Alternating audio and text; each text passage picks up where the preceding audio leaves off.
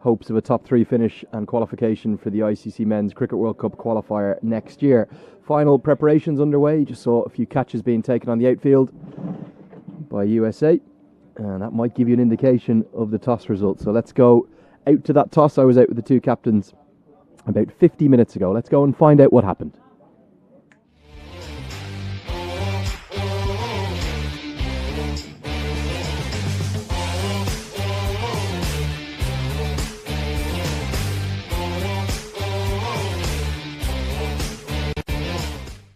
Time for the toss here, and it's the most beautiful day you could imagine for the ICC Men's Cricket World Cup League 2, supported by Dream 11 as always, and it's the two neutral sides here in Aberdeen. We've got the UAE versus the United States of America. The two captains and the ICC match referee are with me in the middle. We've got Ahmed Raza of the UAE, alongside Manak Patel of the USA, and the main man, the ICC match referee, that's David Dukes. Ahmed, you've got the coin, give it a toss. Tails is the call. David? It is a head. Ahmed, that means you've won the toss. What are you going to do? What are you going to do and why? We're going to bat first. Okay, why is that? It's the same deck we played on yesterday, and I think it played quite well in the morning, and it didn't really seem around that there wasn't any moisture, and these wickets are not used to this beating of sun, so I think it's pretty dry and might spin later on. You certainly had a mixed day yesterday. It wasn't your best performance. Are you confident you can bounce back today? Yeah, definitely. I mean, we've done that in the past as well. I mean, not a great habit to be in, where we have to, chase the game or chase the series. But we are very confident that we didn't play our best cricket yesterday, and still we pushed Scotland in some means. So today is another day, and hopefully we can put our best performance today. Finally, mate, can you give me some team news? Is there any changes to your side today? Yeah, Junaid is fit, so Junaid is back for the debutant Sabir. Unlucky for him, he bowled pretty well, but Junaid is our first choice fast bowler, so he comes back in, and Aryan Lakra is making his debut today. Okay, who's he coming in for? Kashif Dal. Okay, very best of luck. Cheers, thank you. Yeah, Ahmed Raza, 2 changes for the UAE. We'll speak to Manak Patel now. Manak, you've lost the toss. What would you have done if you had won the toss? We were a bat first, but we won't mind chasing. The ground looks really fast. The outfield is really fast, and there's a short boundary from the one side. So we would like to make sure that we defend them under 200, 250 and just chase it down. Disappointment with Ali Khan missing out through injury. Also, Rusty Theron not here due to visa issues, but a huge boost. Ian Holland back into American colours. Definitely, his experience will make the difference in the squad. He's an all-rounder, so it's important that we use him really well in the game. Can you give me the team news? 3 players missing out today from your 14-player squad. Yasir, Sai and Jesse misses out. Manak, very best of luck. Thank you. That's Manak Patel, the American captain. He's lost the toss. UAE, no real surprise. Very good batting surfaces here. UAE won the toss. They're going to have a bat first. So that's the news from the toss, and what a start to the morning. Not just the perfect weather, but we've seen a cap presentation. Seen a cap presented just the very top left of your shot there to a debutant for the United Arab Emirates. Young Aryan Lakra comes into the side for the very first time, just right on the edge of where we can bring you pictures from, and hugs aplenty for the youngster, who's already got the pads on, interestingly, so he's going to be up the order. Does bowl some left arm spin as well, former UAE under 19. And USA going through their final preparations. We'll see them taking a few catches. You see Cameron Stevenson there, Stephen Taylor in the slip cordon as well, Gajanan Singh, Manak Patel, and Kevin Darlington, the USA assistant coach, former opening bowler for the United States of America, as USA going to come into a team huddle right in front of our commentary position here. We are all set for the most wonderful day of cricket. It's 3rd v 4th here in the ICC Men's Cricket World Cup League 2, supported by Dream 11. This is the Laser Book Series, this series of 6 matches here in sunny Scotland. And let's take a look at the graphics. And we'll look at both teams. There is the UAE side. 2 changes for them. Bringing in their bench strength, Kashif Daoud and Sabir Ali miss out today. Sabir Ali in particular, very unlucky to miss out, given his impressive debut yesterday where he picked up 2 wickets. But the big left armer's been left out for the returning Junaid Sadiq, who is back into the team and fully fit. And Aryan Lakra, you see him there in the middle, number 3. Chirag Suri and Mohammad Wazeem will open up the batting as always. And Mohammad Wazeem in particular is under some pressure. In fact, it looks like we might have a bit of a wild card. We might have Chirag Suri not opening the batting. He's going to be dropped down to 3. Could be the debutant opening up. And there is the United States of America team. The big news for them, the return of Ian Holland. No Ali Khan, no Rusty Theron. 2 big blows. Ali Khan having fractured that forearm in Bulawayo. He is unavailable for this tour. And Rusty Theron misses out due to some visa issues, unable to get into the United Kingdom, which is disappointing for him. We wish Rusty well back in the west coast of the United States of America. And Ian Holland, you can see him there near the bottom right next to Cameron Stevenson. The Hampshire All-Rounder's been in red hot form in county cricket. He comes back into the side today. And there go the openers. The debutant is going to open up. Not only does he have the pads on, but he will get a chance to shine on his international debut. Coming into the team today. And interestingly, looks like we may see Ian Holland open the bowling. He was swinging the ball around corners during the training session that myself and Peter Della Penna got a bit of a look at yesterday.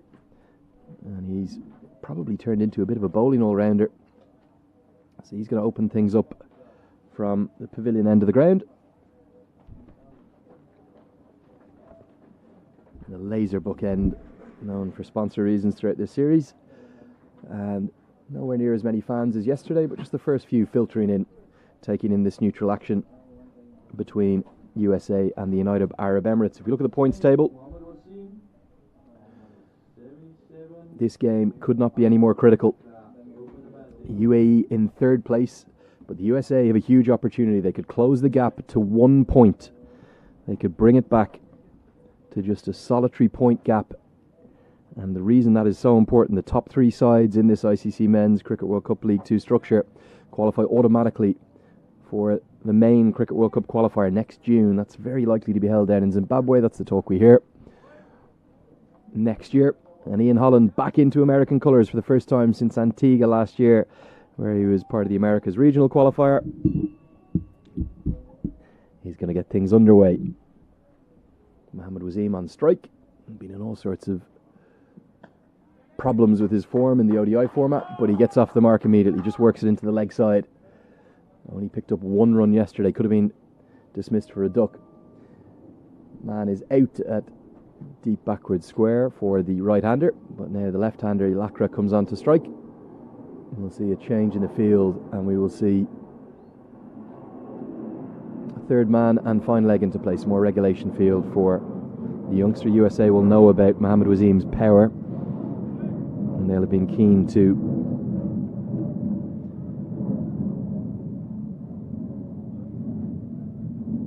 make sure there's not too much damage done early in this first power play. 2 fielders allowed outside the 30-yard circle for the first 10 overs of the game. I think we see in all one-day internationals, and 2 slips in place as well. Ian Holland gets that one to carry through nicely to Manik Patel, the American captain. Got the floppy hat on. We saw him with that sort of floppy bucket hat at the toss. And for USA, 2 warm-up games ahead of this first official one-day international. Didn't get over the line in either of those. Very tight 13-run defeat at this ground to a Scottish A side. And there's plenty of action in that game. Nearly 700 runs in the 100 overs that day.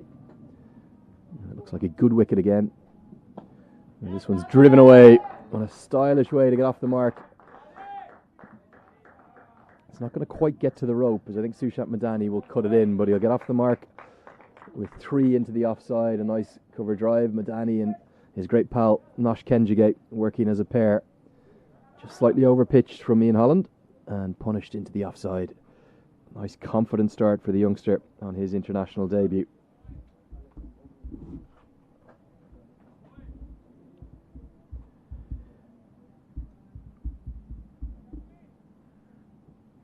Two slips remain in place for Waseem, the right-hander. The big difference is fine leg up in the circle and deep square leg back. Right on the money this time. Good length from Ian Holland. There'll be nerves for Waseem into his 17th one-day international today. He just hasn't been able to get anything going. Just the 150 in those 17 innings. And he's got a new opening partner. 20 years of age, the youngster. Born in Haryana in India. But he's probably forced his way into the side as much through his bowling. And he's batting. Thuds into the pad. Full straight, but maybe height an issue. It'd be interesting to take a look at the replay of this one. Wasim, he had his heart in his mouth for a moment. It was a convincing appeal, but it looked very high on first viewing. Let's take a look.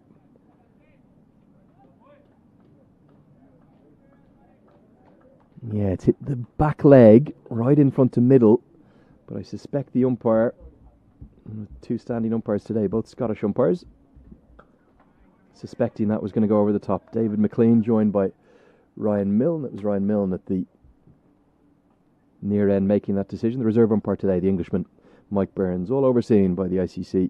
Match referee, that's David Jukes, the Colonel, as he is known around the world of associate cricket. End of the first over, 4-0.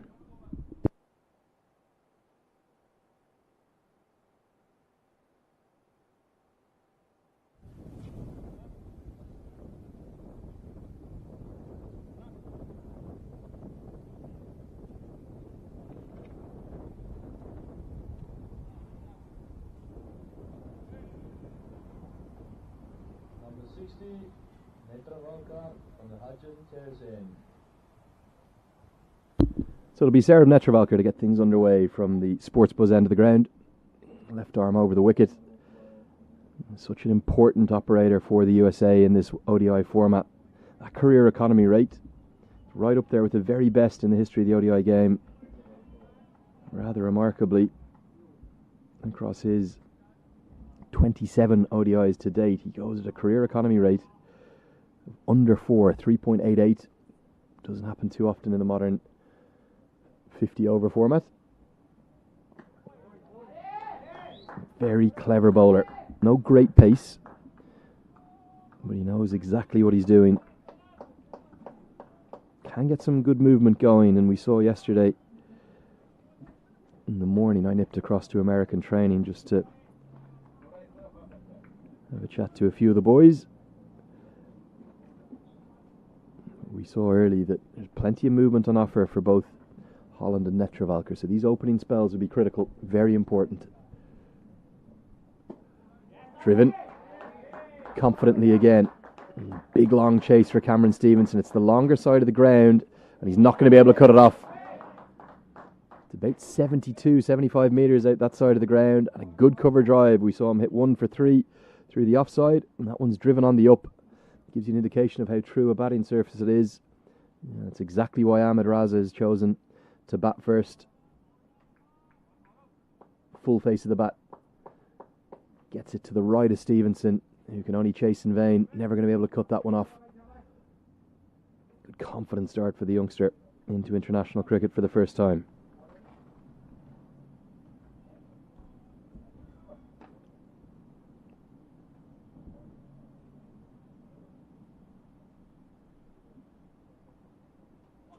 Inside edge, and he's going to get 4.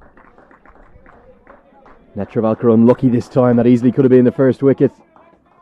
Pushed away from his body, deceived by Netravalkar, and it's going to get down to Paul Radley in the media tent, who gets a bit of TV time. We enjoyed Paul's thoughts on air yesterday. We'll hopefully hear from him at some point this afternoon again. But here we go. Look at this inside edge, and oh, how's that missed? Inches, a matter of inches. The leg stump has somehow remained intact. Goes in between the bat and the pad. Played away from his body, that movement in, causing issues from Netravalkar. But somehow Lakra survives. More watchful in defence this time. Good solid stride down the ground.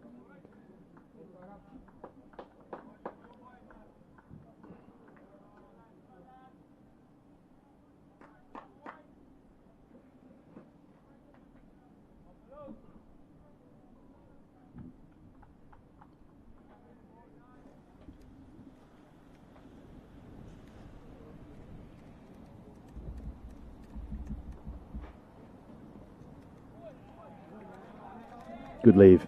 Very nicely bowled. Probably the line and the length that Netravalkar wants to be on. So good carry through to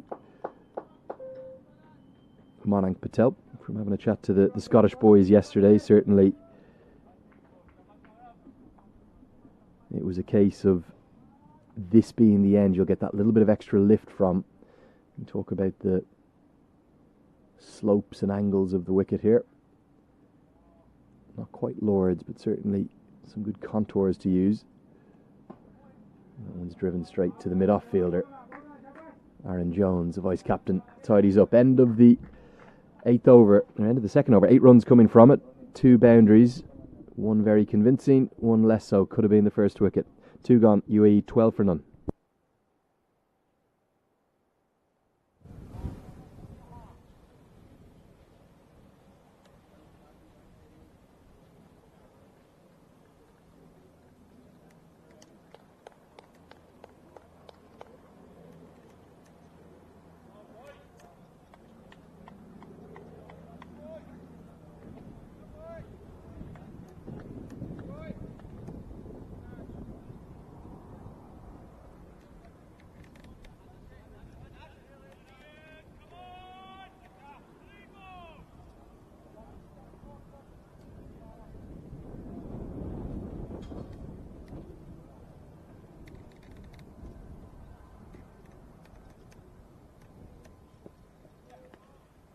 Down the leg side, that'll be given as a wide, just angling on with the arm.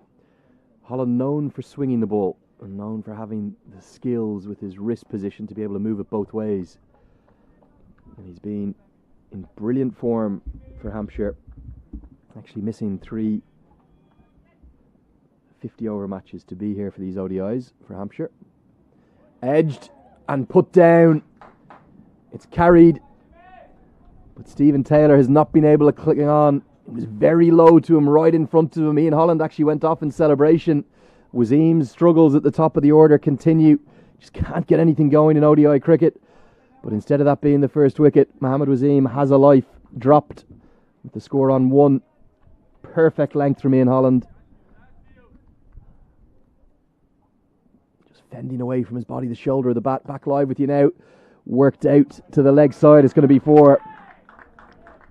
Just angled down the leg side, and Mohammad Wasim adds insult to injury for Holland, because rather than being back in the hutch with the score on 1, we're going to see if we can get another look at that drop catch. Don't want to see the boundary again. Just want to see, did it carry? I think it did. Well, this is the boundary. That's down the leg side. Bit of a leg stump half volley, bit of a gimme from Holland. Such disappointment for the Hampshire man, given this new role of opening the bowling for the USA. And a big swipe into the leg side. I'm going to take on Madani's arm, and he's going to have to get going. Direct hit would have been very close. Aryan Lakra to turn on the afterburners. Madani's a fine fielder. Very risky second there. All action start to the morning.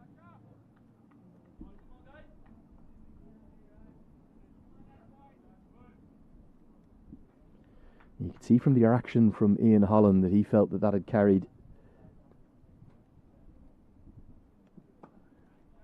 You're back on the money this time, a good length. Wasim, so devastating in T20I cricket, has been just found a bit wanting.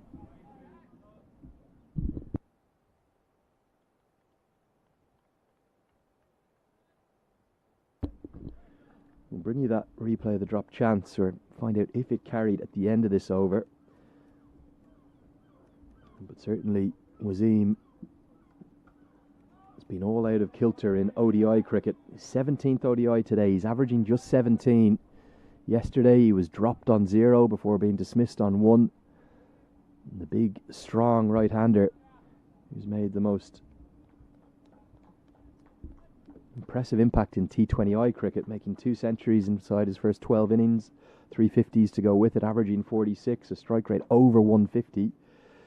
He just hasn't been able to find any form in the 50-over game. And this could be a chance. Jaskar Malhotra goes back underneath it and hangs on. Big wicket. Wasim's struggles continue, so the drop chance is not going to cost USA too much. And look at the relief for Ian Holland and Stephen Taylor. Malhotra might have been bothered a little bit by the sunshine. Just as well he had the glasses on. The sun very bright in the sky. Didn't look the most comfortable or confident underneath it. But he's managed to effect the catch. And Wasim's real issues continue. Robin Singh has questions to answer at the top of the order. Will he continue with his big right-hander? Here's the dismissal. He looked to work it into the leg side, getting down the track. It came off a leading edge. And look at this from Malhotra. He got into a good position. There he looked comfortable. At the last second, just didn't know which way he was going to bring his hands. But he takes the catch. And Wasim deceived by Holland. Be interesting to see if we can stay on that first camera angle to see Holland's reaction to the catch. Just see if we can play that replay out from the behind the bowler's arm. Because Holland, having already had one dropped in the over,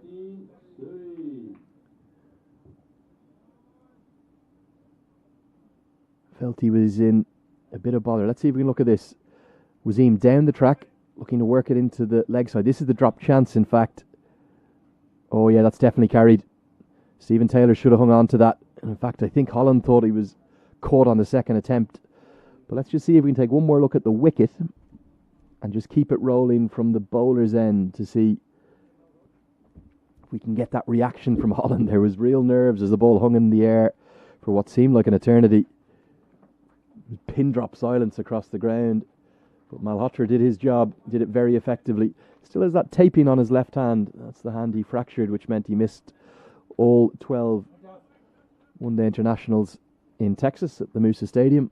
Brilliant series of games there in Texas, highly entertaining. And great relief for USA to strike and remove the very dangerous Mohammad Wasim. And UAE in a bit of early trouble. New role for Chirag Suri. He's going to come in at number 3. Suspect that means we'll see Virya Aravind, the superstar of the future. And now really for the UAE, he'll come in at 4. Netravalkar, 2 slips in place. Ian Holland at first, Taylor at second, thuds into the pad. Maybe just a little bit of movement.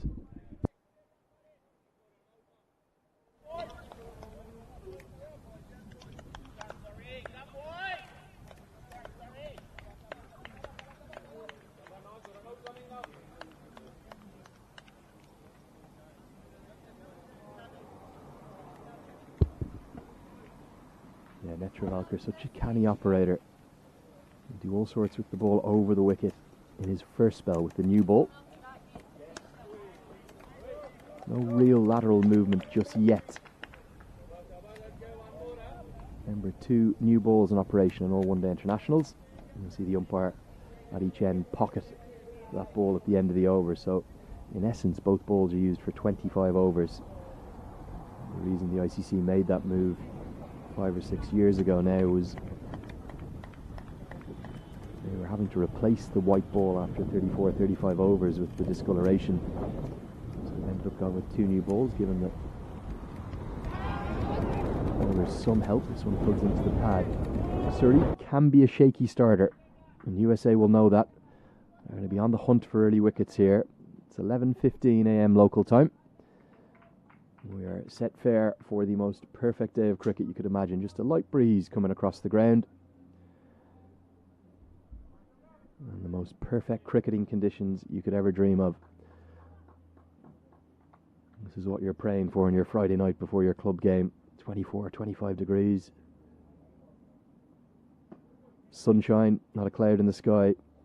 And Surrey gets off the mark into the leg side down to Nisarg Patel. He's continued his good form. Probably USA's most impressive performer outside of Stephen Taylor down in Bulawayo. Such disappointment for America. Went all the way to the semi-finals but couldn't get it done against an impressive Netherlands side who outplayed them in the semi-final. USA were 50 for none after 5 overs and then just collapsed in a heap. 138 all out. And despite fighting hard with the ball, it was Baz de Leede played a career best 91 to take the Netherlands down under and break American hearts. Good length from Netravalkar. Young Lakra looks confident getting on the front foot, even half a step down the wicket.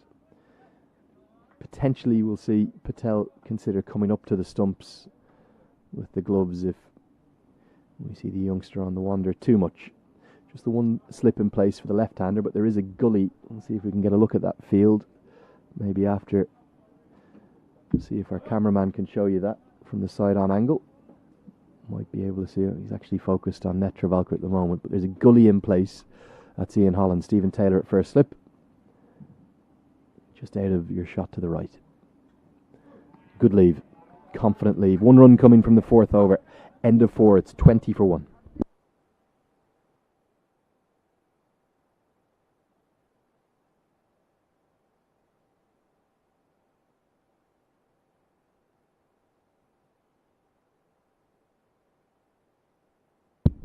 Yeah, it was well catch. Let's have a look at this.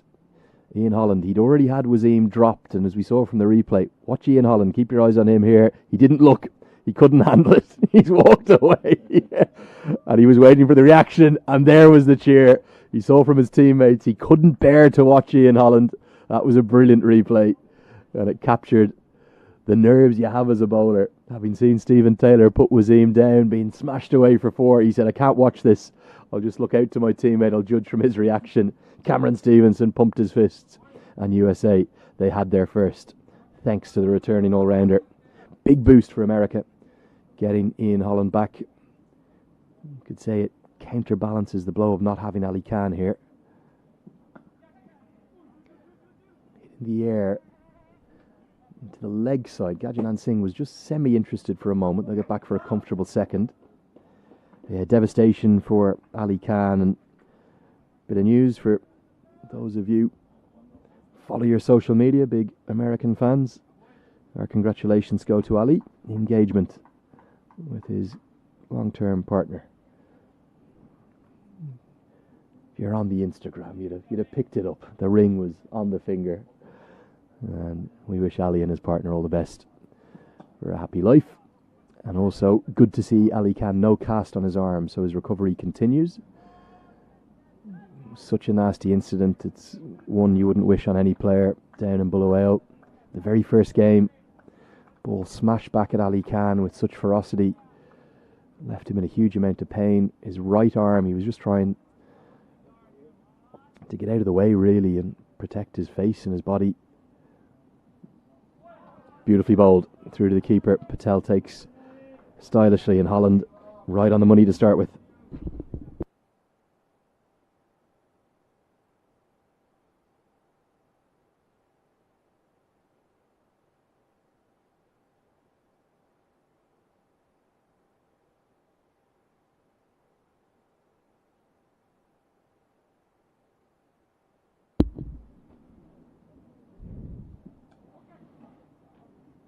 Edged, but no gully in place for Holland, which is interesting. There is for Netravalka. You'd think that Holland causing more problems should have the extra catchers in place, and that may have carried to gully. But Patel just being a bit more conservative. You need to find wickets in these conditions. Wickets are the only thing that stems the run rate. We saw that for UAE yesterday. They kept striking throughout that first innings. Were able to restrict Scotland to 262. And despite being in reasonably good position at 150 for 5 in the chase, they just fell away tamely. UAE, no one was there for Rohan Mustafa. Good leave. Again, good carry. Perfect length from Ian Holland. He's such an effective operator. You might watch on and think, what can he be bowling? 72, 75 miles an hour, 120 kilometres an hour, something like that. Very clever, canny bowler. The T20 series in the Americas region. He was probably USA's player of the tournament, really. Outstanding with the ball. Quick single's going to be taken on, and at the last second they go back. Madani in there like a flash, and Chirag Suri has done the right thing, sent his young partner back. So we get to the end of the 5th over. 3 runs coming from that one. Halfway through the first power play. It's 23 for 1.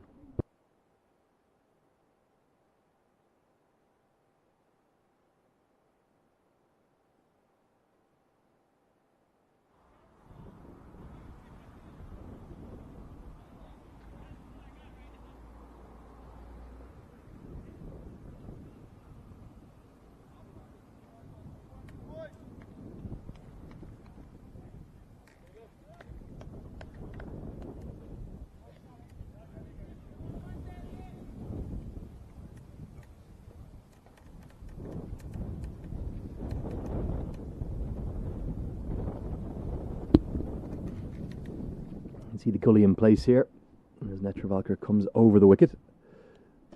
Chipped, and agonisingly wide of the cover fielder. I think Aaron Jones thought he was in the game, and Sushant Madani gets the dive out, but isn't able to cut it off, and they will get back for a third.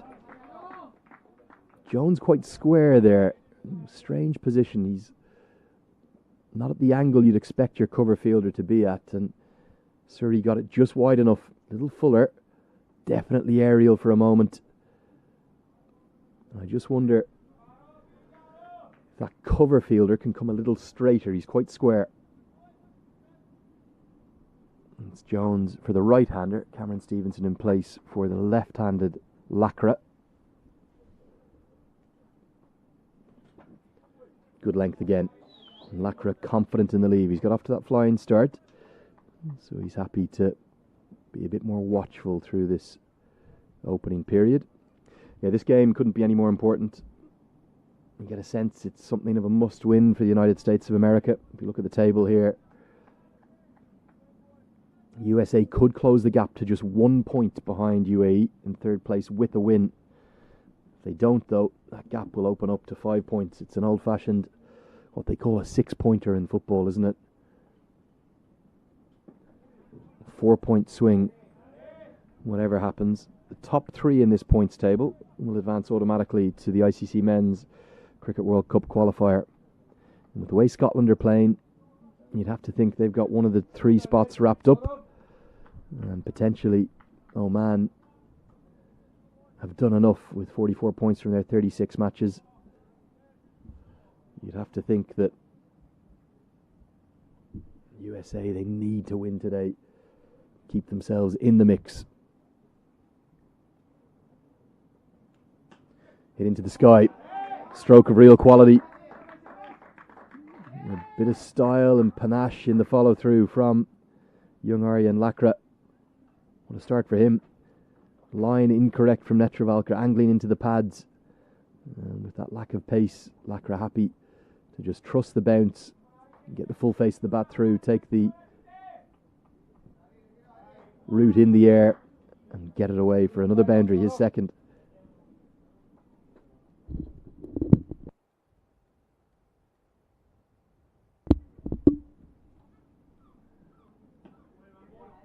Quick single is going to be run again. I'm not convinced that cover fielder's in the right place. Here's a look at the boundary. It's just angled in by Netravalker, potentially looking for a slightly too aggressive line, and it's whipped on off a middle and leg line into the sky. And as soon as you beat the infield here at Mannifield, you're going to get 4. Very, very fast outfield. Parched of any water over the last couple of weeks. Not quite like glass, but pretty close to it. 8 runs coming from this. 6th over. Netravalker just pulls his length back. End of the 6th. UAE starting to recover and build a partnership for the second wicket. It's 31 for 1.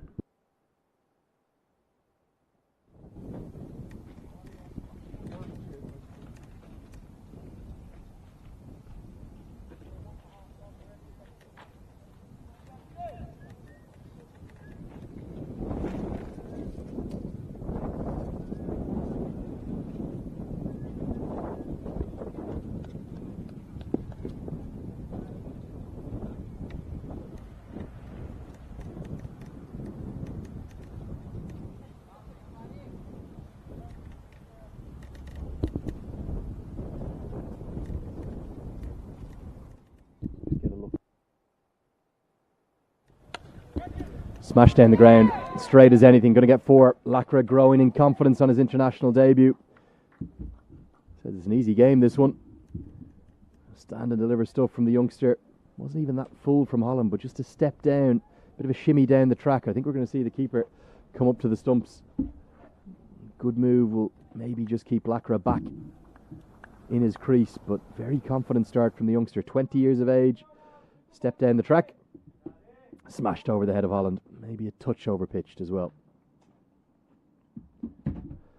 There's been a change in the field, not just the keeper coming up to the stumps, but if we can take a look at Aaron Jones at cover, the ball does finally get retrieved. Long old chase for Nisarg Patel. Aaron Jones has come straighter. And the reason he's come straighter is that tends to be where those cover drives are going, with a good batting surface. See if we can get a look at that field with the cover fielder.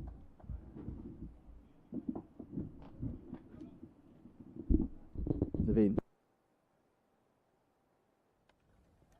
More runs, 4 more into the leg side, surely.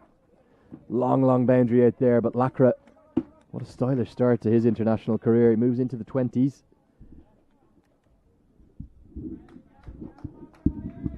Back-to-back boundaries to start Holland's 4th over. Concern now for USA.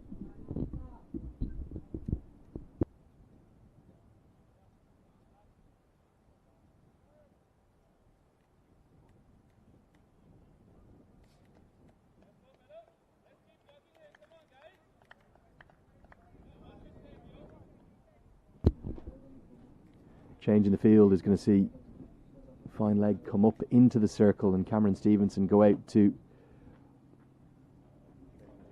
deep mid wicket, protecting that leg side. Holland needs to get his lengths right. More like it, back on the money. Yeah, definite change in the field, and you can see him there, Aaron Jones. He's come much straighter. You can see in Holland there.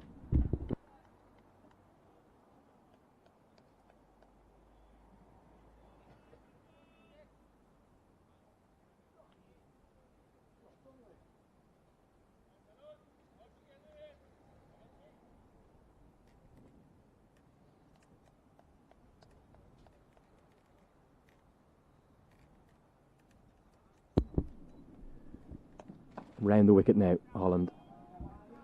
Yes, this change in the field, we'll see if we can get a look at it now in a moment.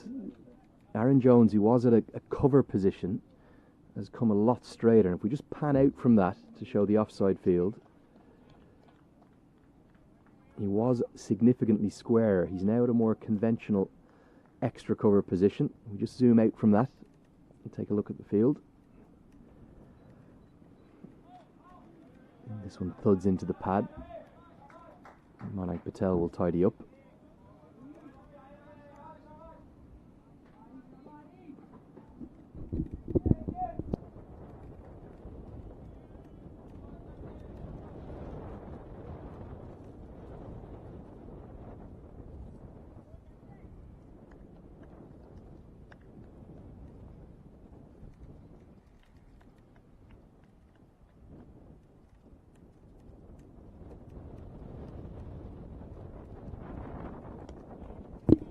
So 2 dots, 4 consecutive dots will close out the 7th.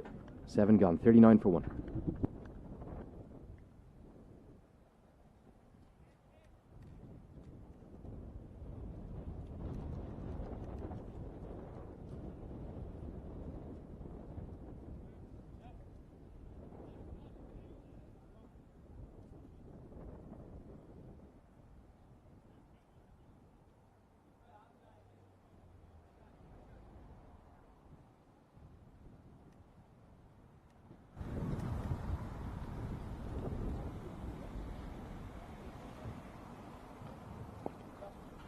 Change of bowler, number 8, Stephen Taylor from the Hodges and Terzin.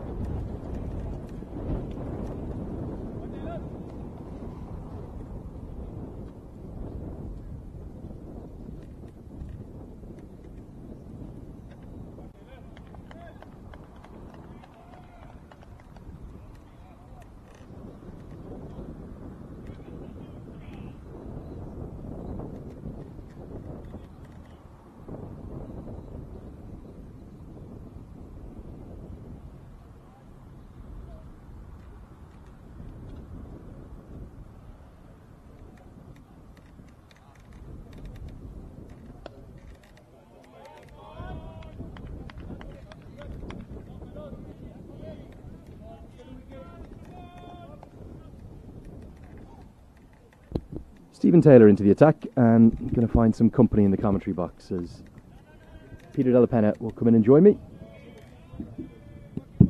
Peter, very good morning to you. It's a great morning, Lenny. The greatest of mornings. Why wouldn't it be? It doesn't get much better, does it? Beautiful weather. Third versus fourth, huge context in the ICC Men's Cricket World Cup League 2 table. And a good start as well. Stephen Taylor himself will be the most relieved man on the park after he put down the catch of Mohammad Wasim, who's dismissed a couple of balls later. Good grab, wasn't it, by Jaskaran Malhotra? Not an easy catch that. Seemed to steeple up there for a long time. You get it that high in the air here in Aberdeen, it's quite windy, and it was circling around. And Stephen Taylor's good morning is going to get even better because Chirag Suri has just chipped one straight back at him. The move to spin has proved a very good one. Netravalkar whipped out of the attack. 4 consecutive dots builds up the pressure. And Stephen Taylor, he has this golden arm, doesn't he, for USA. He's in red hot form with the bat, and he strikes with the ball. Well, compared to the Jaskaran Malhotra chance, this is the polar opposite. Doesn't get any easier. That was just chipped back ever so gently. And Stephen Taylor has got bucket hands. Almost had to restrain himself to wait for that ball to arrive. Just threw the shot a touch early. It was what I would describe as a soft dismissal, Peter. Is that fair to say? He's just giving it straight back to him. Soft as a baby's bum, Lenny. Yes. Very soft indeed. Tame, just coming off the inside edge. Also, some signs of spin on offer, though. And maybe that's a sign of things to come as Verdi Aravind comes to the crease. Take a look at Chirag Suri's number 7. He's been dismissed for, made from 15 deliveries, caught and bowled by Stephen Taylor. And that's a bit more like it for USA, finding their second wicket, having been asked to have a bowl first in picture-perfect conditions. Nisar Patel, you can see him there. Peter, he'll have a big role to play, won't he, the left-arm spinner?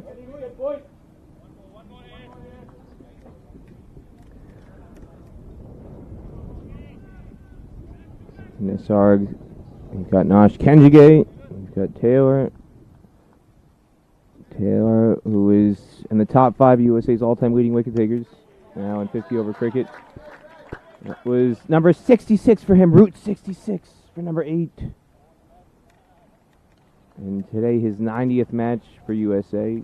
As it's a wicket maiden, 39 for 2 after 8. And the most remarkable thing about Taylor is the fact that he's number 5 all-time in wickets. You can see Jaskaran Malhotra too. You could see him bowl and spin later on. Well, I want to give you a bit of information here. Jaskaran Malhotra, you know better than anyone, Peter. Famous, infamous almost around the world for hitting those 6 sixes in Muscat against Papua New Guinea, the 4th man ever to do international cricket. But as we go back to this view here, the man who's on strike, Aryan Lakra, has also hit 6 sixes in an over. Did it in an academy match in Dubai last year. Do you reckon the two boys will be having a bit of a joust off later? Who's the bigger hitter? I don't know if it'll be a joust up on the field. If we check the Instagram feeds later off the field, I think that might be a better indicator as to... Well, who's posted more about it? Has it been Jaskaran Malhotra or has it been Aryan Hashtag Lakra? world record holder, Lenny. Don't forget it. Yeah, you're spot on. Change of bowling. Cameron Stevenson replaces Ian Holland. How big a loss is, firstly, Ali Khan for USA, missing through injury, but then secondly, Rusty Theron missing through those visa issues? I think if you take a look at it from the WAR perspective, wins above replacement is the stat in a lot of the American pro sports. Your wins above replacement stat means take that player away, and that number that's used as a measurement represents, if you take them out of a team, how many fewer wins would they have? What does their presence represent in terms of win total? So in baseball, a WAR figure, if you take a player out, a league MVP like a Shohei Ohtani or a Mike Trout, their WAR number might be 9, or Jacob deGrom as a pitcher might have a WAR figure of 9 or 8. So if you take them out of the team, if you have a 90-win team and you remove them for an entire season, a 90-win team becomes an 82-win team. And that could be the difference between making the playoffs and not making the playoffs. And if you take that approach and perspective towards a cricketer like Ali Khan, his WAR number is far higher than it would be for Rusty Turan. You take him out of the team because nobody bowls at the same pace as him. He's bowling 135, 140 kilometers per hour. He's an explosive wicket taker. He's a match winner in that regard. We saw him take a 5-wicket haul in the ODI series in Texas. He's a match winner. Those kind of performances are what you get out of Ali Khan. Rusty Turan is a bit more consistent bowler. I don't think he has the same explosive effect as a match winner. So in terms of the two, Ali Khan's absence is a much bigger loss for USA. And I think that loss of Rusty Turan is lessened by the fact that you have options like Ian Holland coming into the team. You've got Cameron Stevenson, you've got Jesse Singh. But Ali Khan is much harder to replace.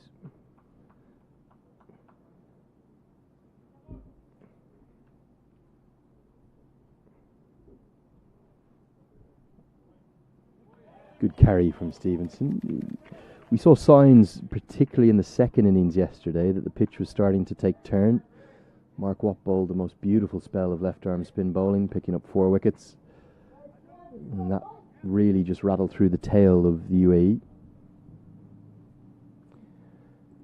And if you go back to 2019, it was the spinners that dominated that series as well. Saw a stat at 28 out of the 40 wickets, I believe, that Scotland took in that series were done by the spinners. So, even though the traditional thinking would be that you come to Scotland and it's an environment suited to pace bowling or seam bowling, in reality, this venue in particular, it's been the spinners that have dominated historically in recent years. And part of the reason for that, the former groundsman here was online talking about the fact that because you get the wind that blows through here like it did yesterday and historically does throughout the afternoon, the wind dries out the ground. So you get the winds that blow through here, and you look at the skies, it's clear skies, not a cloud in the sky, you said at the start of the broadcast. But the wind too, when the wind rolls through here, it dries out the ground significantly, and that's what allows the spinners to come into play. And speaking of those spinners, this is Stephen Taylor finding that second wicket, the tamest of shots straight back at him. He almost couldn't believe his luck, his good fortune, but certainly, as you saw on that replay, there was some turn on offer, and that's how it spun back in to just take the inside edge, and Surrey a long, slow, tortured walk off the crease. Plenty of spin options as well for USA, Peter. If you look at their starting 11 today, Nisarg Patel, left arm spin. We'll also see Nosh Kenjige, who's been in red hot form in minor league cricket. I think second leading wicket taker in that tournament.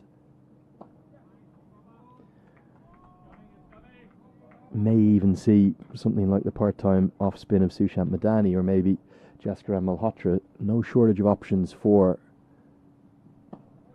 Mayank Patel to look at. Or as he's now known, Jaskaran Malrata. There was a comical scene before the match started during the player warm-ups when they were announcing the starting 11 over the PA system here. We had Jaskaran Malrata, we had Nisarg Patel, we had Nasta, I don't even think the last name was able to come out. And then when the USA players were playing their warm-up game, it's the underhand cricket ball game that they have the one side where it's pennies. Cameron Stevenson's name gets read out, and the whole squad erupts in cheers. Ironic cheers. They got one right. Aaron Jones, Cameron Stevenson, you can get those right. The others are tongue twisters, I guess, for certain people. Would just like to clarify that it was not you or I on the public address system here at the Manor Grounds in Aberdeen. Cricket Scotland have put on a real show.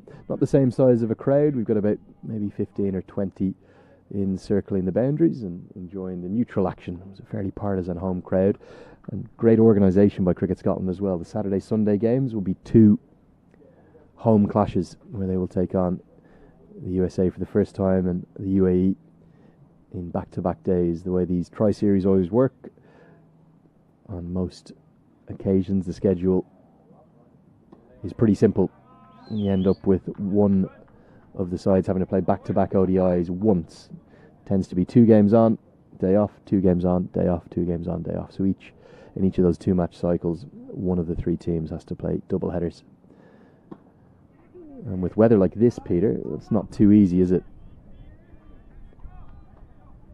Wow. It's a single to end a 3-run over. Weather like this, it's all relative, Lenny. These guys are coming out of Texas where they were asked to play back-to-backs in 100-degree Fahrenheit heat with 60% humidity. So I think if they've gone through that experience, this is much more tolerable. That was the true fitness test. They'll gladly take this, Lenny, compared to having to go through those hot and humid conditions in Texas or Florida, for that matter.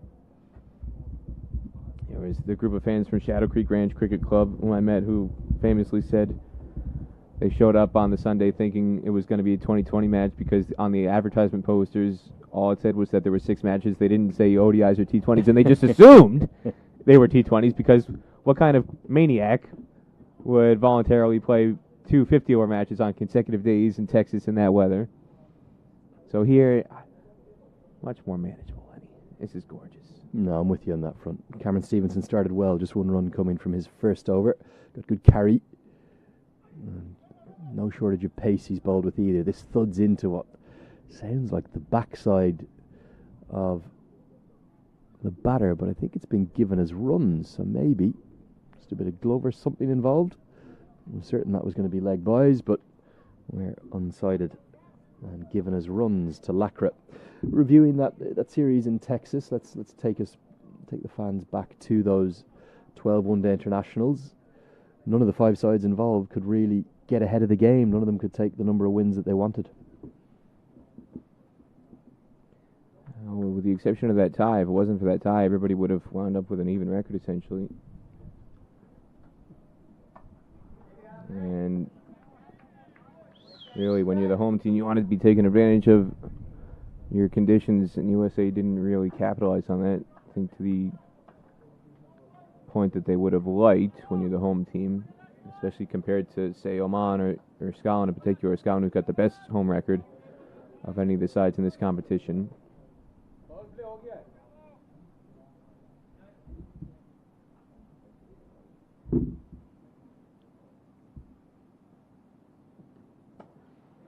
Driven and just half a stop. Maybe a run conceded, really, as much as 3 saved from Nisarg Patel, who was down awfully early on the dive. I think he might have felt at first that Aravind got more of it than he actually did. Well, even so, you got to stay on your feet there. That was a bit sloppy and just bad technique. You got to shuffle across to get in front of that. He just plopped down on the ground, and as you said, he was waiting for the ball to come, and then because he was stuck on the ground, he couldn't reposition his body to get balance, to get behind that, slip through. Tempted hook shot to a ball wide down the leg side. Good carry again from Stevenson. He's bowling with no shortage of pace. No Yasser Mohammed today. The leg spinner might have been a tempting option for America. Well, he hasn't really gotten many opportunities since Texas. Played the 1 match in Zimbabwe. I think based on recent selection, it wasn't a total surprise. Stifled appeal, no interest from Stevenson. But in general, I think the more positive move is to go for a leg spinner, especially when you've got so many finger spin options, just for the sake of variety more than anything. You've got this delivery. You can see pitching well outside leg stump. That's why there was really no appeal from Stevenson. Got some support from behind from Monak Patel. But when you've got as many finger spinners as USA has, just from the standpoint of having a different option in terms of variety, that would be my case for picking Yasser Mohammed. USA management feels differently. Good bounce. Real aggression in Stevenson's spell thus far. He looks to be in a very nice rhythm. Times in Texas he toiled away really admirably under some very difficult bowling conditions for seamers there. But he might be thinking, now's the time to prosper, now's the time to pick up some reward, a little bit like we saw Seoul do yesterday for Scotland. When you've got that extra yard of pace, Chris Soul showed yesterday, it does make a bit of a difference. Stevenson offers that for USA for sure. Yeah, he's rushing both batters. It's a fiery over. This one surely will be given his leg, boys. I can't get too wrong in the over, Peter, can I? I can't. There we are, signalled by the umpire to get us to the end of the 11th. UAE trying to rebuild, 47 for 2.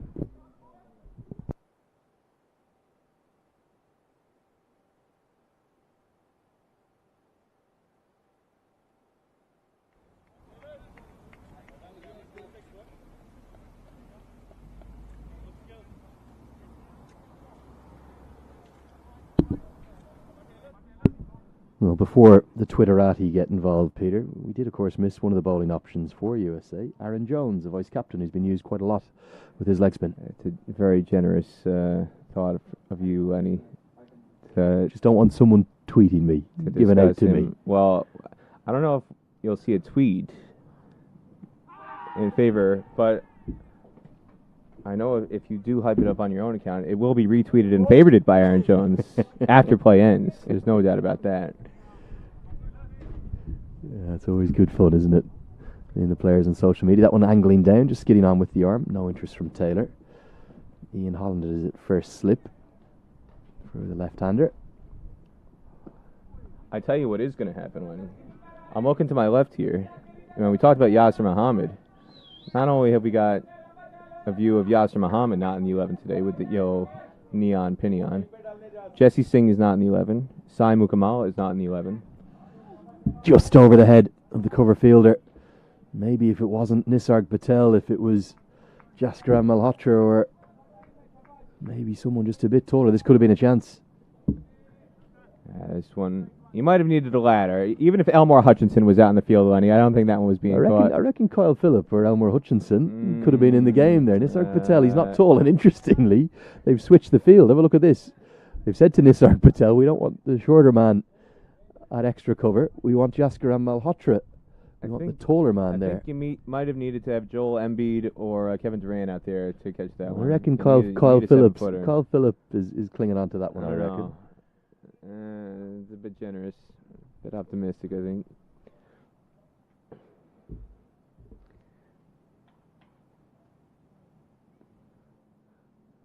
But I'm looking out here. I see 3 New Jersey players sitting on the bench today. I think some of my Mafia family members from New Jersey might be having a word to try and fix that. 3 men from the Empire State. No, the Garden State. The Garden State. Come on, Lenny. Sorry, Peter. What? Apologies. Got my states know your mixed states, up. Lenny. New York and New Jersey getting mixed up. Apologies for those woken up in the Garden State or the Empire State by Peter Delapetta shouting down the microphone. Gajanen's an Empire Stater. He's in New York. You got Gaj representing New York. We've got Nisarg representing the Golden State, California. Give us those minor league teams. What is it? The Empire State Titans. The Titans, the Manhattan Yorkers. And what about New Jersey? It's the Stallions. The New Jersey Stallions. Simon Kamal is with the Stallions. Jesse Singh is captaining the Stallions when he's around, and now Jesse Singh is taking the field. Now Jesse Singh, I gotta ask about this. Wearing 29 today. Jesse Singh subtracting 7 or 70, depending on how you want to count this up. Jesse usually wears number 99. Maybe he was inspired by Saurabh Netravalkar going from 20 to 60, having a jersey number change mid-career, and so seeing the results that Saurabh Netravalkar had. Now Jesse Singh has gone from 99 to 29. I have to investigate that after play, Lenny. Yeah, he's come on for Nisarg Patel. He's just getting a bit of running repairs on his elbow. I think he's had a little bit of a external injury. Some blood there, just going to be patched up. He'll get that fixed. I'm sure he'll be good to go back on. Stevenson's going to continue, and the last person you want to take on at backward point is Stephen Taylor. Lakran Aravind think better of that.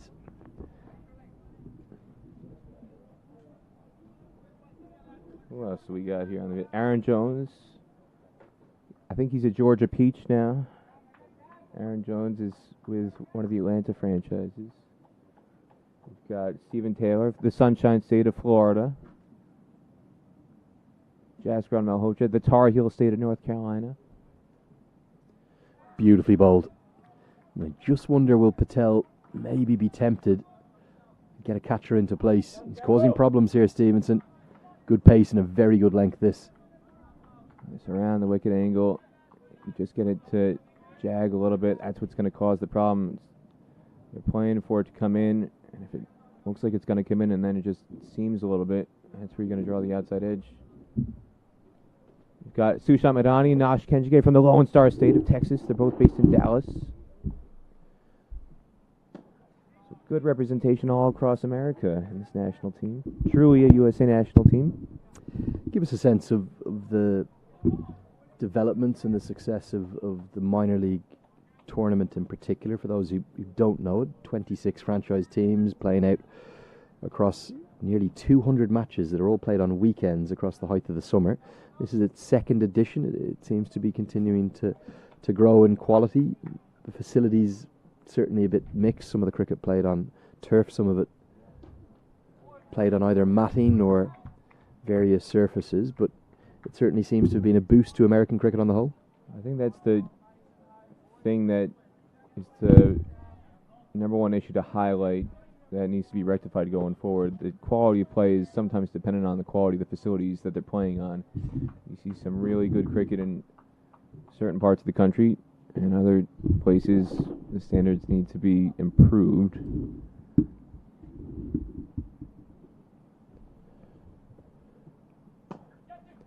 Hit away at a catchable height, wide of Stephen Taylor, and he's going to get 4. It was over pitch the first time Stevenson's gone that full. Certainly was a half volley, but maybe 2 or 3 yards to the right, and Taylor could have been in business. I've seen this a number of times at this facility, Lenny. The dimensions on the boundary are quite unusual. You've got a lot of diagonal rope pinnings here. And as a result of that, I've seen a lot of players over the first day plus take poor angles. And Madani really misread kind of the angle of the ball where he was sweeping on the cover boundary, came in initially, and then realized he was going to get beat on the angle and tried to overcorrect, but by that point it was too late. That really should have been no more than 2. Quite the debut for the youngster. 35 off 44. Get to the end of the 13th. It's 54 for 2. Doesn't look out of place out there. 20 years of age, full of confidence. And this is not the first time that USA has seen Aryan Lakra. He played against the USA in 2019 when they had that tour in March 2019 in the UAE before they went off to Namibia for World Cricket League Division 2.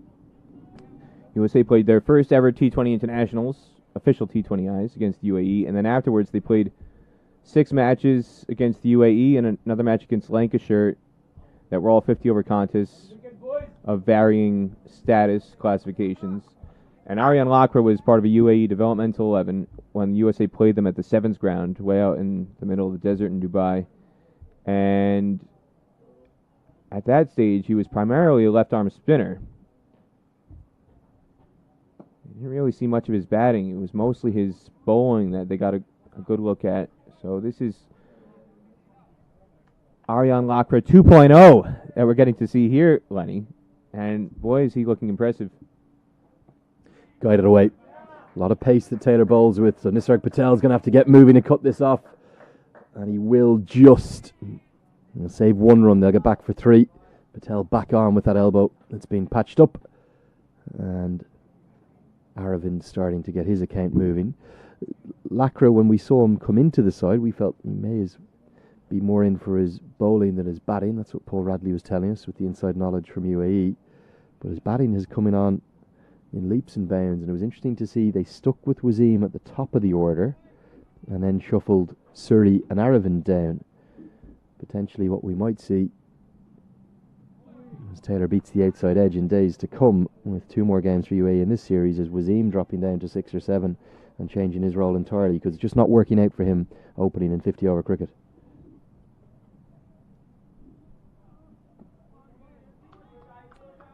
Yeah, his struggles continue in kind of bizarre fashion.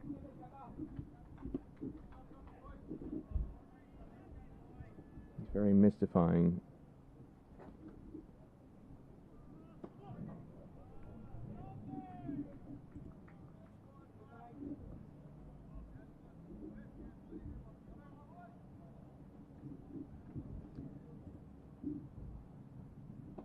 could understand it if it was the difference between 4-day cricket and limited overs cricket.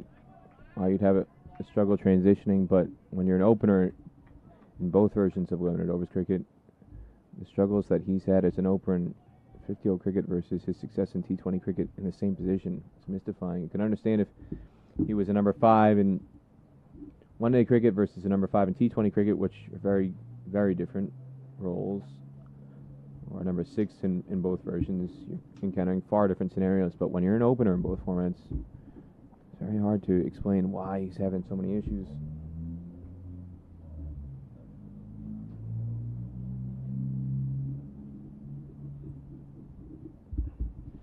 Yeah, I certainly think it's a great indicator of the ever-growing gap between the two white ball formats and the differing approaches. And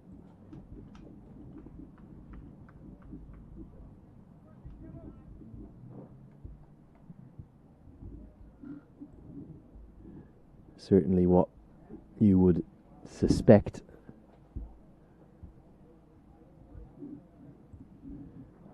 is that those gaps will continue to grow. It's not just at the top level with the big 6 or 8 test nations up the top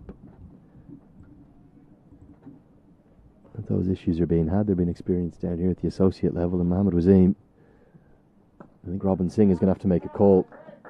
He may make the call here in Scotland. There's 2 options. You either drop the man down the order into a sort of number 5 or number 6 finisher role where he can exploit those middle overs and try to use his power to get the run rate moving. The alternative option is to leave him out altogether.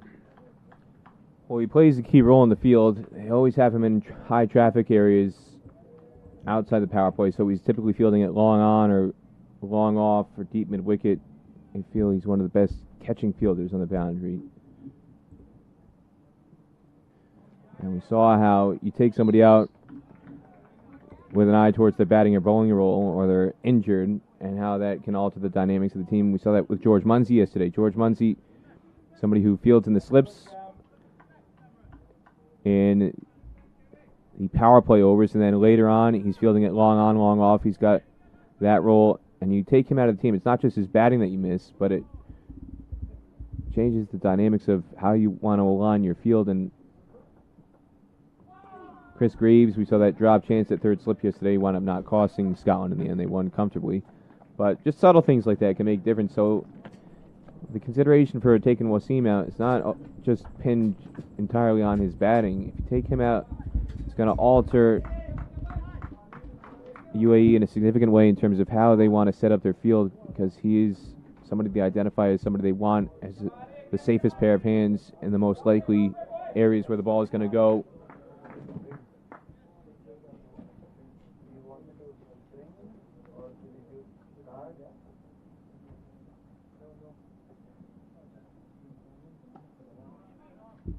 Good probing stuff this from Stevenson. He's giving Lacra a good working over. Still no catchers in place though.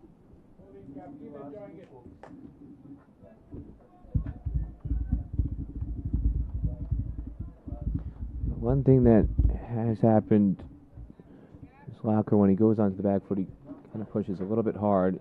And you wonder if short mid-wicket or short cover might be in play if they move them a bit tighter.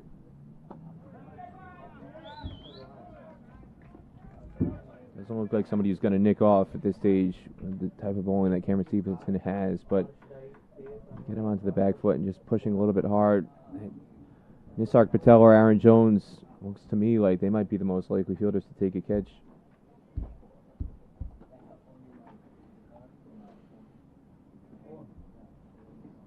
Yeah, game nicely poised as we approach the end of the 15th. UAE, their run rate's been restricted back to about 4 and over, but with that boundary, it'll get above the 4 and over mark. Hook shot from Lacra, and Stevenson can't close the over out. Goes for 5 from that one. 15 gone, 62 for 2. The issue with this bouncer, probably just slightly misdirected down the leg side, and Lacra punishes that slight error in line. Well, you've got a lot of bowlers at this pace in the UAE setup, so this is not going to be intimidating for Iron Lacra. And the line was poor. That was too easy to pull down the leg side. Just swiveled inside the line and helped it on its way.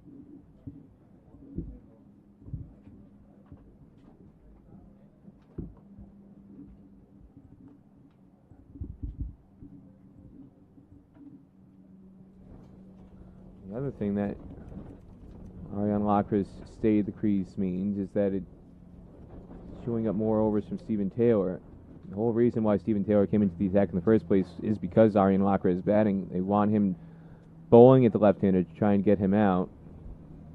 And the longer he stays out there means the longer it's going to take before we might see Nisarg Patel or Nastush Kenjigate.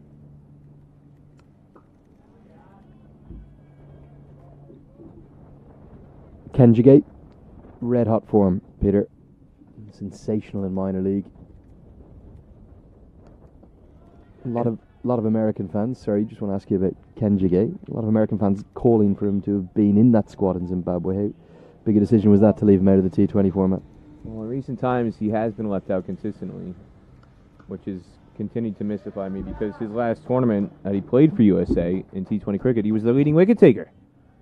I'm not sure what he did to justify being dropped in the first place from the T20 squad, and that goes back 3 years. He hasn't played for USA in T20 cricket since 2018, 2019. It's just bizarre, as far as I'm concerned, because there was nothing really to justify leaving him out. And not only is he in great form with the ball in minor league cricket, he's in great form with the bat. See him play some extraordinary shots. Good diving stop from Malhotra, who's one of two fielders in the cover region. He's more of a regulation cover, while Jones is at an extra cover for the left-hander, and gets enough of his body on it to keep it to just one. A number of player of the match performances that Kenjigate's collected. It's not just for his bowling or even for his bowling in the first place. It's his batting that has really made him a match winner for the Dallas Mustangs, who are in first place in their division, captained by Corey Anderson. They've clinched a playoff spot. They're guaranteed to at least be playing on the weekend of the 20th and 21st, which is when the minor league cricket playoff starts. This weekend coming up, the 13th, 14th is going to be the final weekend of the regular season. Get to the end of that. Over 64 for 2 after 16. Dallas Mustangs, that's where Kenjigate plays with Corey Anderson, Bert Cockley, Sushant Madani. They're all on that team. And the Silicon Valley Strikers, which is where Sarvana Travolkar is playing, they've also qualified already for the playoffs, the defending champions. They won the title last year, North Carolina. New Jersey Stallions are also going to go back to the playoffs. That's Sai Mukamala's team along with Jesse Singh. So seeing the national team players driving their teams into the playoffs. And speak of the devil, 64, the king of the desert, is in the attack. Yeah, I felt we might see spin come in after that final delivery went for a boundary from Stevenson, and it's going to be Nosh Kenjigate ahead of Nisarg Patel.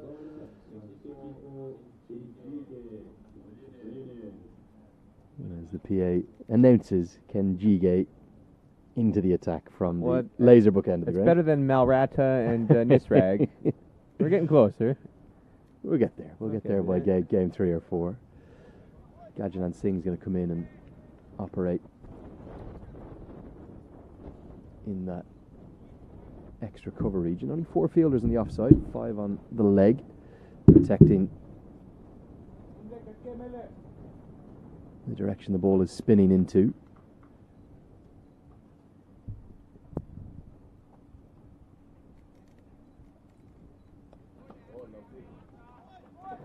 And Kenjigate has probably got a bit of a point to prove. He's going to come around the wicket to the left-hander, try and close off that angle.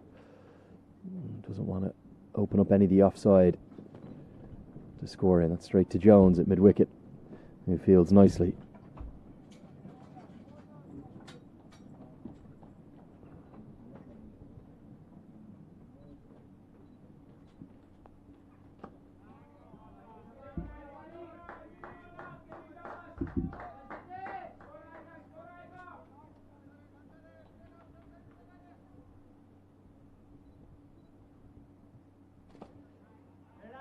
First runs conceded from Kenjigate.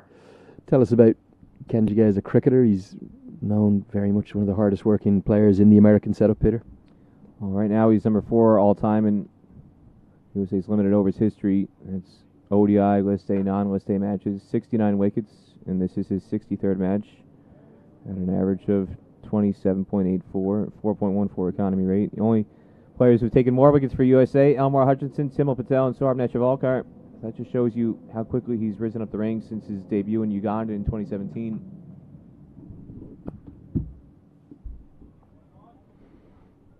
And again, it's not just his bowling. His fitness standards have rubbed off on so many players in the team. Takes pride in his fitness, always neck and neck with Sushant Madani in terms of the fitness scores.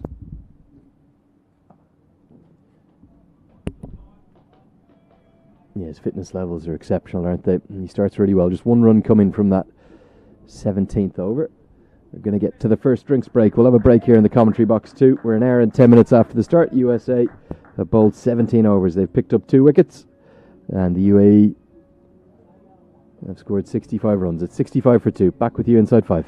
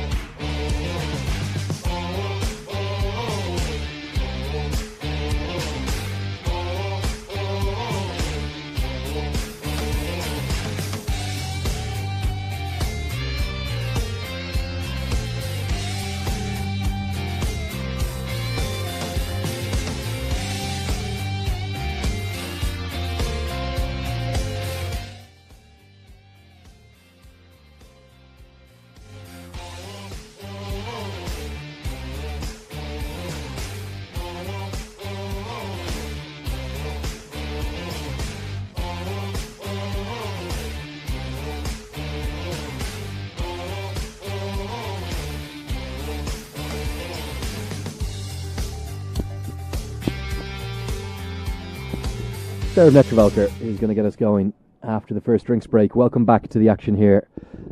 The quite majestic Aberdeenshire Cricket Club. We're in Mannafield, about 5 minutes outside of the city centre of Aberdeen. Picture perfect weather. Most glorious setting you could ever see for any international cricket match. And a game with plenty of intrigue as UAE have lost those 2 early wickets, but starting to recover with 2 youngsters at the crease. One on debut. That's Aryan Lakra, who's been really impressive. He's into the 40s in the 18th over. He's played some stylish, elegant strokes all the way around the ground, the left-hander. And he's got Veridia Aravind at the non-strikers end. Andrew Leonard here, alongside Peter Della Petta of ESPN Cricinfo. Peter, game in the balance? Well, before we get to the game being in the balance, I want to know what the people in Muscat, Oman are going to think about you describing the ground this way. Have you forgotten all the sunsets in Muscat? And how you've waxed poetic about the gorgeous sunsets with the Al Hijar Mountains in the background and how it being the most gorgeous view in all of cricket?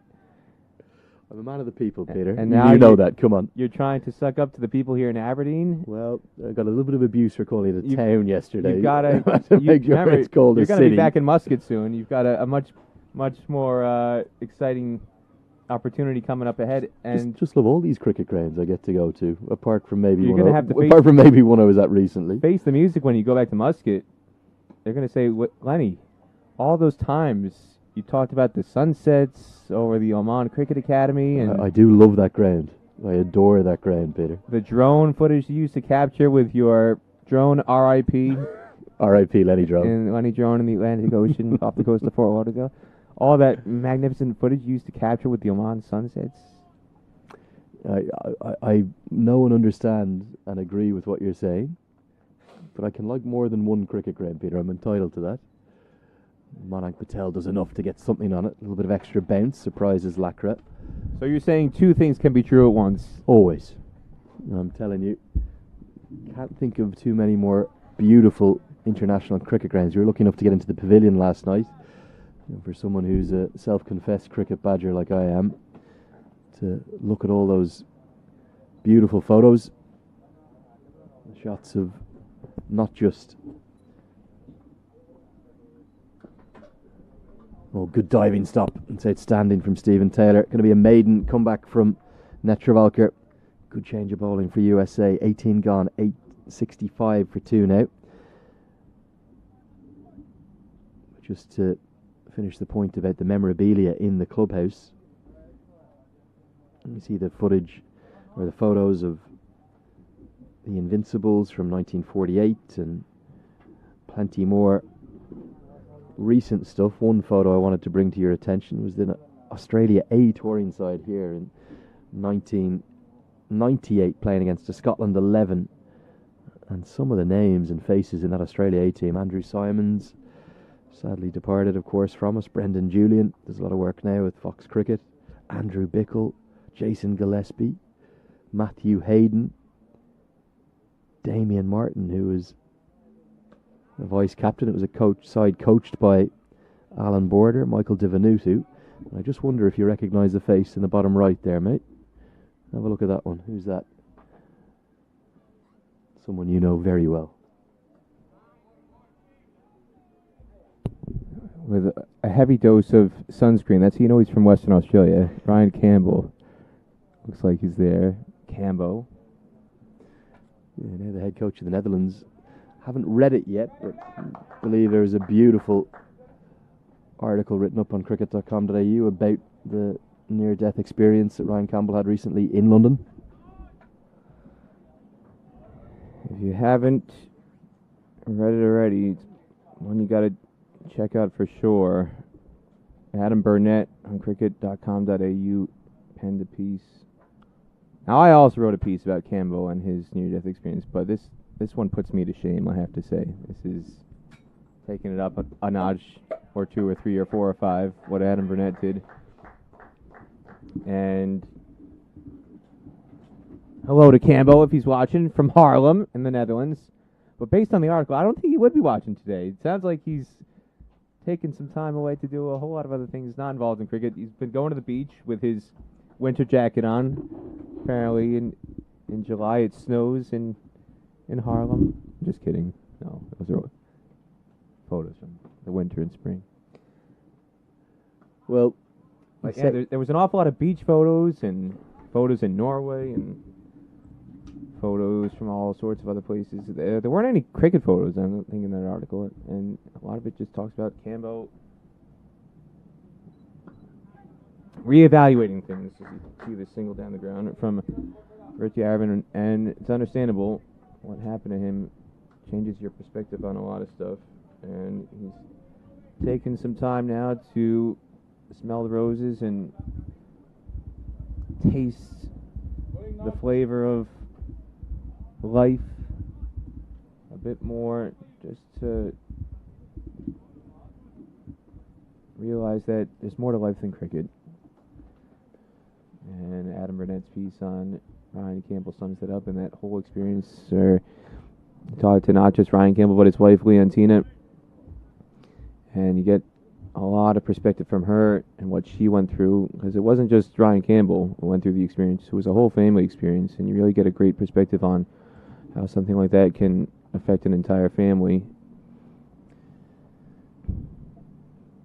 Well, Peter, you say he won't be watching as Aravind just fishes at one outside the off stump on the walk with Patel back behind the stumps. Nicely bowled the angle across the right-hander. Maybe a bit of movement off the wicket as well.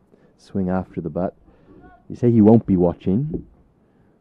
I reckon I had 15 or 20 messages from him during the qualifier down in Bulawayo. He watched every ball of that on ICC TV. He was asking me all sorts of questions, keeping tabs on his Dutch side.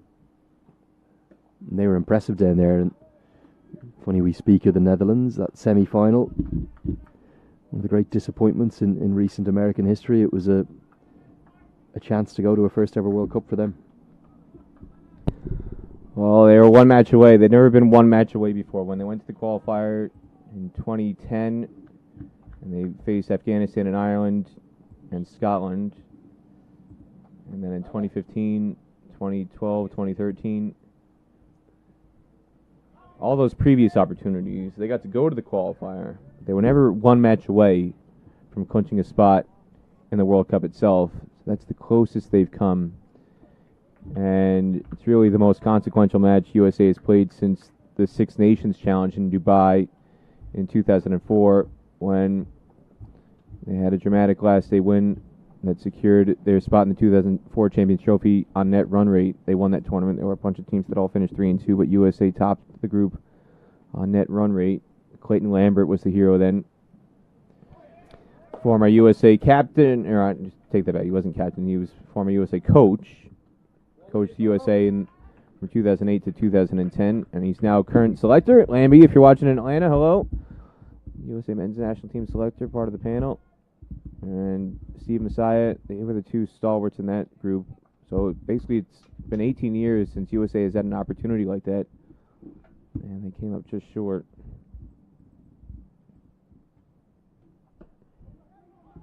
Quick single's going to be scampered, directed, would have been gone. And of all the men they would have wanted in the field, maybe it would have been Nosh Kenjige. Probably only had a stump and a half to aim at. Netravalker's been all over Aravind in this over. 4 consecutive dots. The pressure was building up, and it had to tell. And Lacra would have been gone without doubt. We've got a perfect angle from our vantage point. We're at deep backward point for the right-hander, and now deep fine leg or deep backward square leg for the left-hander, and Kenjige's throw is right on our line, and it might have looked closer on that down the pitch angle, but from side on it missed by a good foot. It was not as close as it might have looked. I think that the only reason they've taken the single on was the struggle through the over for Aravind. He's worked into the leg side. It's gone a little to the right, and that's not the angle we want. We want the side-on angle to get a sense as to just how far out he would have been. Let's take a look at this one. This is our vantage point. This is a perfect angle, and we're a little bit further behind square. So So he got the ball in plenty of time, but this one misses by at least 1.5 feet, 2 feet. So his body, he's left-handed, and he had to field it kind of on the wrong side of his body and kind of twist around while also his body's continuing to carry him towards the stump. So he's got to throw it basically across his body, and it's hard to get the balance right on that. That's why he missed, because he would have been out by at least 2 or 3 feet. And it's a very difficult throw when his body's taking him from left to right, and he's got to twist his body in the opposite direction to throw. That's what made it difficult. If he's right-handed, if you have a right-handed fielder there, moving to his right, that's a much easier throw to get balance and attack the stump set.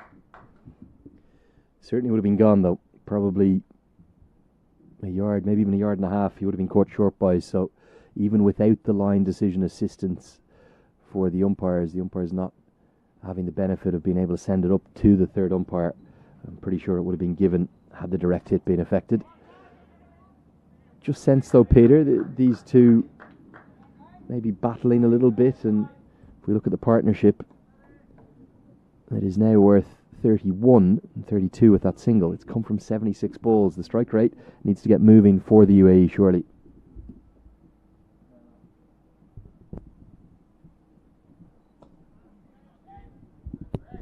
And we're just seeing, again, the impact that Spinner's going to have on this pitch here in Aberdeen. Mark Watt had yesterday, to a lesser extent Hamza Tahir. The USA Spinners have done a really good job bringing the run rate down.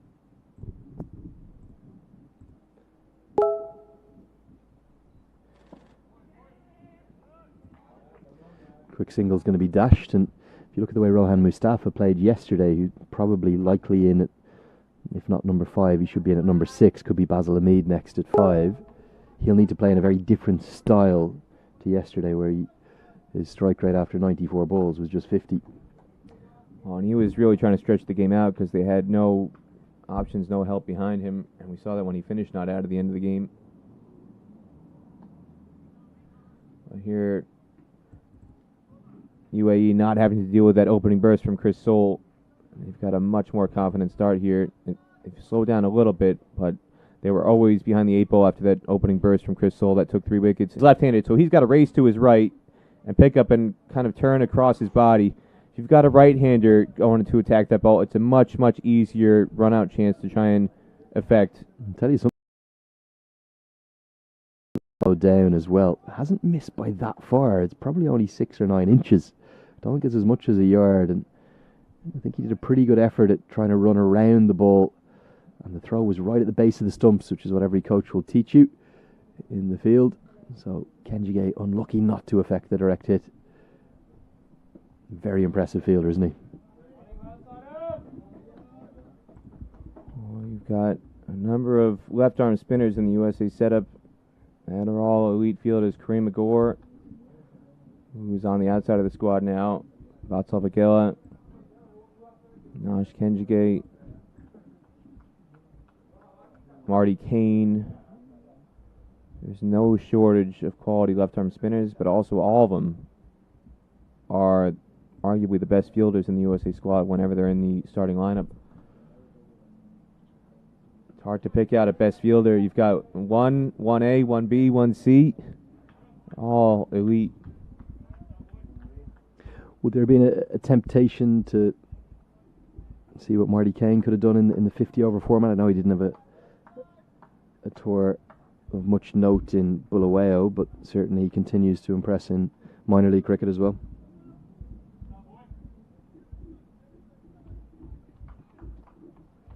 Well, the problem is,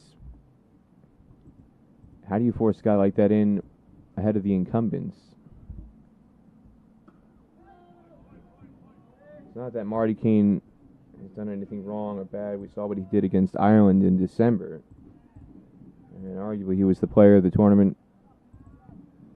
If you look at from a whole perspective, back to the national championships in November in Texas, Simon Kamala, I know Sushant Madani, leading batter, and Rahul Jalwal as well took away awards from that event. But Marty Kane, for his batting and bowling, was also a standout player. The problem is, and how do you squeeze somebody like that in out of the incumbents? You need one of the incumbent players to really falter or take a step back, be out of form, to justify taking them out and putting somebody else in. And for the most part, the incumbents haven't really faltered to the point where you would justify dropping them in a like-for-like role. Seen other players get dropped. So Xavier Marshall has been left out because he just wasn't scoring runs for USA. And so you could say that's justified. And bringing in a Sai Mukamala or bringing in a Sushant Madani in place of Xavier Marshall, you could say that's justified because Xavier Marshall wasn't scoring runs.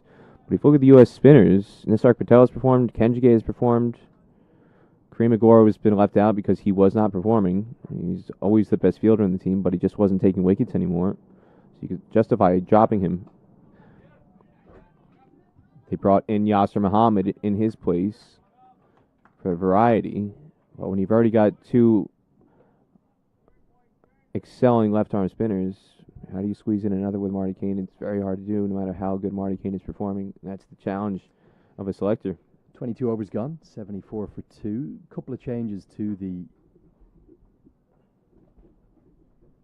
squad that we saw for USA in Texas that played those 8 home one-day internationals, where they might have ended up a win or two short of what they would have hoped for.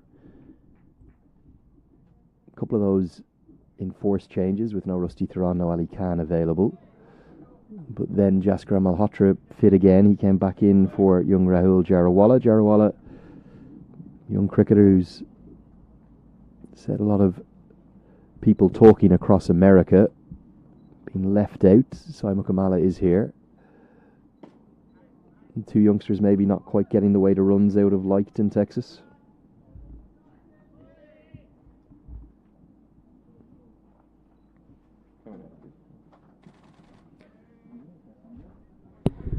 Well, the issue with Rahul Jarawala, from my perspective, is the fact that when he was selected for USA, coming out of that exceptional performance at the National Championships, he was selected for USA against Ireland, and that was when he was in form. He was in incredible form at the end of 2021.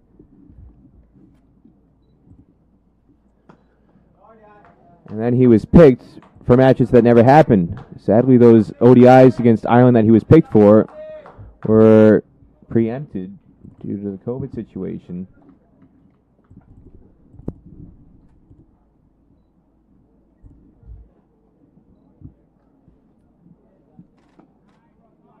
Brilliant from Kenjige. Definitely a run saved. And this could be gone. Oh, that is very close. Lakra, very lazy getting back. Patel was convinced. Outstanding work from Kenjige. That's as good a piece of fielding as you'll ever see. And I think this would have been sent upstairs. Umpire David McLean unmoved at square leg. We're reasonably square of the wicket. Peter, this looked close on first viewing. Well, this part gets obscured. It's an amazing diving stop in the first place. And then the zing back of the stumps. I think his foot is in. It would have been a very bold decision to give that out. His left foot, as lazy as it looked like, even though he was half asleep, the left foot did look like it was planted on the ground across the crease.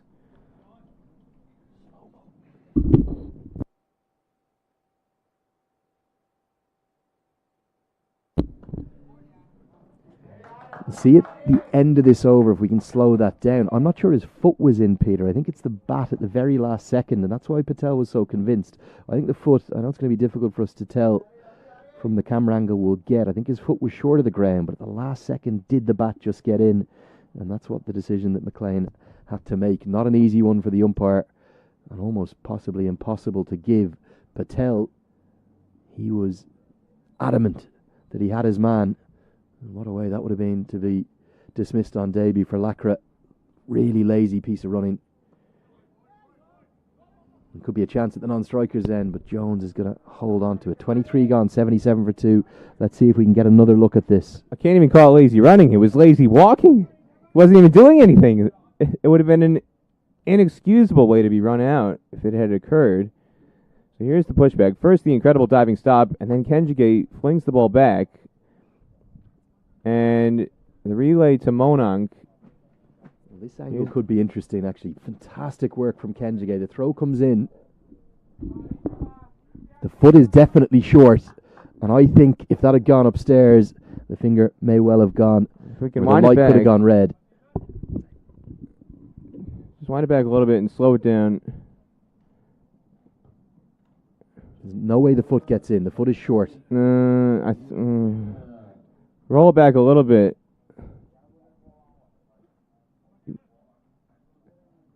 So, go forward. Just freeze it. It's the bat is the key thing. Freeze it right there. His bat looks down. Got to say the bat's grounded. I know you got your finger up, Lenny. That bat looks grounded. He's just got the corner of the bat touching the ground. So it's really, really... I don't think you can give that out. Yeah, I'd agree with you on that fact, as that's pulled towards Nisarg Patel, the change of bowler, Stephen Taylor. Often, all we can tell is the reaction of the players. We're not in a normal commentary position. We're square of the wicket. But Monank Patel, who may have had the best view of anyone, he was absolutely convinced, wasn't he? A wholehearted appeal. Do we judge on the reaction of the players? Is it 6 on the boundary, or is it stepping on the boundary? Because based on how they react, we got to take the fielder's word. Is that no, what we're I'm saying going as commentators, I'm saying that that's all we can react upon. Because we can't tell from this distance, we're 80 yards away. If it was a direct hit, he was definitely out. Know that much. If that was direct, there's no doubt about it. Yeah, certainly very marginal. And again, one that the umpires do not have the benefit of being able to send it up to the third umpire. Line decisions not used at this level. I just thought on that last replay, the very corner of the bat was on the ground, and if it's over the line, then he was fine. The issue was on the line call. If we had a square on view, the bat was down, but was it down across the line? That's the thing that would have been the deciding factor.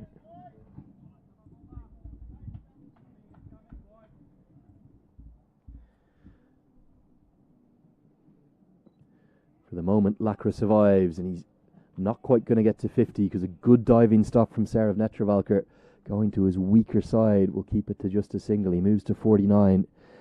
The run rate, though, Peter, has slowed up in a big way. It's only a little north of 3 and over. I think USA might be the happier of the two sides, despite having only picked up 2 wickets so far.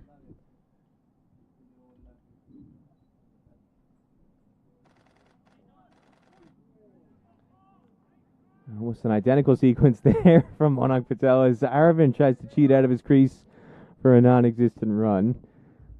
It's not been bad running, it's been bad walking, Lenny. They're not even really moving their feet. 2 run-out chances potentially missed. 3 runs in the over, 80 for 2 after 24. The only truly explosive sequence we've seen in this whole day and a half is that 4-over burst from Scotland at the start of play where they scored 46 after the first 4 overs and 16 off the first 4 balls. Otherwise, it's been very much a graft for any of the teams to try and score runs.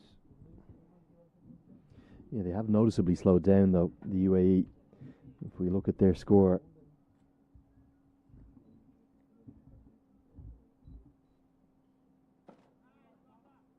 Nosh Kenjige is going to misfield. It'll allow Lacra through. 450, what a start.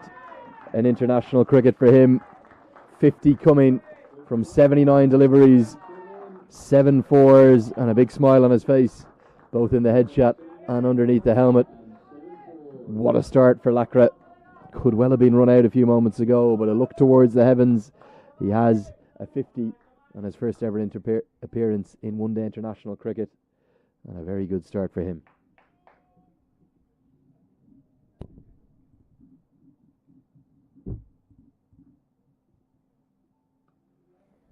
Again, it's another case of these younger generation of UAE players being given opportunities and performing. Vritya Aravind, Kartik Mayappan, the leg spinner, Alishan Sharafu, all these guys coming out of the under-19 setup. In the past, that wasn't the case in terms of selection. There's been a huge gap between the likes of Rohan Mustafa and Ahmed Raza getting opportunities. Really, it's been more than a decade, 15 plus years, until a new wave of under 19 players has come through the UAE and not just been given an opportunity, but excelled with those opportunities. Turn on offer for Kenjigate, and Aravind digging himself into a hole. Strike rate in the 30s. Something's going to have to give here. The dots are piling up for UAE. After 12 overs, they were 50 for 2. The last 13 overs have only gone for 31 runs. I feel like a caught and bowled or a catch at short cover, short extra cover, Gajanan Singh. Oh, guided away. He's used the pace from Kenjigate. And finally, Aravind's going to break the shackles. He's not going to go all the way to the rope, as Stephen Taylor will cut that off just a matter of inches inside it and keep it to 3. The ball is stopping a little bit. Kenjigate has taken so many caught and bowled chances over the course of his career, and Gajanan was at very straight extra cover. Still got Aaron Jones there. Nisarg Patel now with the left-hander on strike. I feel like those are the likeliest chances where a wicket is going to come. Just pushing a little bit hard. The ball floating up. We already saw it happen earlier with Stephen Taylor. I think that's the best way we might see a wicket come.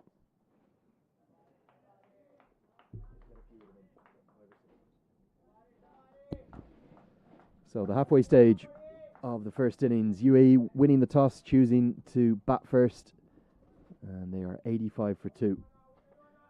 Need to battle up to a total north of 200, you'd imagine. But for USA, they're going to want to find a breakthrough as well.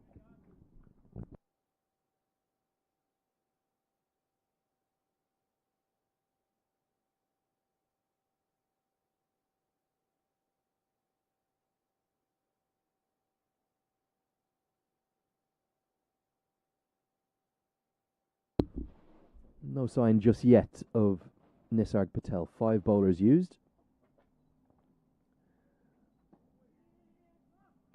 Quick single run to Kenjigate. There was an immediate shout from Taylor of Nosh. Doesn't feel there should have been a single there. Well, like the missed run out chance earlier, he keeps dragging all of his throws wide to the left of the stumps. And it's a product of him having to run across and throw across his body. Really, it's more preferable to have a right-handed fielder in that space on the field.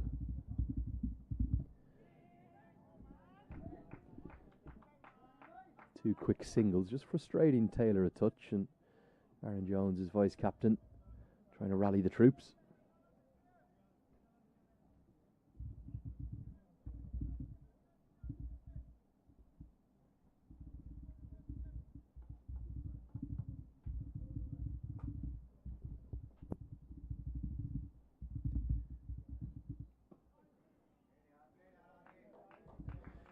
Maybe just from here, Peter, these two youngsters recognizing it's time to get things moving. A little bit more intent this over. Yeah, much more confidence, not just in the stroke play, but in the running between the wickets and the calls. And now they're starting to try and put the pressure back on USA. As Lowker tries to kick on from here.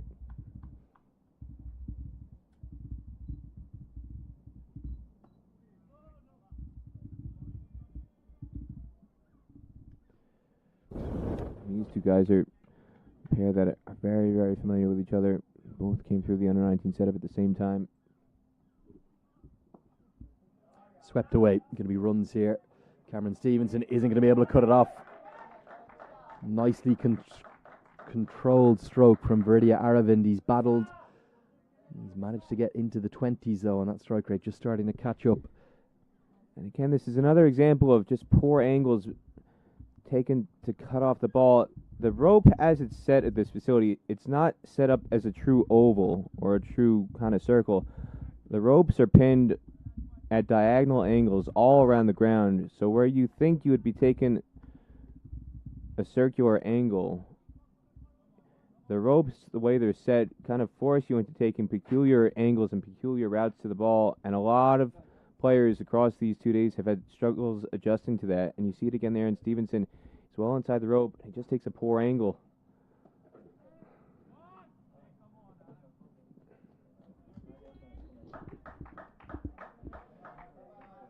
You can hear the frustration coming through on that single again. There's a number of singles then over.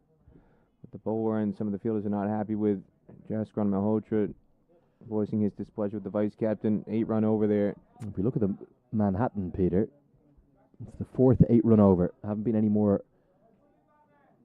than 8 runs in any of the 26 completed overs so far, but from the 8th over through to the 26th, there wasn't a single over with more than 5 runs in it.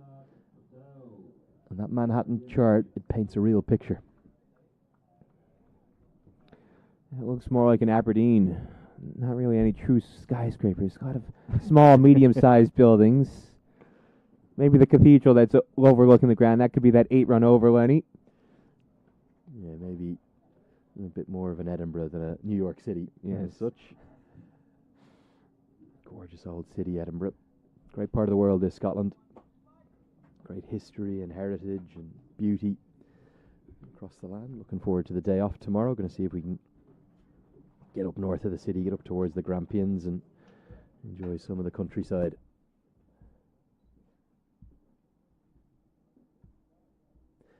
Nisarg Patel is going to replace Nosh Kenjigay. Patel very much has become the senior spinner in the squad throughout the course of the last 12 months or so.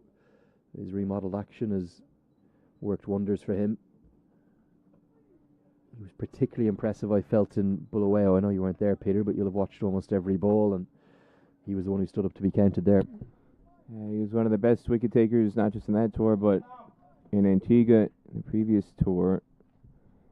He's been effective across formats.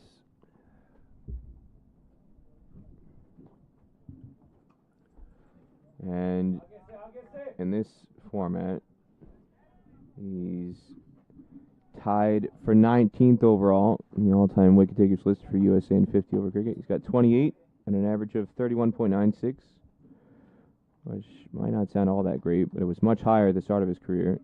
And he's brought that down significantly. It was in the high 30s. He's now brought it down, hovering closer to 30 to try and get it under 30.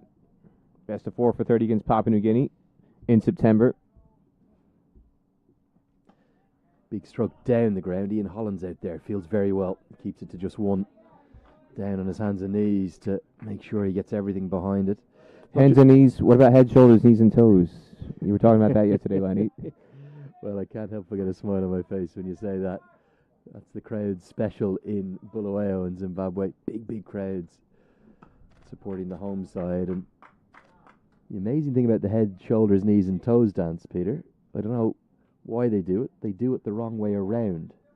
So you'd think that the dance should be the heads with your hands on your heads, then the shoulders, then the knees and the toes. They do it the other way around. So they start at the bottom and they go up. And as they complete the dance, they're all jumping and bouncing in unison. Special place to visit, Zimbabwe. Sounds more like a burpee and less like a head, shoulders, knees. Are they doing their CrossFit burpee exercises while watching a cricket match? Is that what you're telling me, Lenny? Well, there was points at the Queen's Cricket Ground, which is a sensational venue in Zimbabwe. Another ground with great history. You could actually physically feel it move at points of the USA versus Zimbabwe clash. Well, watching on TV, the camera was shaking, so it doesn't surprise me. It looked like the whole place was bouncing up and down. Literally, from the foundations, was shaking. You know my association and allegiance with cricket out in Nepal and my love for the passion that the fans bring to the game there. This was as good as an atmosphere as I've ever commentated in, equal to a packed TU International Cricket Ground.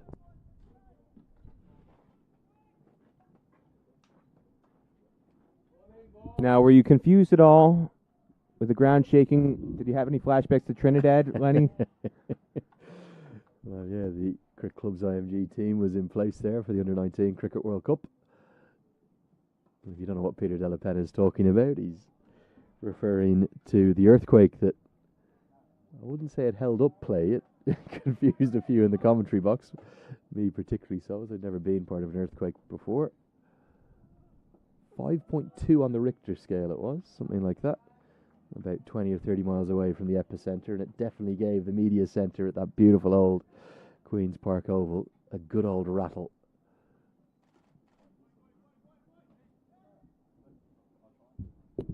Yeah, I might have felt a bit more comfortable if I was at Brian Lara Academy during the earthquake. That Queen's Park Oval media box, the whole facility is a bit dated.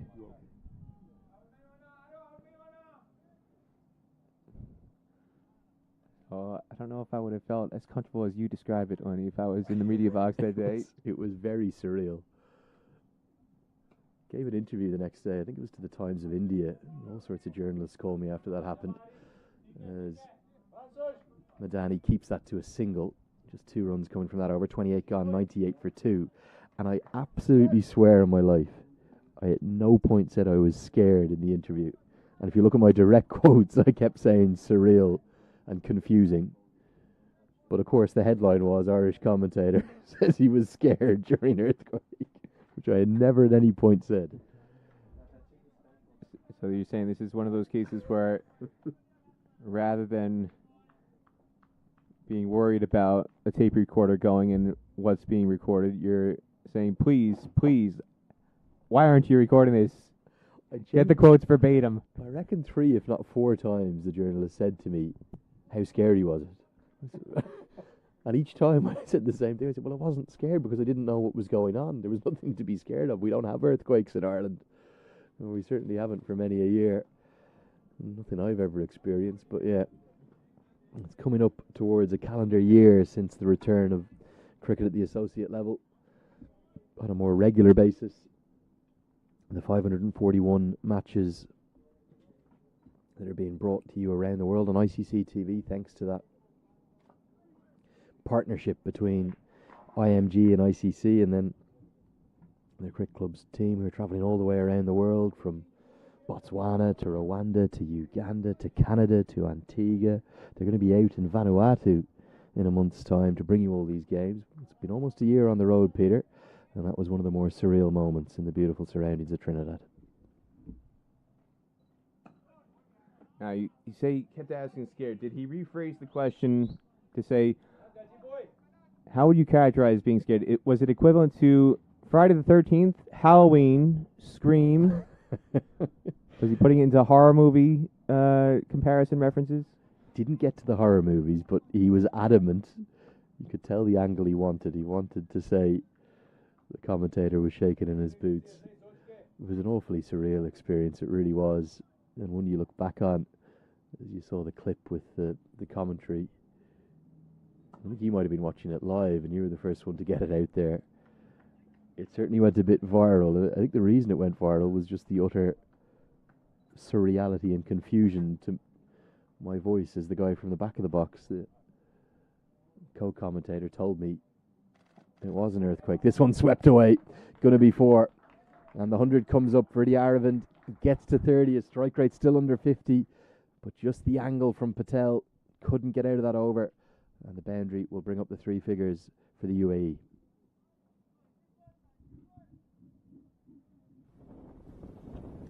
We've seen him sweep a few times now. Confident. This ball is skidding on. This Patel doesn't turn it an awful lot. He's playing for no turn and trusting that he's not going to be producing a top edge. We saw 2 top edges of attempted sweeps or attempted flicks yesterday result in wickets for Mark Watt.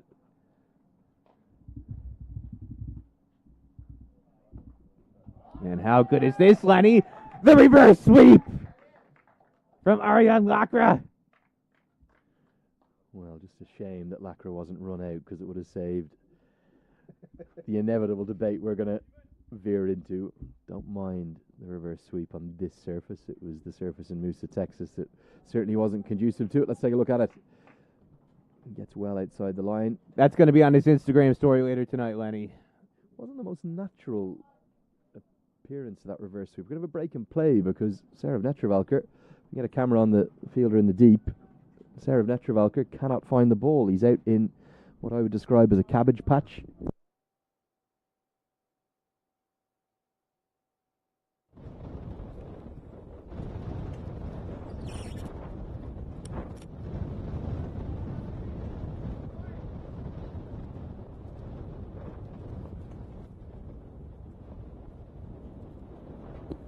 So they've had to get out the long handle. 3 American fielders. Sorry, Anna. Helpful spectator. Hopefully you'll be able to see it now. Doing a magical job. Cameron Stevenson, Netravalkar and Ian Holland were all out in... It's a bit of long grass, isn't it? Next to those beautiful trees that surround the ground up towards the cathedral. Taking me back to the Open. It's one of those grassy areas you'd find on the course at St. Andrews. Well, it's taking me back to King City because there was a bunch of wildflowers in that Challenge League contest where I reckon at least 15, if not 20 balls were lost out towards the leg side. There's Lacra, so confident. He's now bowling. We're now batting in his cap. So there wasn't any horror movie. Did he ask you when you said no, it wasn't like Scream, it wasn't like Friday the 13th, it wasn't like Halloween? Did he say it was like the Scream Machine was like Six Flags Great Adventure? Was it like Action Park? Did he throw in any roller coaster ride references? Swept, and that's going to be swept for 4. UAE have recognised they need to get moving here. And again, it's the line that's the issue for the bowler. Taylor strays down the leg side, punished for 4 runs. So now we've seen sweeps both sides of the wicket. First the reverse through backward point, and now the orthodox sweep behind square leg. An incredible display.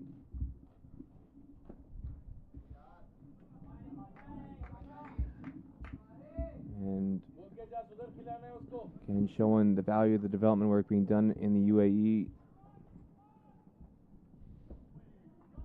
This guy who's had a lot of opportunities to be around the senior squad over the last 3+ years, but it's his first genuine opportunity. His official ODI debut today, and boy, is he making use of it. 8 runs from the over, coming from those 2 boundaries, 4 dots going with it. Get to the end of the 30th. Score is on a Nelson. It's 111 for 2. This partnership starting to build in productivity for the UAE. It's worth 72. Strike rate possibly not where it needs to be. In and around 1 run every 2 balls, maybe a bit more than that. About 60 they're striking at per 100. Both of the benches, Peter, getting noticeably more animated. We've had a move of commentary position. We've come right next to the pavilion and right next to the 2 teams, and both America and the UAE shouting on lots of instructions, lots of encouragement. I feel like I'm on the set of Family Feud. Where's Steve Harvey? Beautifully bowled turn on offer for Patel. The wind just buffeting around the camera above the side screen that we're taking the footage from the pavilion end of the ground, and just gives you a sense it's getting a bit stronger. As this one's swept away, should be single out to Sushant Madani. With 20 overs remaining, the old adage is you should double your score from the 30 over mark. Would the UAE be happy with 220? Absolutely not. The way they've got this platform set up now, again, they were really slow for a good 10 over chunk there, but they picked it up significantly in the last stretch. Falls just short of Stevenson, who does really well both to keep himself in with a chance of the catch and not allow it to go through for 4. He's a very fine fielder. 3 runs saved. It was a great effort. And I didn't think he had any chance of getting to this. He really covered the ground well to almost turn this into a chance, but it definitely short hopped on the diving effort forward.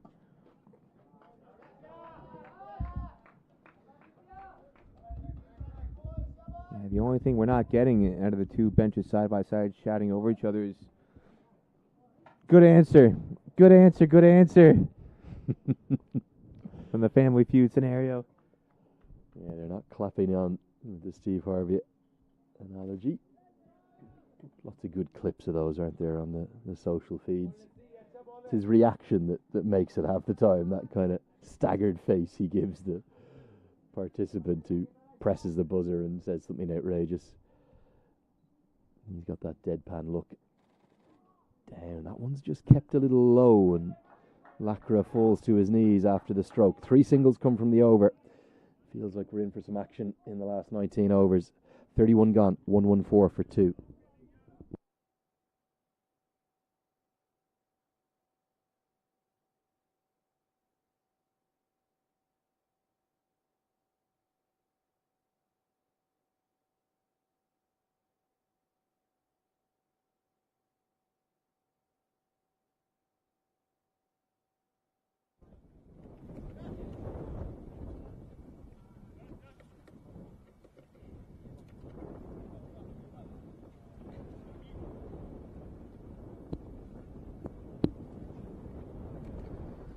Taylor into his final over. Where will USA turn after the end of Taylor's spell? Will it be conjugated as a change of ends, or will they think about one of those other spin options that they could bring in? The likes of a Malhotra, a Madani, or maybe even an Aaron Jones? Well, I said the whole point of having him on here bowling this long is because you've got a left-hander at the crease, and that is to try and get him out. He hasn't done so. And you wonder, Taylor can't get Lacra out. Will it be even worthwhile, or will it be a pointless endeavor to try Modani or to try Jaskar and Malhotra for a few overs? Or would you prefer to go to your specialist options, even if they're not turning the ball away? Modani bowls his off spin, Malhotra bowls a mix of off spin and leg spin, but Taylor can't do it.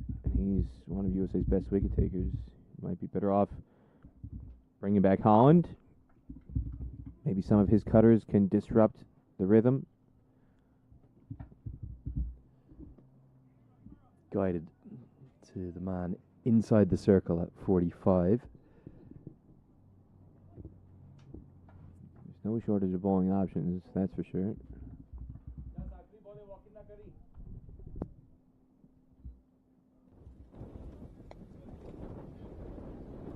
Straight to Ian Holland, who's a backward point. End of the 32nd. Game hangs in the balance. 115 for 2.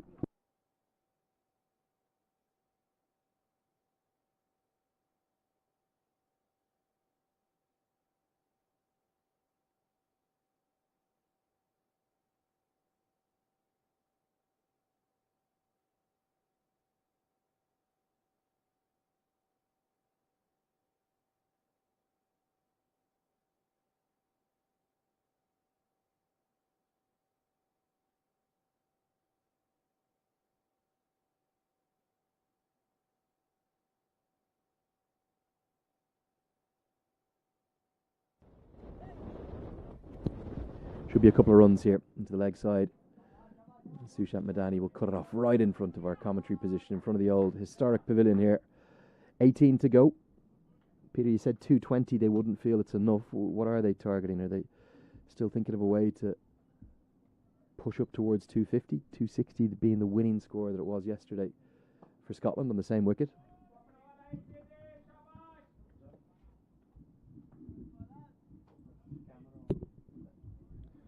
Again, you've got so many good options left to come. You got Rohan Mustafa. We saw him bat slowly yesterday, but that was just the context of the situation. Basil Hamid. CP Rizwan, who I would not bring in. If the situation is very similar to this, you want to promote Zawar Farid. Somebody who can try and smash it a bit more. CP Rizwan is somebody who kind of bats longer, takes his time to get set. They've got some options. Rohan Mustafa traditionally would come in at 6 or 7. CP Rizwan would be doing to come in next, but you'd want to promote Mustafa up the order with 10 or 15 overs to go to try and kick on from here. They've got to be targeting 250, 260 from this platform. Yeah, 8 wickets in hand really is the key, isn't it? And that's the position that they're in. Thanks to this third wicket partnership. It hasn't been overly fluent. And the 2 strike rates, Aravind at exactly 50. Underneath that 50 marker now after that dot. And Lacra going roughly 2 runs every 3 deliveries. Yeah, certainly some turn and offer for Patel. Slog sweep comes out, comes off a top edge, and Madani isn't going to be able to affect the catch, and he won't be able to cut off the second either. Wasn't in control from Aravind. There's a growing desperation here, Peter, for USA, or for the UAE even, to pick up runs as aggressive strokes come more regularly. Wasn't in control of the slog sweep here. The advantage is that Madani was so wide at deep square leg. If you had been in an orthodox deep mid wicket, that would have been a straightforward catch. Saw a catch taken there yesterday. A similar position by Craig Wallace. But on this occasion, that boundary protection not out there. And it allows Aravind to get away with it. So it's a 6-run over, 121 for 2 up to 33. And here is Ian Holland. And this is what I was calling for. Rather than Another part-time spin option. Ian Holland's got the variations to cause some disruption and break the rhythm and perhaps bring about a desperately needed breakthrough for USA, because this partnership is now worth 82 runs, and they can kick on to turn it into a century stand. Does not bode well for USA based on what we saw in Texas. The teams that had long partnerships, big partnerships, were the teams that were winning matches in their previous ODI series.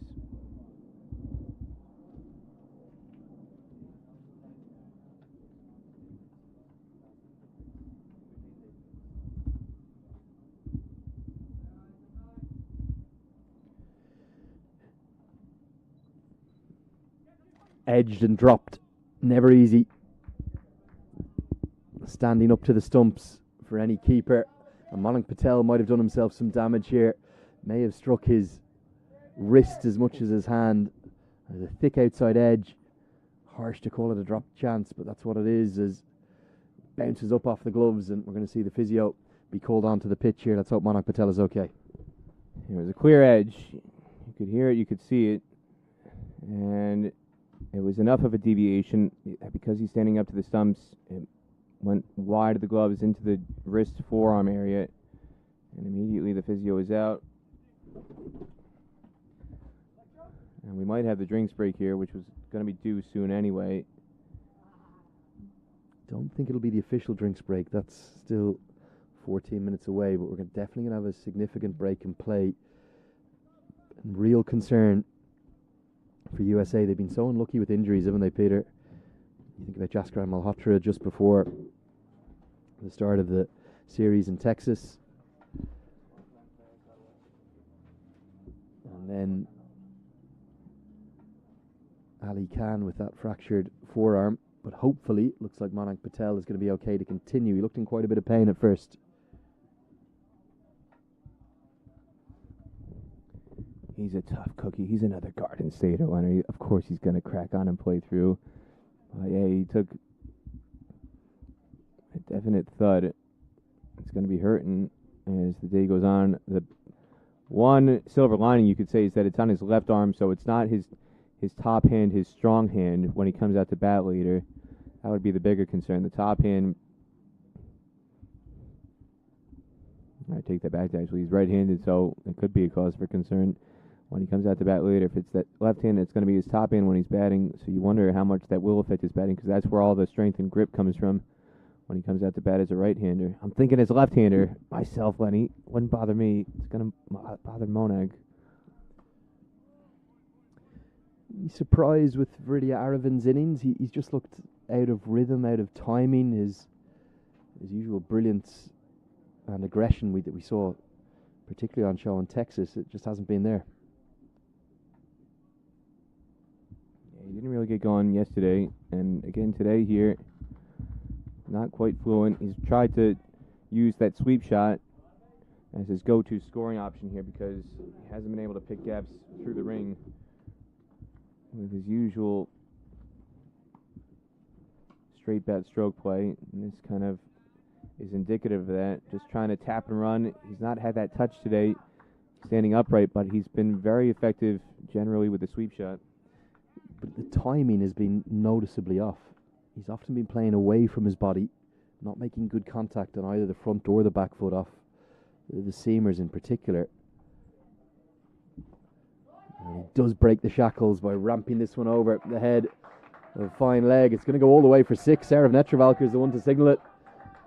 And didn't really Aravin need that. Ian Holland maybe just angling down the leg side, Peter. Step across the stumps and clipped away. Got enough of it to get it all the way for the first maximum. Yeah, it's the crossbat shots that have helped him out today. So whether it's the sweep shot or now the pull shot, this kind of flick pull standing upright. For the second time today, it's that area where we had a lost ball earlier. Netravalkar saying, "Where do I go?" He wasn't looking. He's relying on somebody who was in the offside field who had a better angle to help him out. with the search here, so we're going to get another slight delay in play as the generous locals, the Aberdonians, are helping Saurabh Netravalka out, wandering over there. Going to see if we can bring you the shots of this, because we've got a member of the crowd alongside Stephen Taylor, who've taken a 50 to 60 yard trot over towards Saurabh Netravalka. And Saurabh Netravalka is nowhere to be seen. He's underneath the trees now. Member of the crowd is over there too, Stephen Taylor. And look at that, hands and knees. Stephen Taylor gets tossed the ball by Saurabh Netravalka. There's one hero, and that's the man in shot, that fan who's helped out the former American captain, Saurabh Netravalka. Good to see. Oh, there's some more of your hands, shoulders, knees, and toes, Lenny. All the limbs getting into action to find that ball. The local knowledge as well to sniff it out and know exactly where that ball had gone.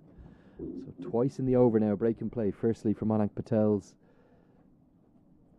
injury, and then that 6 being lost down towards the leg side will mean that Fine Leg will go back out of the circle. Some pressure starting to build on USA. They'll want to break this partnership now.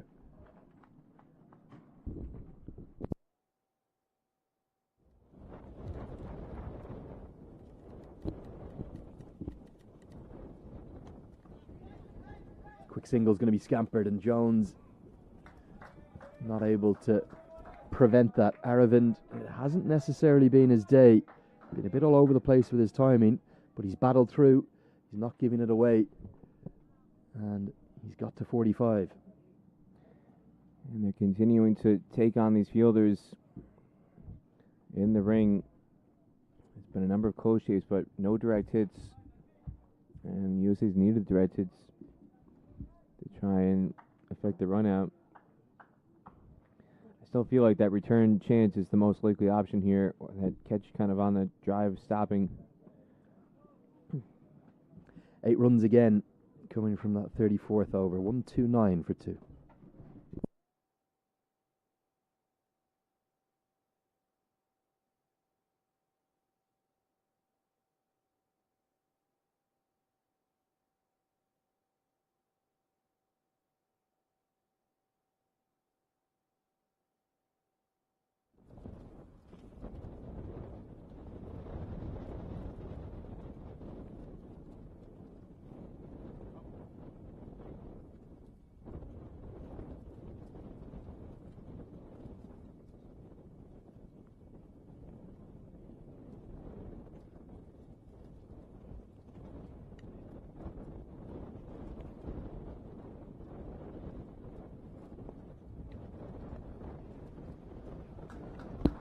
Runs into the offside, and Stephen Taylor is just about going to cut it off. They might even consider running a 4th, but they won't be able to get back. Aravind moves to 48. UAE definitely finally making their move here, Peter. And now they're just using the pace in the spinners. And a lot of shots we've seen just guiding the ball, gliding it behind point, behind fine leg. Everything has really been square of the wicket. That's where they've been scoring the majority of the runs. Impressive to see them use the touch.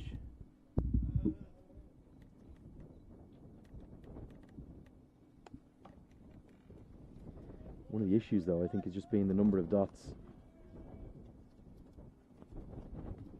that both of these youngsters have chewed up, and that's keeping USA in the game.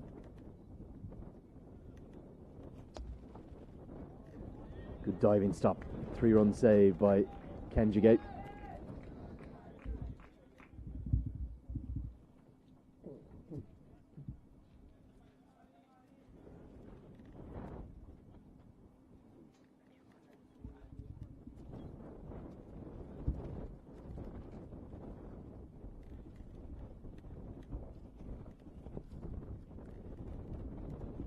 Game very much hanging in the balance here.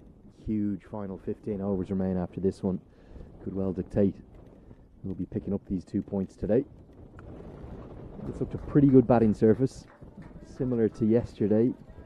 Just maybe hasn't been quite as easy as we thought it might have been. Well, again, I don't want to sound like a broken record, but that opening 4-over burst has been the exception to the rule here in Aberdeen. A lot of grafting.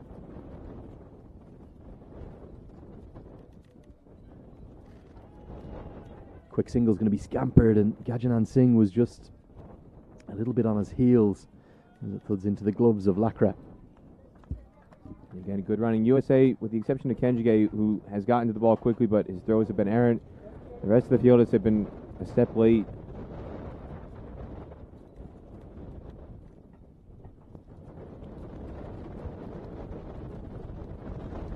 Top ball will close out the 35th over. Bid farewell to Peter Della Penna for the moment. Got a guest commentator coming in to join us. 15 to go. 1-3-5 for 2.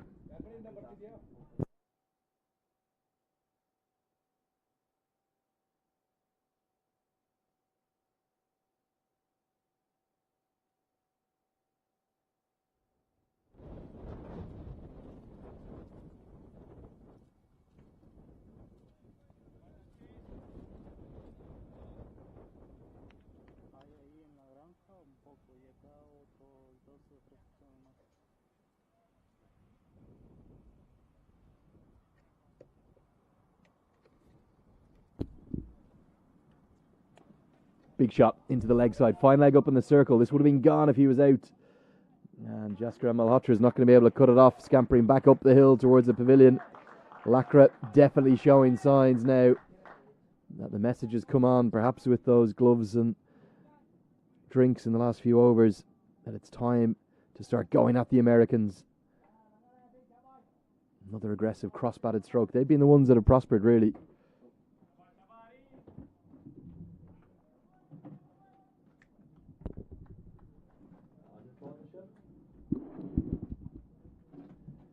And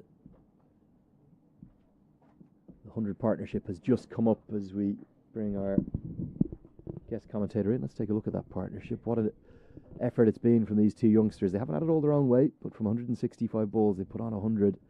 Are we watching the future of UAE cricket here as Paul Radley comes in to join me? Yeah, Lenny, good to see you again. Yeah, it's been great to see, I must say. It's not something that UAE cricket has always been known for, bringing youngsters through. What a strike. It's going to go all the way for 6 towards the scoreboard. Thuds into it on one bounce. Stand and deliver stuff from Lakra. And there are huge cheers ringing out from the pavilion. It's a big UAE touring party, and they feel they're starting to move on top. This has been brilliant. Aaron Lakra, another 6. It was in the slot, I think it's fair to say. And I think, as you said a minute ago, Lenny, perhaps a message has gone out. Start going for a few of these. I noticed they've got Zawa Farid all padded up, ready to go. He's very much an attacking stroke maker. So I think they've built a platform here, UAE. So they might as well go on an all-out assault from now on, I reckon. The other encouraging thing, Paul, for UAE, their fans watching on from Dubai and Abu Dhabi and Sharjah, definite turn on offer. And that was the main reason that we heard Ahmed Raza explain why he wanted to bat first. He felt it would take more turn in the second innings, and with that army of spinners in the team today, including Lakra, the debutant himself,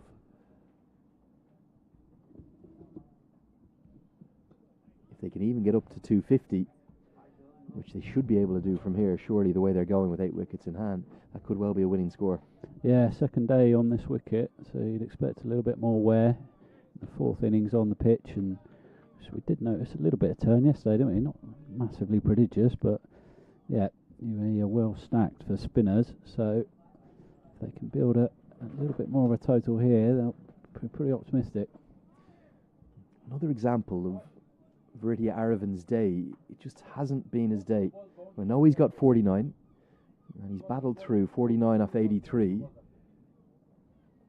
but his timing, everything, his rhythm just looks completely out of kilter. Yeah, and it's absolutely something you're not used to from Britty. He's always a very elegant player to watch, and it's always striking at how cleanly he does strike the ball. So, yeah, it's been unusual from him today, but I suppose the fact that he's got through to 49 not out so far, he's still there, and he can still rectify the situation now. It's been a very important stand, this, from Two players who were under 19s colleagues together not so long ago. Terrific to see for UAE cricket. It really is, and it's definitely very different to what we might have been used to from Emirati sides in the last decade plus past. Average ages of squads maybe closer towards 35 than 25, and we've got two youngsters, both 20 years of age, put on a 100 partnership, and it's a partnership that continues to grow in confidence. As Nosh Kenjige is not going to be able to cut that one off. 4 more to the total. The 150 now comes up. Aaron Lacra getting this one away square. Just getting it to the rope up the hill. There's enough width on offer there. He did well to reach it, to be honest. Yeah, Aaron Lacra, as you mentioned, could also have a role to play with the ball with his left arm spin later on today as well. Good stop from mid-wicket fielder Ian Holland on his hands and knees, not for the first time today. From here, I'd asked Peter Delapeno, and at the halfway stage it was 110 for 2. I said surely they're not going to be happy with 220. They seem to have accelerated nicely. What are UAE targeting? Are they mixed up? Going to be the end of this partnership. We very nearly saw a run out. In fact, it could well have been given with a tardy piece of running, but great work from Sushant Madani, who swoops in quickly. Aravind said maybe yes at first, and then he sent Lacra back, and it won't be a maiden century on his one-day international debut for Lacra, and Aravind looks as devastated as Lacra is. He's gone for 84. Yeah, I think that qualifies as entirely crestfallen. That shot there now. Aaron Lacra is heartbroken to have gone when he seemed to be well set, as you said, for a maiden century on debut, but he's giving it away there between them. Two guys should have a good understanding. They play a lot of cricket together, grown up in the junior ranks together, but it went awry there. Lacra has to go for 84. Brilliantly played, must be said. Here comes a replay. He just guided off the face of the bat. He knew where he was going, and I think Freddie Aravind may well have sold him down the river, to be frank. It was a yes, no, wait, sorry. And unfortunately, after taking 3 big strides down the crease, he sold his young partner. Yeah, it's a diabolical run, to be honest. If you look at this angle here, I don't think either of them are going to get halfway down before one of them's going to be run out, and as it was, they aborted it anyway. Lacra heartbroken. Yeah, you're going to get one more look here. Aravind, yes, no, wait. And then it's only sorry that's got to come out after that, because certainly the initial call was yes. Patel with the bails off, and USA probably deserved that breakthrough. Fought hard against that partnership. It's going to bring us to the drinks break with Lacra gone for 84. We'll have a break in the commentary box too. The score, UAE 150 for 3 in the 37th.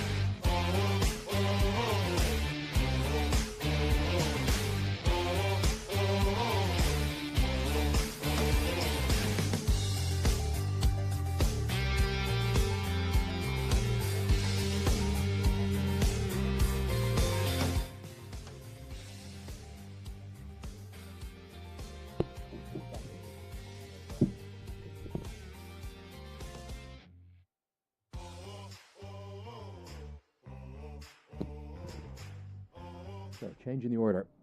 Certainly the planned order that we saw from the team sheet initially was that might be CP Rizwan in next, but in fact Rohan Mustafa is going to come up. Maybe Basil Hamid as well. Batted nicely yesterday, Mustafa. Big appeal, given not out, and all sorts of mix-ups with the running as well. UAE maybe just teetering a bit in that over. Yeah, it's interesting to see Mustafa coming up here. LBW, it's got to be leg side, you'd suggest?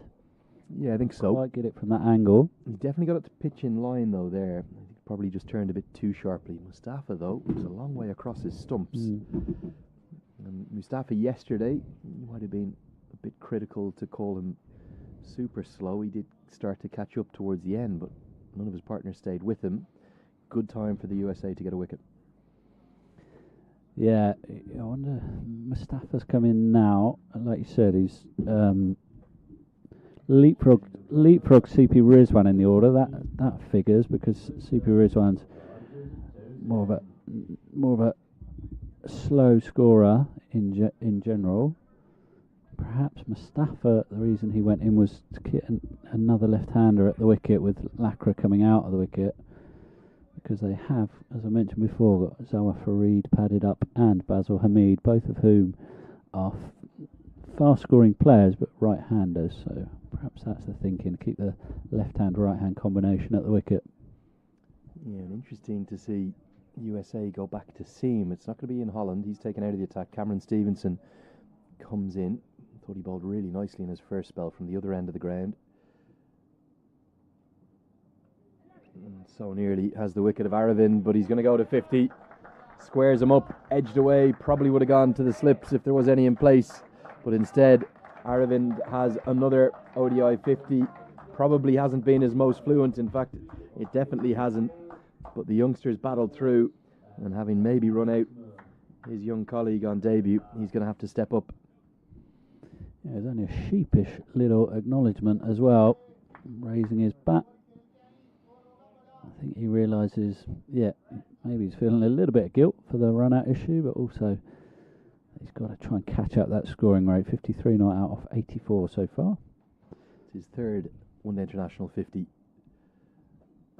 to go alongside the 2 centuries, and he's going to be dismissed. Wasn't his day, Aravind. May well finish with 53 and another ODI 50 to his name, but he couldn't get anything going, and the short ball tactic for Stevenson has worked. He's deserved a wicket. He's bowled very nicely, and Aravind holds out to Netravalkar down at fine leg. Yeah, not a great 4 balls that for Vritia Aravind.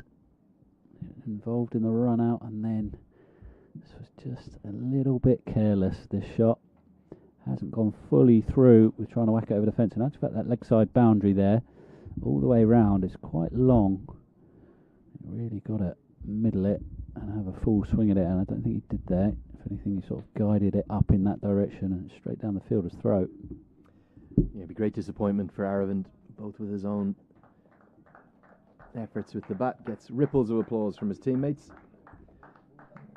and he looks distraught walking off, because he knows that he's probably cost his young pal a chance at a maiden ODI century on debut. We were just looking, weren't we, during the drinks break? Only 16 players to have ever done that, and just one of those players being an associate cricketer. He's actually ironically now playing for a full member. That's Mark Chapman, who did it for Hong Kong against UAE on debut in Dubai. And the last to do it, Ramanullah Gurbaz of Afghanistan. That came against Ireland in Abu Dhabi. You only get one chance at that, don't you? Shame.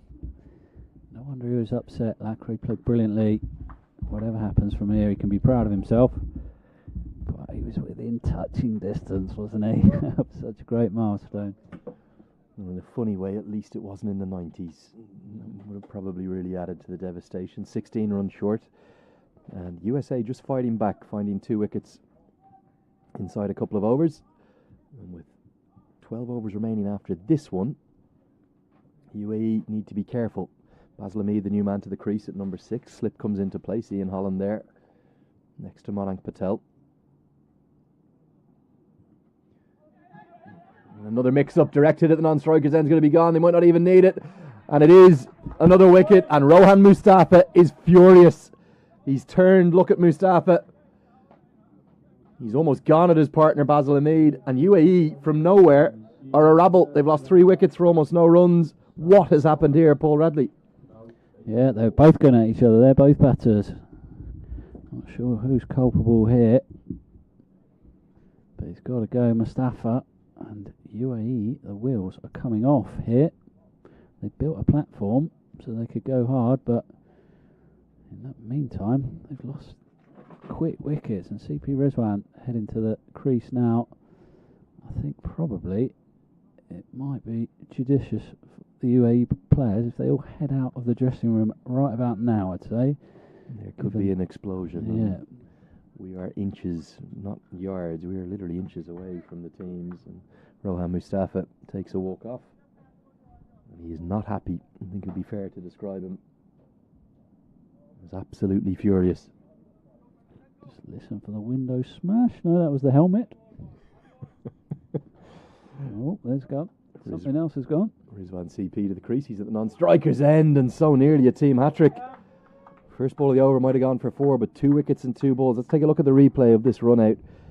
Surely the blame lays here with Mustafa because Hamid, from his first delivery, was so deep in the crease. It would have been a very risky single. That was the first impression we got from here. On that delivery, that was the following one. Yeah, like you said, Hamid was just getting to grips with things, deep in his crease. Mustafa was all the way down, trying to get on strike, out of his ground. Haven't actually seen the replay of the wicket. We'll see if we can bring it to you shortly. And as Hamid gets off the mark into the offside, the issue for the UAE, 2 new men at the crease, both on 0.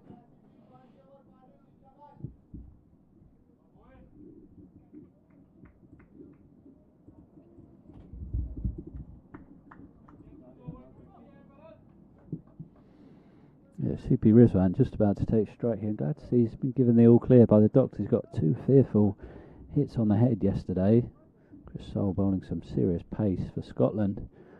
A couple of them really clonked CP Rizwan on the helmet. Going to be interesting to see if Stevenson does test him out. He may well test him with this first delivery. Expect the bouncer. He goes to a good hard length, and Stevenson's bowled nicely today, hasn't he? Really good rhythm. 38 gone, 155 for 5. Let's take a look at this run out. Calamitous, 2 wickets and 2 balls after Aravan gave it away. What has happened here? All the way down. Rohan Mustafa. Athletic work as well from Stevenson, but the brilliance was from Gajanan Singh, who sprinted in from the mid-wicket position to get back to the stumps. Look, he's not even in shot. Look at the game awareness from Gajanan Singh. That's sensational work. We didn't really credit that at the time. Flicks it onto the stumps, and look at Mustafa. He was furious. Let's see if we can just keep that replay rolling and watch the reaction of Mustafa. We can get one more look at it. That would be ideal.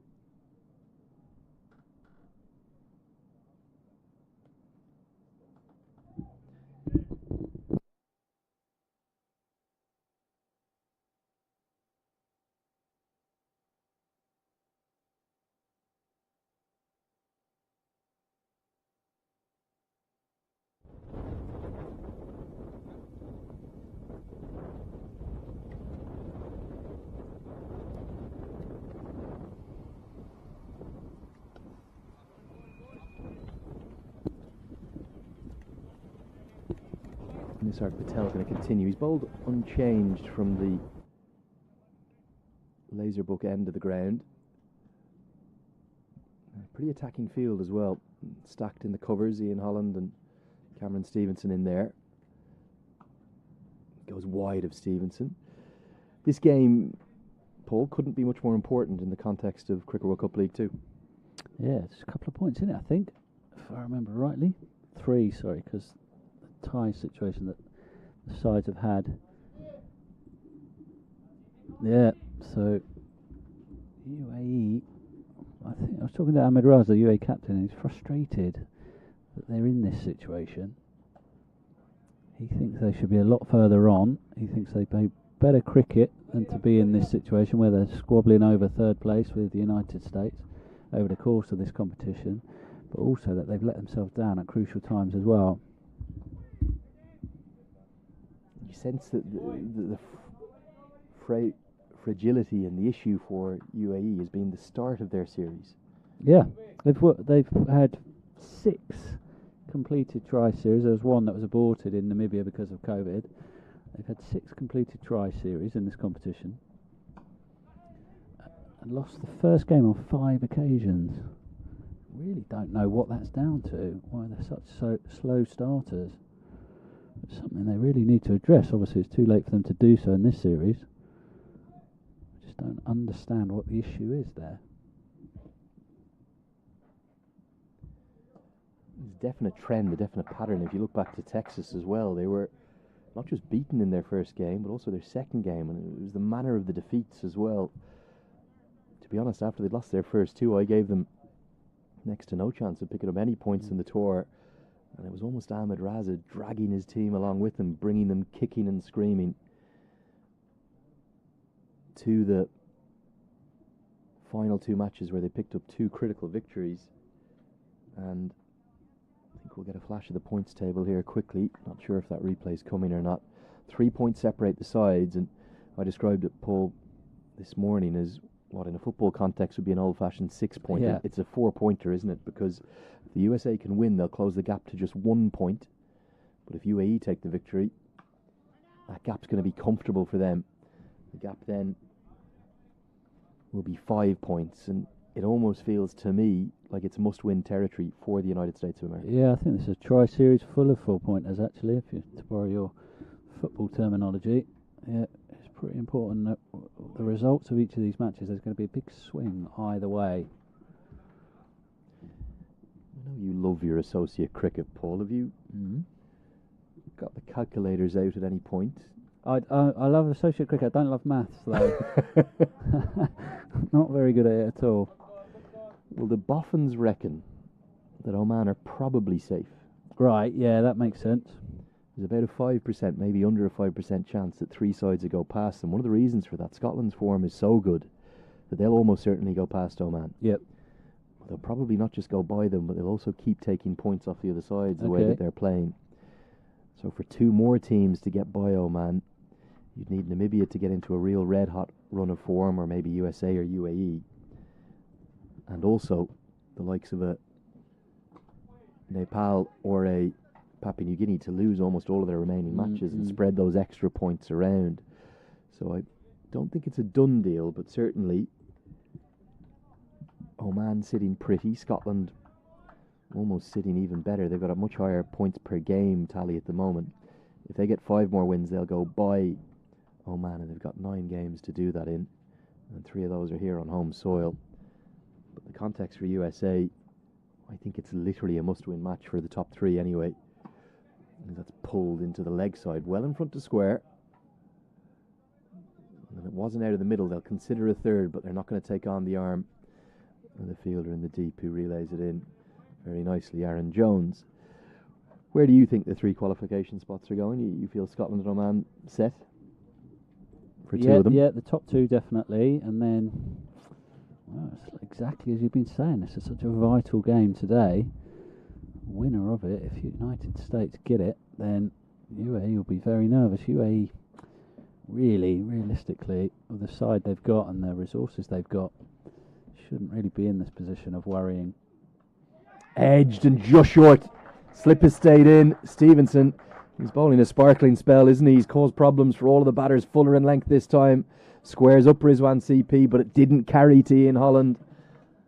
And what's even worse for USA, he couldn't get a left hand on it, and it runs away for a boundary. Yeah, it runs up the hill. CP Rizwan, he's keeping up with that strike rate, but I wouldn't say he's convincing just yet in this innings. I thought he was very brave and plucky yesterday, perhaps a little bit foolhardy actually, given the 2 hits on the head. And you saw him in Texas, didn't you, Lenny? Play a very good role in the last series UAE had. Yeah, he was critical, his form with the bat, for the UAE to bounce back from those 2 defeats, to pick up 2 victories, to remain at parity, 4 points from a potential 8. Been really impressed with Stevenson today. With great pace and rhythm, and this could be a chance. No, it's gone wide of Jaskaran Malhotra down at third man. And there's a stare from Stevenson, back-to-back boundaries, both to the same part of the ground. with two completely different strokes. It was a lovely shot, that, I thought, from CP Rizwan. In actual fact, just helped over first slip's head here. Lovely shot. My laptop, CP, that's over in that direction. CP Rizwan has got a very poor, I think it's fair to say, strike rate over the course of his ODI career. However, he's shown a lot in domestic cricket in the UAE that he can be a quick scorer when he wants to be. Here's one more look at this run out. Rohan Mustafa, take a look at his reaction. If we can keep this rolling, don't come off this. Gajanan Singh brilliantly flicks it back onto the stumps. And look at Mustafa when he realises he's out. He almost runs at his partner. Furious. Had he given up there? Could he have made more of an effort to make his ground? He was furious. I think that much is pretty clear. He was just heading in our direction at that point. Going to take cover myself. He's just now come out of the dressing room. We won't be able to show you because our manned camera is restricted to only show the pitch. 10 to go into the third power play. 5 fielders allowed outside the circle now. In essence, 170 on the board. 250 the target. They want 80 off the last 10. Yeah, I don't think it's going to be easy though. But I definitely think 250 is about the sort of target they'd want to set. Down towards Malhotra, who doesn't take on the attempted catch. His initial movement was back there.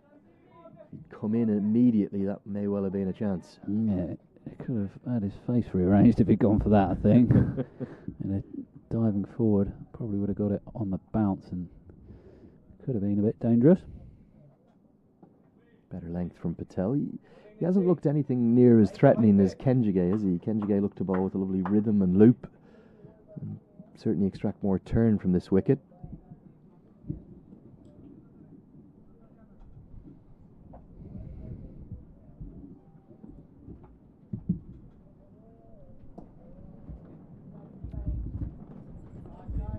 Basil Hamid is a player who can step up the scoring rate. In recent past, he's played some brilliant innings for UAE. He's actually done very well with the ball too, which you probably think of as his lesser suit. I'm not sure that's necessarily the case these days, but they'll need some fireworks from him with the bat between here and the end of this innings. Shot. Guided away. Using the pace from Patel. It should be at least 2 runs. Will they take on the arm of Taylor? They won't, and probably a good decision. He's a gun fielder, Stephen Taylor. Yeah, that boundary out there, you've said it the last couple of times people have fielded out there. Are they going to take on one for the arm? It's actually a very long boundary down a hill. Deceptively so. We're based on the other side of the field to that, and it doesn't look too big a hit down there, but I've done a couple of laps. I can tell you that it is. We're just seeing Nosh Kenjige warm up in front of us. That might be an indication Stevenson's spell will be cut short for the moment. They may go spin from both ends. And as we look at the bowling figures, 41 overs gone, 174 for 5. Certainly he's been the pick of the bowlers for me, despite the fact that he's wicketless. 5 overs, none for 16. He's been left a long time to be brought back into the attack. I think that's pretty good. Take Holland apart there. From the rest of them, they've done a pretty good job. 3s and 4s, and Stevenson is pretty harsh that he's 4.83 even, because he's been, like you said, Lenny, at the time, he's been pretty good. So USA, I think, will be happy looking at that graphic on the screen at the moment.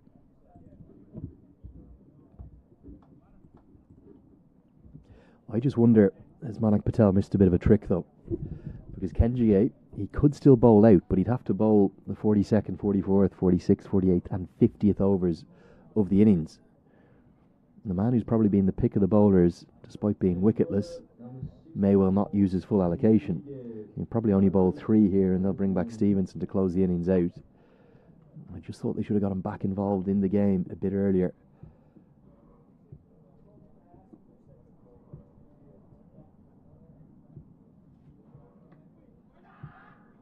Very good indeed, Nosh Kenjige.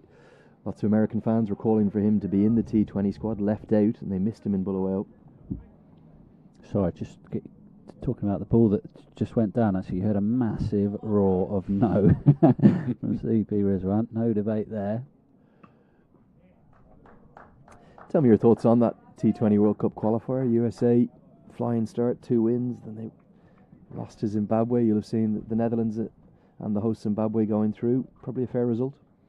Probably what you'd picked from the start, but you having seen it, I think you thought USA might have had a chance, didn't you? Yeah, really did after their first 2 games. It was just the rather bizarre tactics of bringing in a 32-year-old who's never played for his country before. From an outside perspective, that seemed crazy. 50 hours he'd travelled. Amazing. Including getting stuck in Addis Ababa for 24 hours. Wow. This one's pulled to the man in the deep, who again doesn't take on the catch and is happy to just field it on the 1 bounce. Strangest thing about it is that may well be his one and only cap. Not involved in the squad here. May never play again, and it's the biggest game in America's history. It's when you put it all like that, Lenny, it's an extraordinary state of affairs. Swept away, and Sarav Netravalkar is nowhere near that one. He's twice had to find balls underneath those trees over there. He's going to have to go looking again. Good manipulation of the field from the batter. Gets this behind square. Basil Hamid, a very impressive stroke. Yeah, he hit that well, didn't he? Came right out the middle, even though it just seemed like he was just trying to work it round, actually. It was more full-blooded. And they're just having a look under the bushes for the ball. Yeah, the game, for me, I don't think UAE are out of sight yet, but the last 8 or 9 overs here are going to decide an awful lot.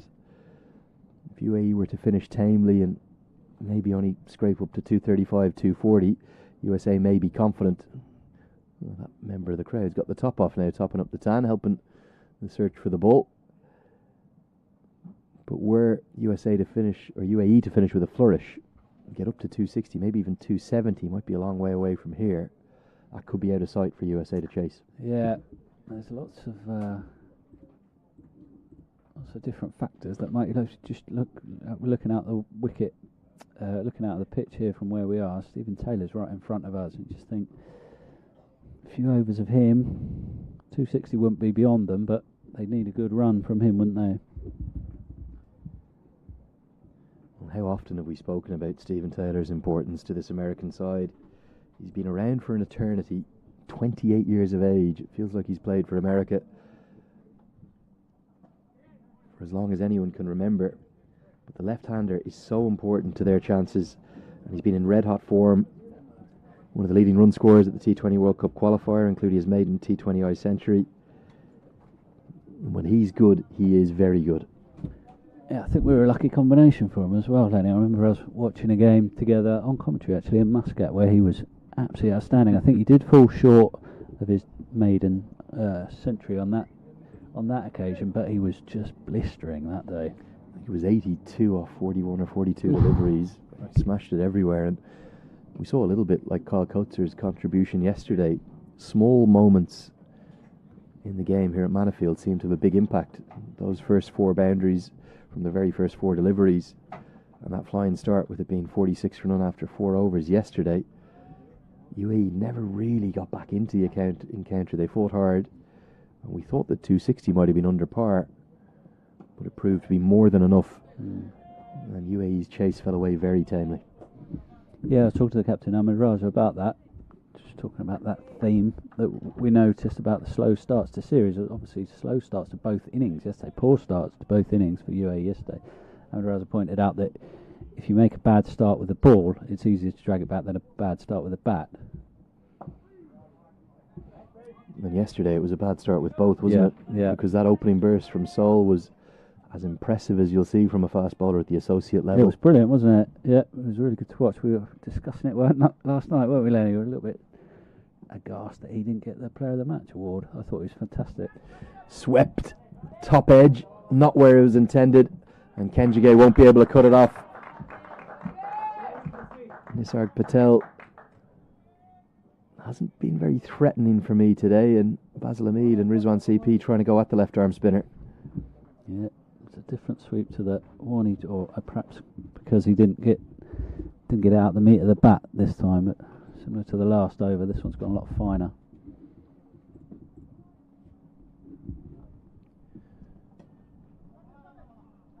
And from here, the issue for USA, you've still got two very fine batters at the crease, and it's only the bowlers after these two. Zohar Khan, Sabir Ali is not in the team today, but Junaid Sadiq is. Ahmed Raza. That's a sparkling stroke, maybe. Brilliant shot. Yeah, the shot of the day from Rizwan CP. Going to be 4 more to the total.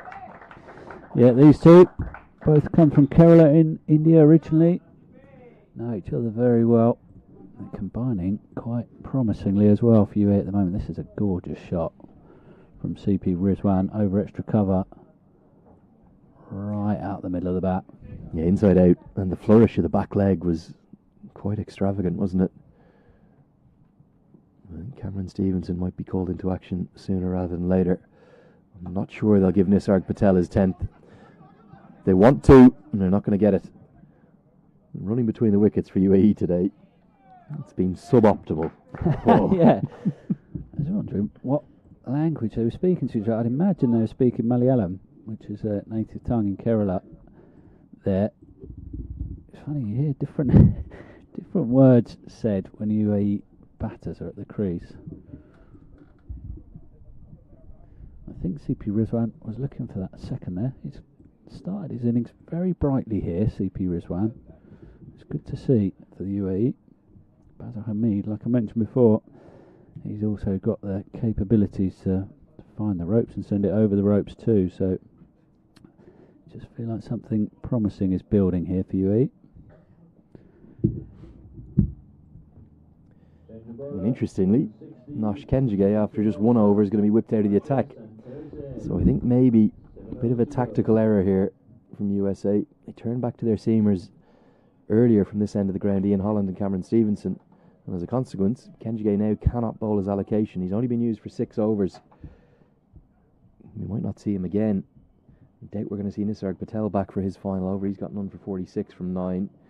So USA may be waving the white flag for their spinners a touch, and they're going to close things out with seam.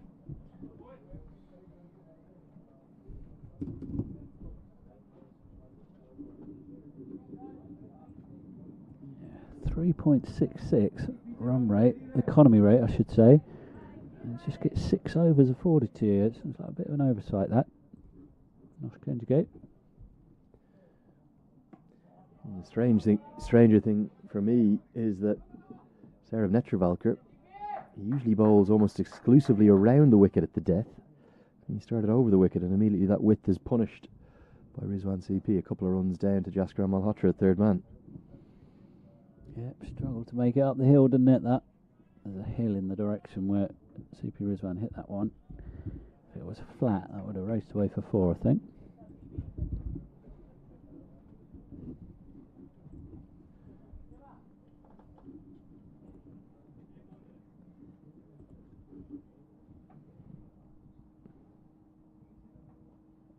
He's going to come round the wicket now. Edged and wide, just maybe a fingertip from Monank Patel, and Jaskaran Malhotra somehow keeps it just inches in front of the rope and keeps it to a couple. Was this a chance for Patel behind the stumps?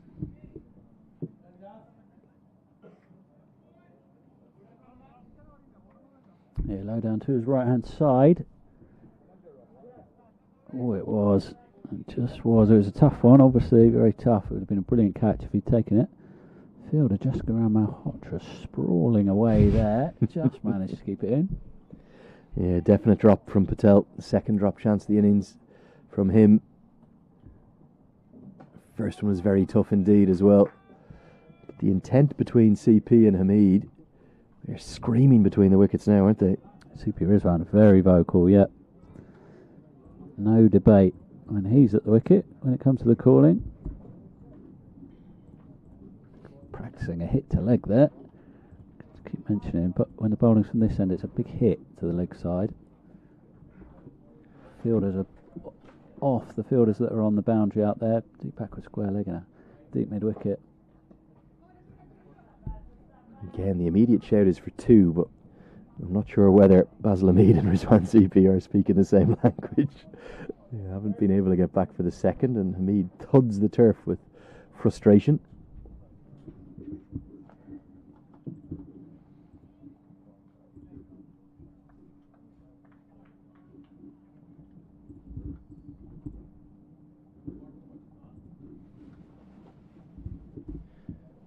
These are the overs, aren't they? In an ODI, when you bat first, you get that huge benefit of being able to throw complete caution to the wind.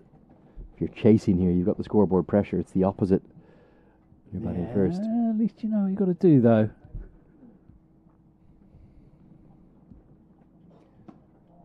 Square drive. Stevenson will cut that off.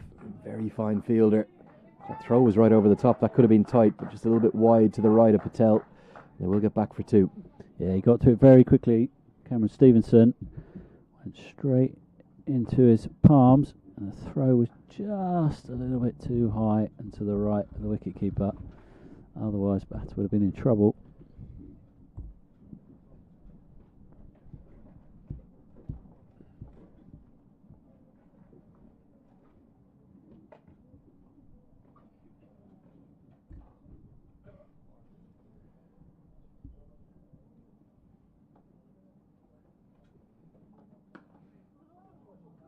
Hard length from Netravalk. He'll have to chase after it himself to make sure it's kept to the single. The 200 comes up, 6 to go. 200 for 5 the score, and UAE have a very good platform, but they're going to want a big last 6 overs. That's the drop chance.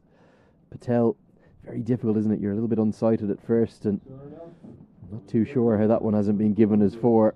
Malhotra got away with it, just 2 to the total to go with the drop chance. As Cameron Stevenson, it is going to be to come in to close out this innings. With your UAE hat on there, Paul, you'll be screaming if you end up losing the game by a couple of runs. Couple of runs, yeah. Could be close as well, this game, with given the relatively low scoring nature of it. Just looking at the bowlers there, so Stevenson coming back from the top end here. 1 for 29 so far. He's probably bowled a little bit better than even that suggests, even though they're pretty good figures so far. 13, Cameron Stevenson, the pavilion end. Describe to me the local PA, mate. Tell me about the public announcer here at Manafield. Yeah. He's got he's got a technique all his own. He's approximated some of the names. Well, I think the players were getting a hell of a buzz out of it, weren't they? Yeah. As he mispronounced probably about half of them. A couple of them weren't even in the same ballpark, really. I suppose people in glass houses shouldn't throw stones, so better make sure we get everybody's pronunciation completely correct. We've only got you for 1 more over, so you should be all right.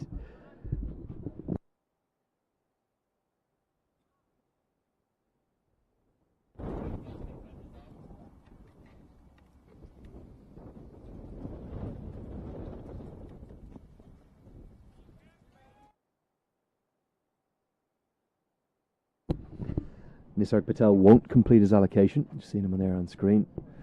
Probably not his most fluent spell. As Stevenson comes back in from the laser book end of the ground. It's a bit of a wind behind his back, and fielders moving everywhere. Long on outside the circle, fine leg and deep square leg also in the deep on the leg side, and then third man and deep cover mid-off is up. This is going to be a wide down the leg side. He's bowled a good pace today, Stevenson. He has. You can see it from your vantage position here. Much better, actually, than if you see on the top left of the screen there, or as was, where I've been sat for most of the day in the media tent. Don't get quite so much of an impression of how quick it is, but from sideways on here, that looked rapid. Yeah, probably not altogether too far from the pace that Sol was bowling at yesterday. Got a very similar perspective. Definitely the fastest I've seen Stevenson bowl for USA. And he's rushed almost every batter he's bowled to, including on that occasion there. Yeah, I think he's a yard or two behind Sol. Sol was also very hostile yesterday, noticeably. That's one of the quickest spells I've seen for a while, actually. That yesterday, Chris Salt. I was talking to Scotland's head coach, Shane Berger, after the game yesterday. It is over mid-off that he goes. It's the one area out towards, I think that's Saiteja Mukamala, one of the 3 subs for USA, who's running the drinks. Good strike that over the offside. Yeah, it's a sign. Basil Hamid just starting to find his range. He's caught up and got ahead of his strike rate, 21 off 20 so far. CP Rizwan at the other end doing very well too. So UAE are raising it just at the right time here.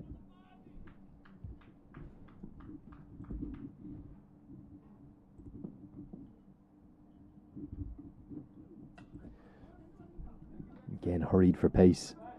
We should get back for the second, despite the fact it's Kenjige out there, the left armour. And UAE are on the march in a big way. These could be an expensive final 6 overs. Yeah, I think, as you mentioned here, that's a previous delivery, and it deserves a replay too. It's a gorgeous shot. Well fielded by 12th man. Yeah, young Sai Mukamala out of the team today. There's one of our 2 standing umpires, David McLean. Gorgeous day for cricket, isn't it? Very special part of the world, this it feels like. Wow. Is it always like this? I've been here 4 days and not seen a cloud yet. It's been incredible. Slower ball. It's a change of pace from Stevenson. Just rolls his fingers over that. USA, after taking those 3 wickets and getting all the benefit of the 2 run-outs in the middle, they've just lost their way a bit over the last maybe 5 or 6 overs with the ball. Yeah, I think it's probably more been down to the very good batting between these two. It's been excellent from CP Rizwan, Basil Hamid. CP Rizwan, this is a real bonus for UAE, how good he's been. Swing and a miss outside the off stump. Yeah, the partnership already worth 50. It's come at good pace as well, very much in contrast to the earlier stages of the innings. These two have the experience to know that they needed to press the accelerator right from the off as soon as they got to the crease. Yeah, it was all set for them, wasn't it? They did, although, having said that, at that point they probably needed to consolidate because of how things had gone, but they've managed to consolidate and keep the scoring rate up too. It's been why it's been so good. Comes off a top edge. There's going to be more runs. 6 of them, according to the crowd. They indicate it's gone all the way.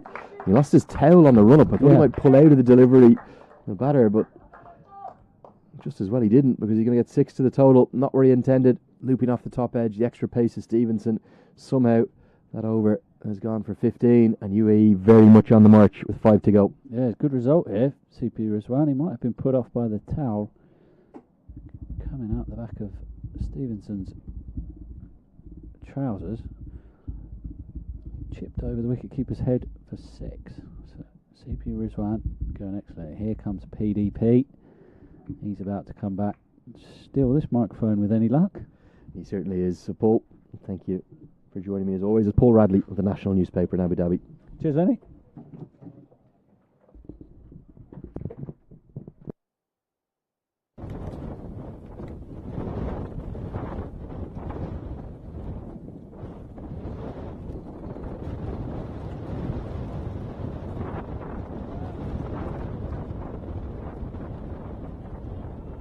Five to go. Welcome back, Peter Della Penna, to the commentary box in just a moment. And USA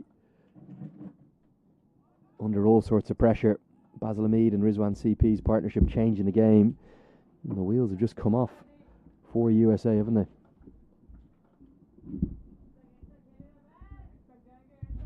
Just when it looked like they were getting that momentum back with that 3-wicket burst, including the 2 runouts, things have gone haywire. And UAE's got all the momentum again.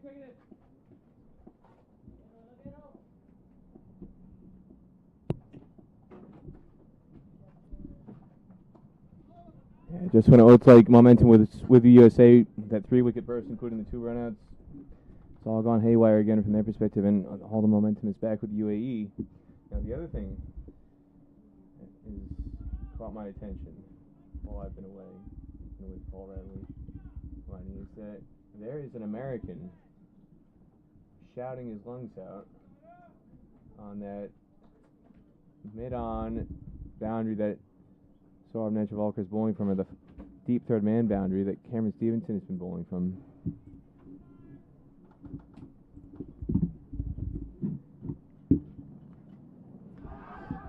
Massive appeal, and the finger does not go up. And this is going to make for an interesting replay because the signal is leg byes. And Saurav Netravalkar asking David McLean, what's it missing? Oh, he had an awfully long thought about this one. He was hit deep in the crease, so it wasn't going to be an issue with height. It was simply it wasn't going to be still clipping leg stump. I don't think that was going to go over, Lenny. We don't have an exactly straight on angle, but he was hit so far back in his crease, I thought that was going to hit the stumps. Yeah, it wasn't going over the top. That's the one thing we can probably say with a bit of certainty. We're side on of the wicket here, and it was full enough to probably be cannoning into the stumps. Did it get him in line? Well, it's not going to matter because Basil Hamid is being cleaned up by Saurav Netravalkar. And I think Saurav Netravalkar might have a chuckle. He might say, that's exactly the same ball. That's where it would have hit. And that LBW should have been given out. In fact, it's Rizwan CP. He's cleaned up. It's Basil Hamid he's cleaned up. Rizwan CP was the LBW shout. Could well have had 2 and 2. Very similar deliveries. This one has taken the stumps out. The previous one. Massive LBW appeal. Good skills from Netravalkar here, Peter. Well, this is why he's USA's all-time leading wicket taker in limited overs cricket. His changes of pace, bowling the cutter. Hamid expecting more pace on the ball to affect that shot, and instead just the pace off it disrupts the timing and leads to him getting bowled behind his legs.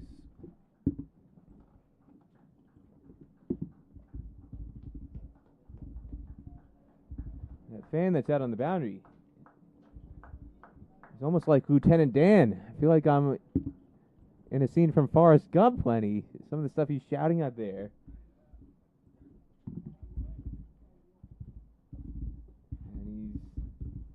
Trying to keep it thematic too with his support for certain players, and you can tell he's an American with his automatic go-to rallying cry for Cameron Stevenson. When Stevenson has been charging in, he's been shouting out there that Cameron Stevenson, as we see the replay again, going way too far across his stumps to try and flick this over final leg with final leg up in the ring. You can understand why he wanted to play that shot. All he's got to do is get a little bit of bat on that, and Nisarg Patel has no chance to cut that off. It's going to be a boundary, but roll behind his legs, top of leg stump. There's such a thing, aiming for the top of leg stump. Usually you want the top of off stump, but in that kind of shot, top of leg stump is way more effective. Brings out Zawar Farid. Yeah, Farid, one of the men I forgot was in the 11. There's the 3 bowlers left after him. And he's going to ramp Netravalkar from his very first delivery. He's an aggressive player, Farid. Runs and wickets aplenty coming in this over. Could well have been 2 wickets, but helped over his shoulder. What a start from Farid. That's what Basil Hamid was trying to do on the previous ball. Again, you can understand why they were trying to play that shot.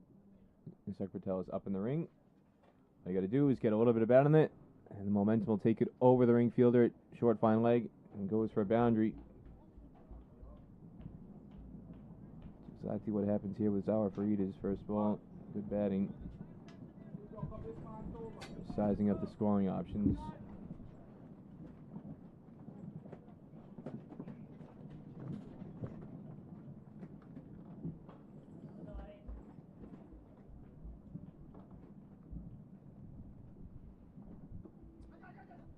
Quick call of yes. 4 to go. All the 2s on the board. 2-2-2 for 6.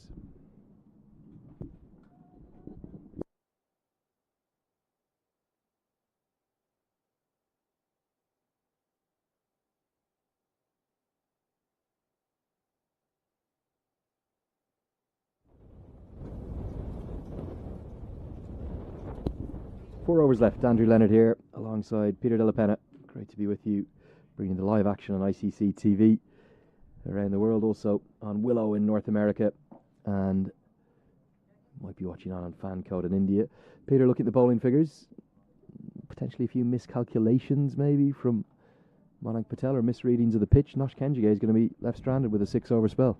Well, this is what happens again when you've got too many overs. Sometimes you lose sight of the options, your primary options. And again, I talked about earlier, Stephen Taylor, the longer that Ariane Lacroix was at the crease, the longer that would keep some of the other frontline options out of the attack. They wanted to keep Stephen Taylor bowling because he's good at getting left-handers out, and with the left hand at the crease, they wanted to try and tie down the scoring. But the longer Lacroix was at the crease, the more that Taylor bowled meant the less overs that Kenjige or Nisarg were going to bowl.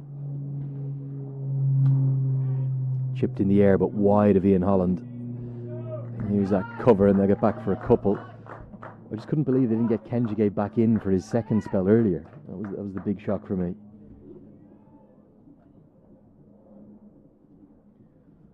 Well, he was on the boundary waving his arms, looking like he was going to warm up for a while, and it just never happened. 1 over back. He was in such a good rhythm in that first spell, too.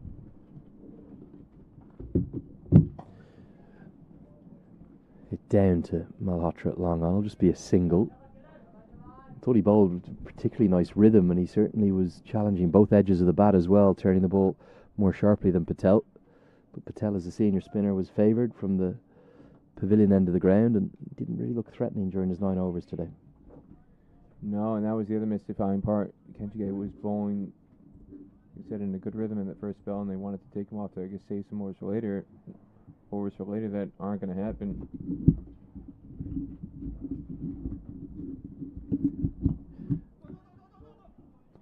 Two is the immediate shout, and they're not going to take on Sushant Madani's arm. He's a good day in the field. But USA on the whole, with the exception maybe of the 2 dropped chances, well, 3 dropped chances if you're very harsh on Manak Patel, they've been pretty good. Their ground fielding's been effective. Every run is going to count here in this chase, you'd suspect, Peter. We were talking before on doubling the score at 30 overs. That was never ever going to be enough. They've gone well past that now. I thought 250, 260 was within reach, and they can still get there.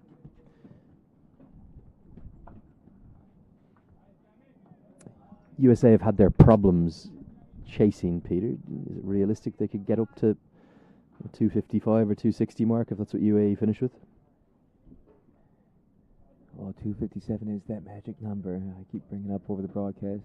They haven't chased anything more than that in their history, and even that was on one of the tiniest grounds ever sanctioned for international cricket, Kowloon Cricket Club in Hong Kong. Goes over the head of Taylor. The kitchen sink was thrown at this one. He's not going to run away for 4. Will they get a third? They're not going to take the arm of Kenjige. That's excellent fielding again. Surely a cast iron 3 there, but Farid and CP a bit slow on the turns. They just get 2 more runs. Well, regardless of how good Kenjige's arm is, that's the deepest boundary in the ground. You have to run a 3 there. No excuses not to come back. Just poor recognition of the boundary depth.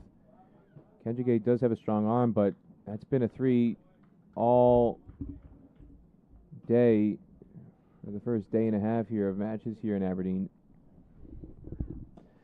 Glorious. One of the most sparkling strokes you'd ever imagine. 6 from the moment it left the bat. It was a good length, probably not even that full. Hit on the up by Zara Farid.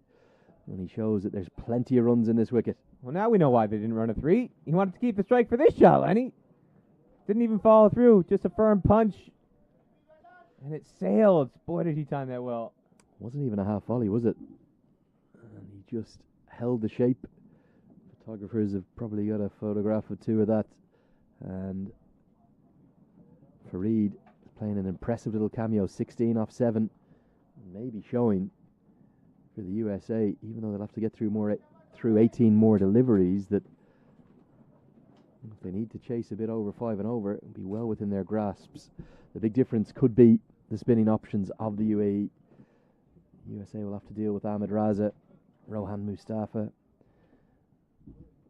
Basil Hamid, and maybe the debutant might be toss the ball as well. Ariane Lacroix. 3 to go. Can USA restrict things? Keep UAE under 260. And this is a sequence where you do miss Ali Khan. We talked about it before, trying to replace somebody like that. Traditionally, the death you would see. Direct hit, and David McLean gives it not out. So it's going to cost a run. More impressive fielding from USA. Stevenson affects the direct hit, but cannot get the decision in his favour. Live, I thought that was out simply because I did not see Rizwan CP ground his bat at the non-striker's end. I thought he gave up because he was going to be out. David McLean, well, I guess he was in. Cameron Stevenson looked a little bit stunned. He was given a casual celebration, I think, because he thought it was so easily out. Given not out, though.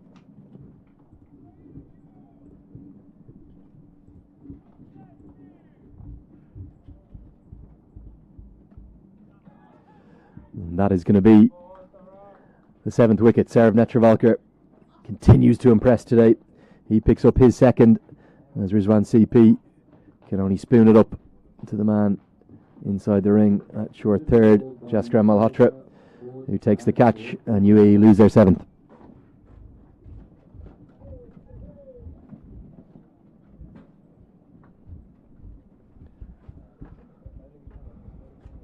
Well, that's wicket number 91 in the career of Saurabh Netravalkar, extending his all-time lead for USA. And again, that change of pace. The cutters that he bowls at the death, he's not necessarily the best Yorker bowler, but he's good at the death because he can mix up his pace, keep the batters off balance.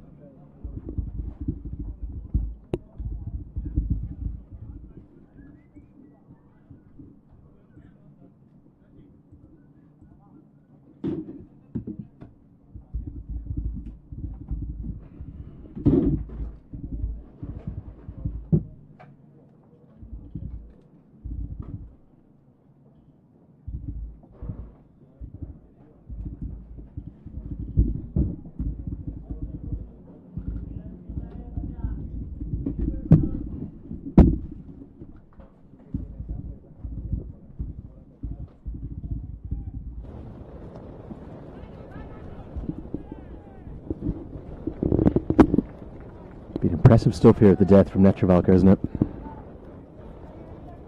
Well, talking about being hard to replace Ali Khan at the death. Cameron Stevenson typically would not be bowling at the death in this situation because you'd have Ali Khan at one end. But Saurabh Netravalkar has shown he's still holding up his end of the bargain in terms of death bowling. Changes the pace again. Not a Yorker bowler like Ali Khan. Ali Khan is all about the Yorker. Netravalkar is all about the cutters, the back of the length cutters, slower balls, slower bouncers. It makes him so hard to get away here at the death.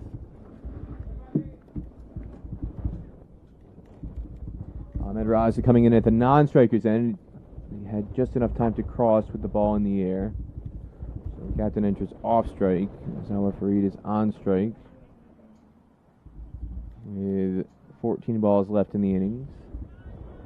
14 singles would get that to 250. You can hear that USA fan up there shouting, "The batsmen are tired, come on." Before, when Stevenson was bowling, he says, "Get him out, Stevenson, make him another shrimp on the Barbie." Yeah, brilliant to hear some vociferous support.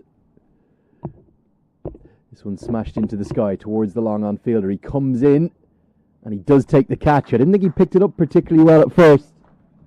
But Gajanand Singh, he's a very experienced cricketer and he uses all that experience. He was brilliant with the run out of Mustafa earlier in the innings. And Netravalkar continues to hammer away. 3 wickets for him.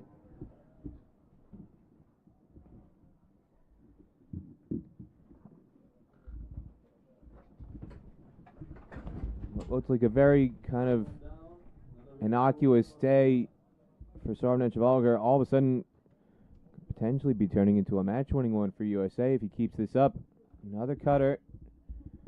Throws off the timing. Ball just doesn't come onto the bat. Gajanand Singh was hanging back on the rope initially before charging forward. He didn't pick it up, as you said, Andrew Leonard, but recovers just enough time. I think he thought Zawar Farid middled that a lot more than he did. Instead, it just kind of went straight up in the air.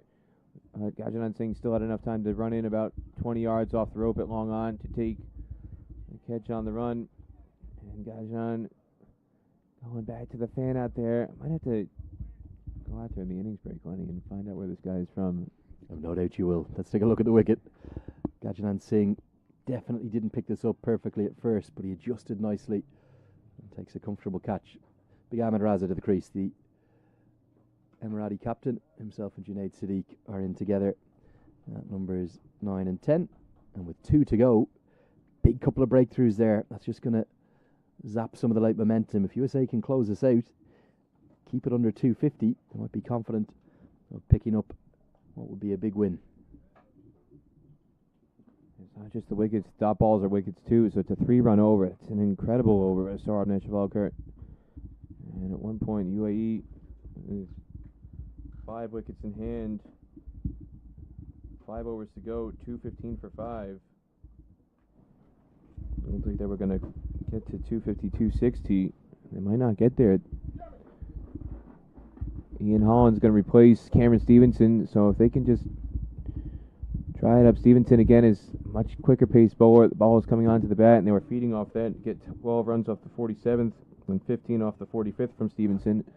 So 27 runs in his 2 overs of the death. Now they're taking him off to go for Holland with those cutters, those changes of pace. Much more difficult to get away at this stage. Yeah, Ian Holland to bowl the penultimate over. As he's worked into the leg side for a quick single. The way Holland's been used, maybe a little surprising. Did you expect him to be given the new ball? No. I thought he'd come in the middle overs at this stage. Maybe Stevenson was so amped up here and the fan out there asking him to put a shrimp on the Barbie that he just was trying too hard to get those wickets. She thought Stevenson bowled with a beautiful rhythm today. Fastest I've seen him bowl for USA. Really impressive stuff. Unlucky to not pick up more wickets. Going to be a run-out chance here. Holland takes on the stumps and can't affect the direct hit. UAE's running between the wickets today. It has been calamitous, Peter. And yet, they've gotten away with it for a good portion of it. How many run-out chances has USA created? We're getting close to double digits, and yet they've only converted 2 of them. UAE could be in far worse shape, and some of these chances been hitting the stumps. They get away with it yet again. Gonna consider a second at first, but Netravalkar's quick around to the crease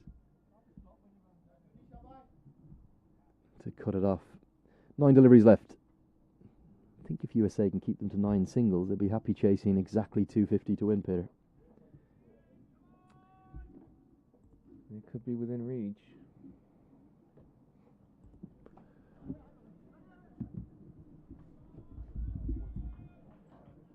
Yeah, I think they just like that pace on the ball. That first spell that Cameron Stevens bowled was exceptional.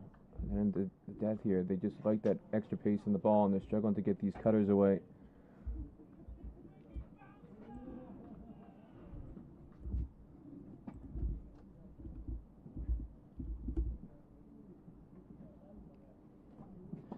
Right into the block hole, driven down the ground. Will just be a single. 7 to go. I think certainly USA just finishing things off really nicely. Will be happier the 2 sides. They'll probably take that little bit of momentum in. Could be just a matter of 1 or 2 boundaries here could make the difference in this match. Like that. That's that 1 boundary they needed. That was such a good over, and it gets ruined off the last ball. And there's been a number of instances in this innings, Lenny, when they've had a last ball boundary. It's such a crucial stat that a lot of teams keep track of. And when you give up a last ball boundary like that at this stage, that can tilt the scales heavily in the final tally. So what really could have been a good over 6 singles, USA would have gladly taken. Instead ends as a 9-run over with a boundary at the end of it. Just getting his length wrong in the slot, and it disappears over wide long off.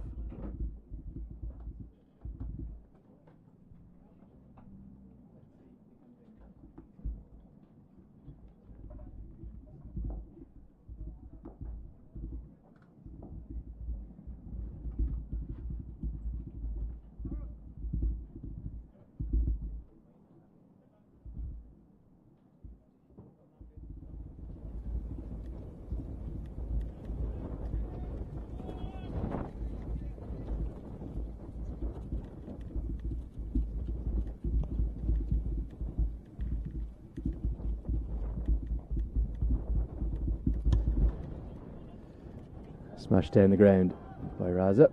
And a slight fumble. And Singh won't be punished, so I'll pick up just the single. And again, Netravalkar, as I said, I don't think he's the best Yorker bowler out there. He's trying to get that one in there. It's a knee-high full toss he got away with. Could have easily disappeared for 4 or 6. He's much better at this age bowling back of the length with those cutters, those slower balls. That's where he causes the most disruption and produces those skyers that go up in the air and are going to bring long on, long off, deep mid-wicket into play.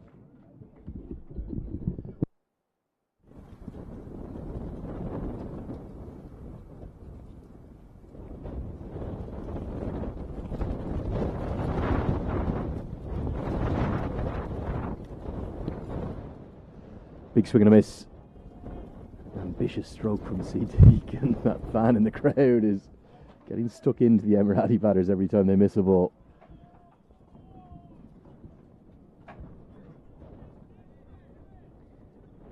Now in the past, USA has brought along some extra kit to give away to a family. But from my camera lens earlier, it looked like he's already got a USA cricket shirt on. He's visited the T10 Sports Shop. Came prepared today. 4 deliveries left. Netravalkar, brilliant change of pace. That's what I mean. That's what he has to be bowling. Yorkers are just not going for him. He bowls that back of the length. That's where he's so special. And they're just way out ahead of it. Junaid Siddiq almost had its time to swing twice there. He was so far out in front of it the first time around. Yeah, we've got a new super fan, Lenny. Phil Melky. I know he's going to be coming out here from Cleveland, Ohio at some point in this tour. He's made plans to come up here. And Arjuna Netivira Singham, who's watching today from London, come out from Sri Lanka at some point. He's going to make the trip up this weekend from London, take the train up to Aberdeen, the Trans-Pennine Express. Massive strike. It's gone high into the sky, but Singh's not going to be able to get there, and it's spun away from him. He was never quite going to be able to get there. He got under it so much. It was definitely more of a lob wedge than a 7 or an 8 iron, to use some golf parlance. And Siddiq gets 2 more. And he didn't pick up that chance again. Earlier he got away with it. He had time because there was a lot more bet on it. The previous chance that went out there to him by Zawar Farid, he had time to recover. This time he was very late reacting again. I think he thought there was more power on that than there actually was. And Saurabh Netravalkar wasn't backtracking either. Just landed in no man's land.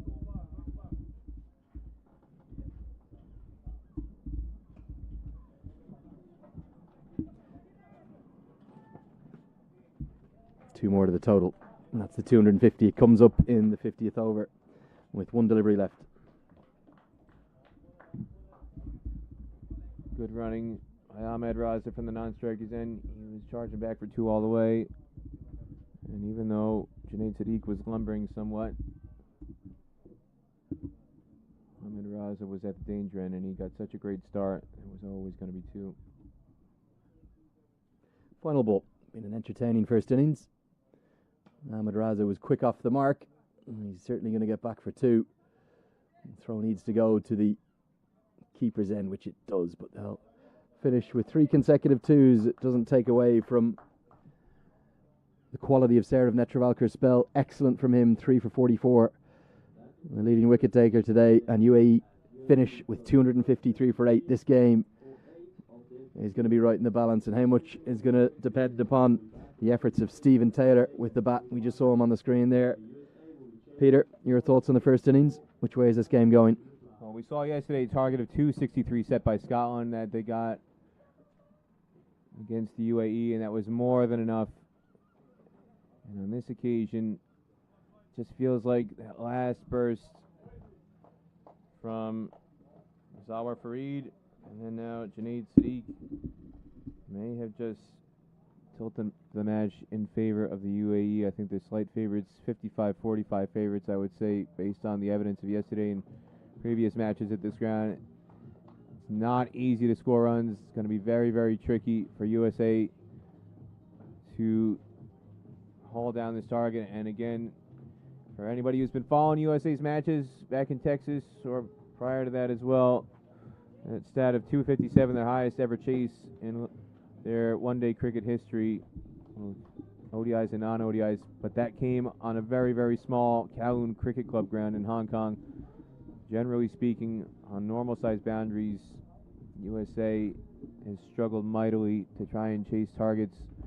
And as I said, I would put UAE 55-45 favorites based on the evidence of yesterday. Our target of 263 was way beyond difficult to chase. And that last burst just put UAE into a winning position. Let's take a look at the cards before we let you go. Really entertaining innings. Good efforts from the two youngsters. 84 on debut in particular for Aryan Lakra before he was unlucky to be run out. And then Rohan Mustafa, the other run out. But Chirag Suri, not his day, only made 7. Verdi Aravan, 53 for him. Good contributions late in the innings, and they needed them. Sarah Farid and Rizwan CP in particular scoring at over a run a ball. And for the American bowlers, maybe some surprise to only see 6 overs for Nosh Kenjigate. 6 overs, none for 22 for him, but the pick of the attack, certainly Sarav Netravalkar. 3 for 44, and good figures too for Stephen Taylor, 1 for 33. Cameron Stevenson thought he bowled really nicely today, and his figures probably don't indicate just how impressive he was. 1 for 56, bit expensive. And that means at the halfway stage of game number 2 of this Laserbook ICC Men's Cricket World Cup League 2 series, supported by Dream 11 as always, USA are going to need 254 to win. We'll be back with you with all the action in 40 minutes' time.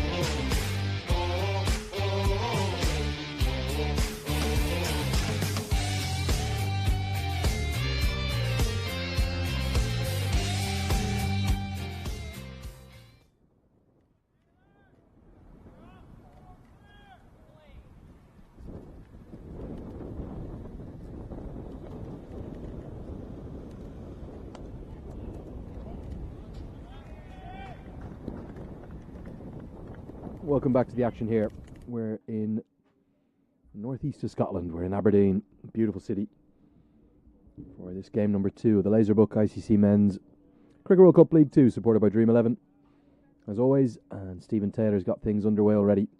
Picks up a single from the very first delivery, Junaid Sadiq, who is back into the team today, having recovered from that minor injury.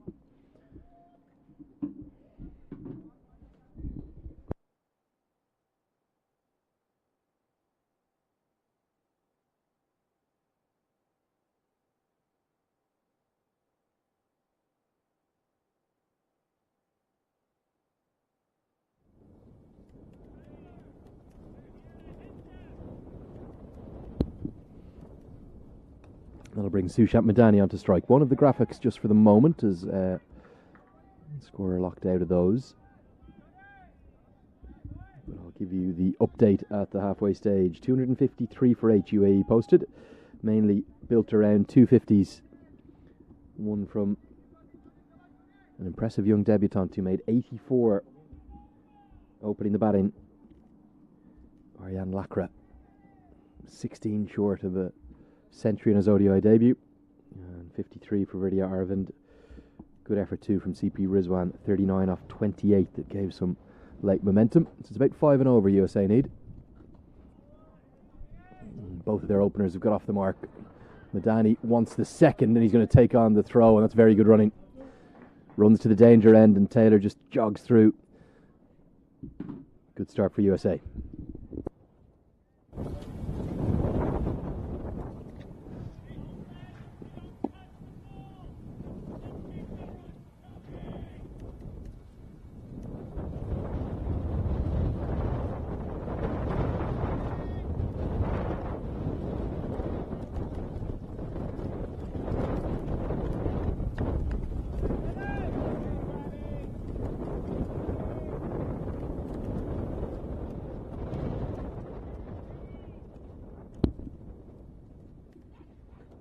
Down the leg side, bit of extra bounce, and it's going to run away very nearly to the rope, and got that particularly enthusiastic spectator screaming out too on the top of his voice.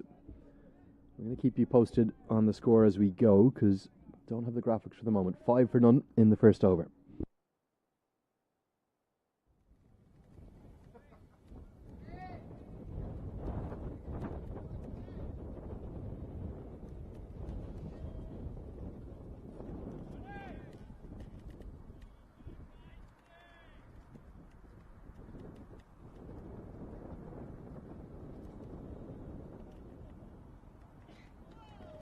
Nicely bowled by Sadiq. Beats Madani outside the off stump. Hopefully we'll bring those graphics through to you in a couple of moments. You just see it there. 254 is the target. Score 5 for none in the first. Do sense that Stephen Taylor is going to be incredibly important in this chase. Form of the stylish left-hander, and will often dictate much of USA's fortunes, particularly because he scores with such fluency at the top. This one thuds into the thigh pad, half an appeal from Sadiq. None of his teammates join him. Get to the end of the first, it's 5 for none.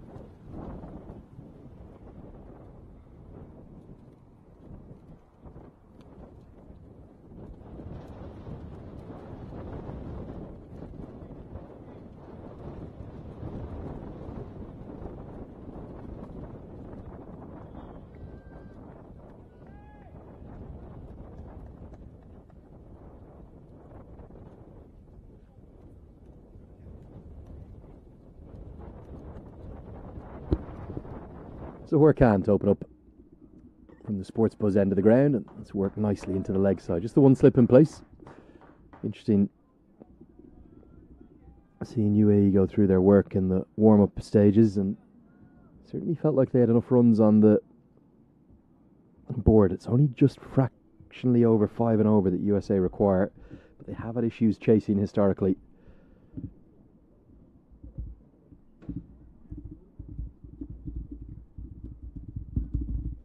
Probably the big advantage for USA, or for UAE even.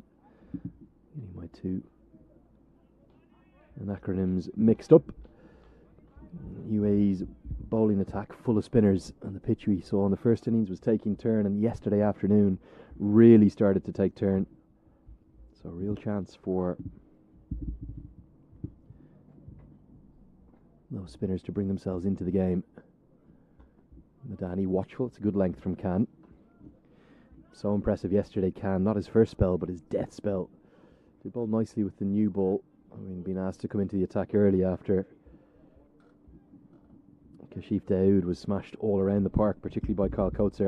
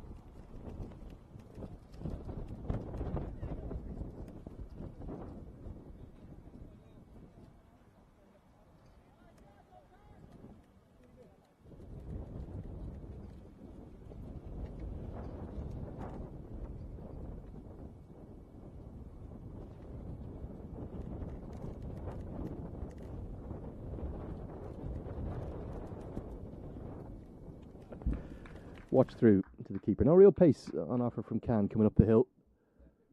And then you'd have to suspect that it was that spell he bowled coming down the hill from the pavilion end, which is known as the laser book end for this series of the ground.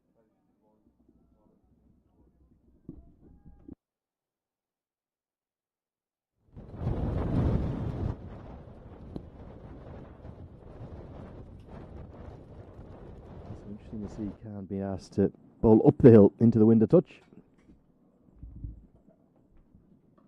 And that's nicely driven, but straight to the extra cover fielder. Two fielders in the cover. That's Basil Hamid, the second of the two.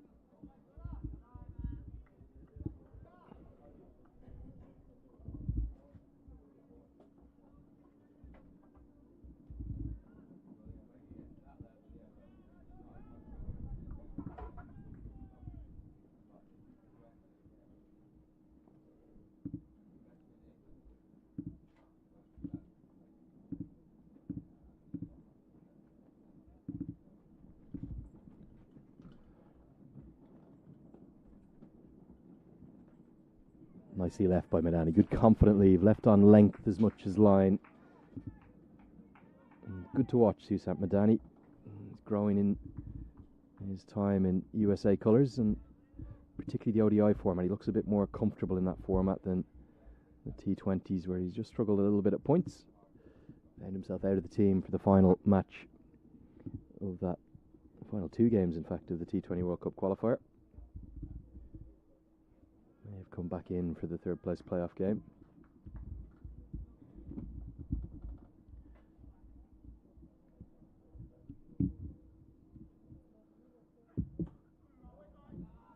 Four dots will close out Khan's first over. End of the second. 7 for none.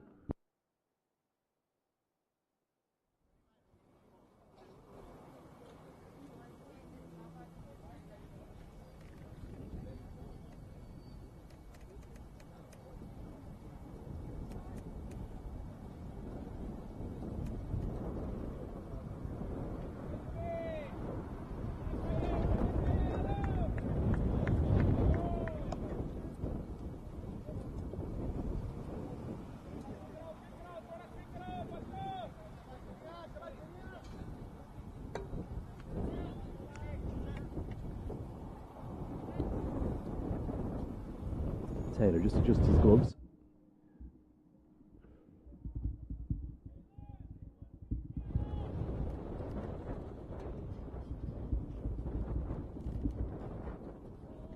Happy to watch that through.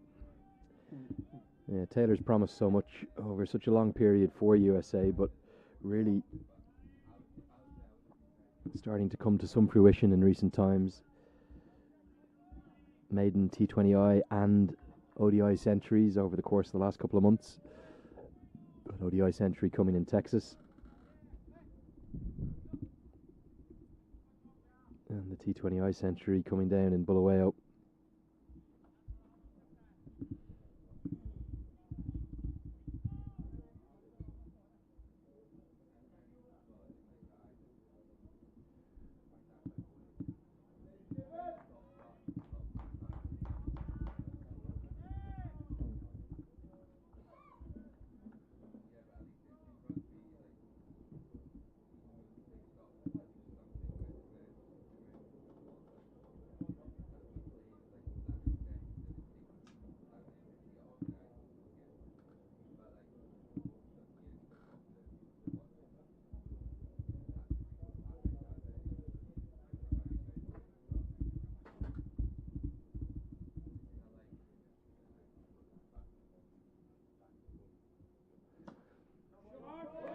Special, very, very special. Stephen Taylor, square drive, just a bit of width.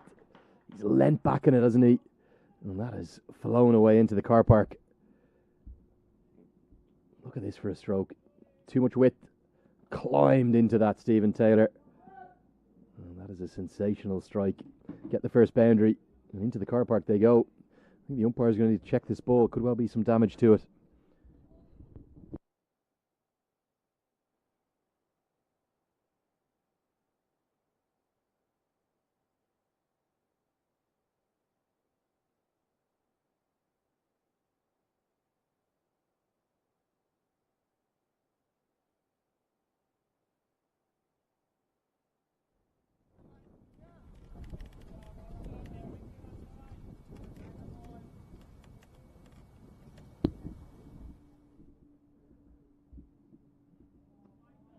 Watchful from Taylor and giving us a wide, much to the surprise of Junaid Sadiq. Two standing umpires today, both from Scotland. Nice to see David McLean out there. He's at square leg, always inquisitive as to how he's going with his decisions. Standing alongside Ryan Milne today. Milne just his 5th one-day international. Only 30 years of age, remarkably. One of the youngest umpires on the international circuit. And David McLean, the 45-year-old, standing today in his 9th one-day international.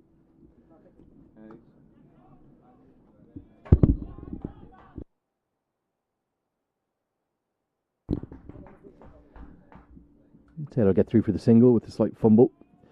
It's going to be interesting in the chase for UAE. Can they field any better than they did yesterday? A little bit sloppy yesterday. And with USA being so impressive with their fielding, picking up 2 run-outs and doing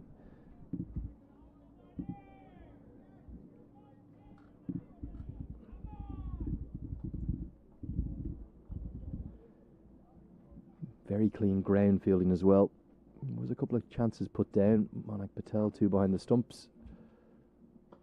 And a slip catch from Stephen Taylor early that didn't cost USA too many, but their ground fielding I was impressed by. Good athleticism, good energy.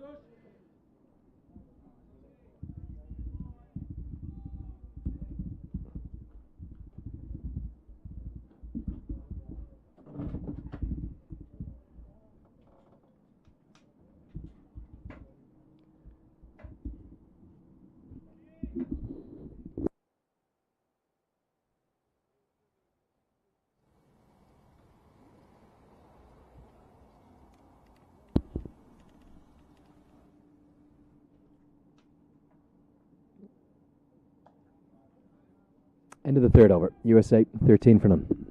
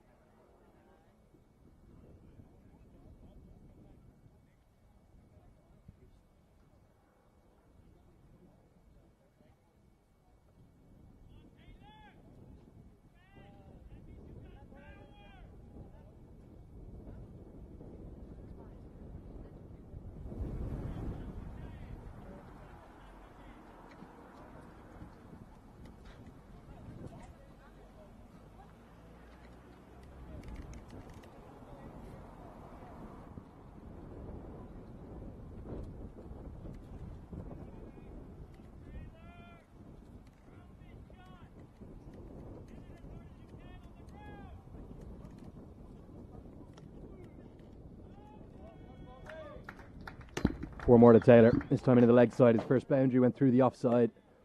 And this time over pitch by Zahor Khan. And right down, you can actually see the shadow of our scaffold where the ball follow camera is located.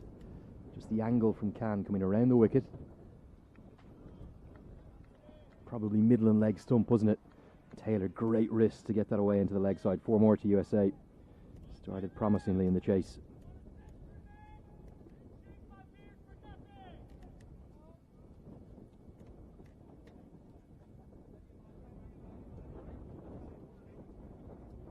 Now, one very raucous American fan.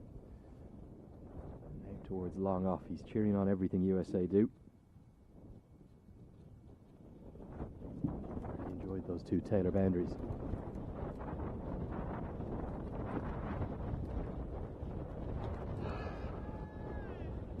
Stifle appeal, just a bit of bat and a bit of pad involved.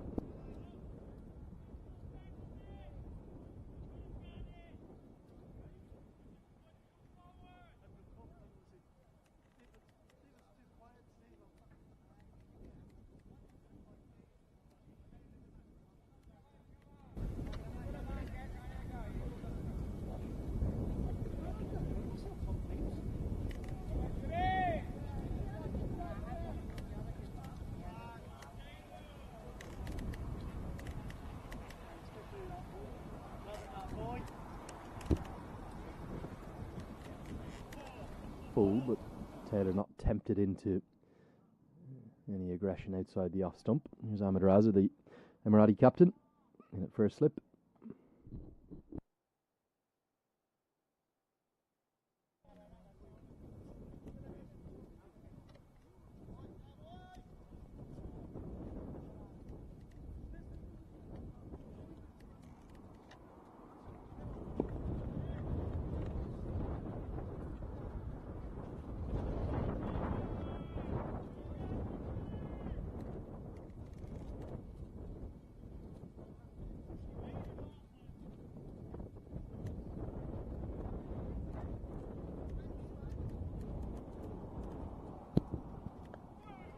Taylor watchful in defence this time. Khan right on the money.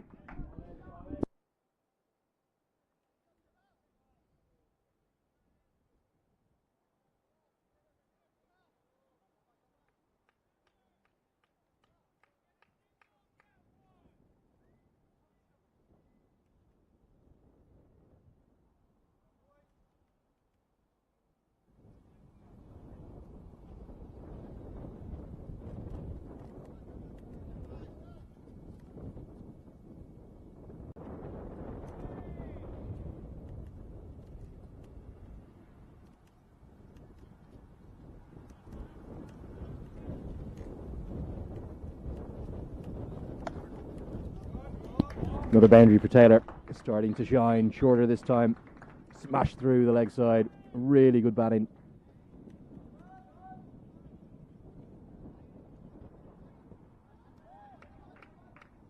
Too short from Khan. Just sat up to be hit, didn't it? Probably about the stump height. And pressure now on the UAE. They know how important a wicket Taylor is. Junaid Sadiq, the fine leg fielder, is going to be brought up into the circle, and out goes the man to cover that leg side. Ahmed Raza is going to come from slip into mid wicket, so much more defensive now from UAE.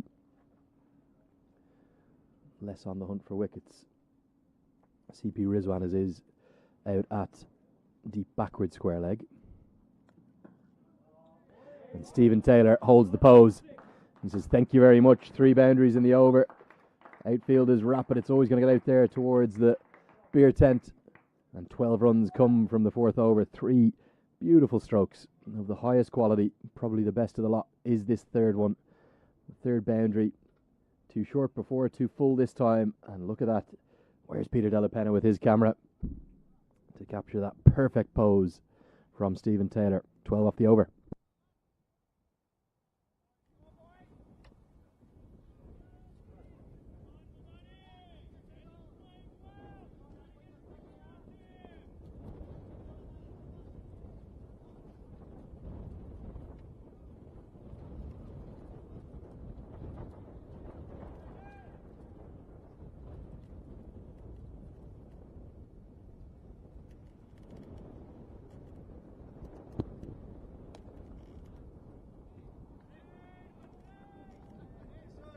confident start for USA. Going exactly a run of ball. 25 for none. Some interesting discussions going on. First slip and second slip. CP Rizwan, Ahmed Raza, and the new vice captain, the youngster. It's the 20-year-old with the gloves, Vritia Aravind, involved in a heated discussion. Maybe discussing the tactics, where they want to turn towards next. They do have a potential 40 overs of spin out there.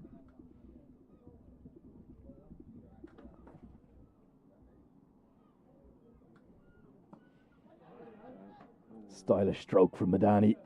Just for a second, the fine leg fielder might have thought he was involved, but it's going to skid off the turf past Sahor Khan. It's a stand-up pull shot, almost a sort of leg glance, wasn't it? Just flicked into the sky, the line, a poor one. And Madani gets his first boundary.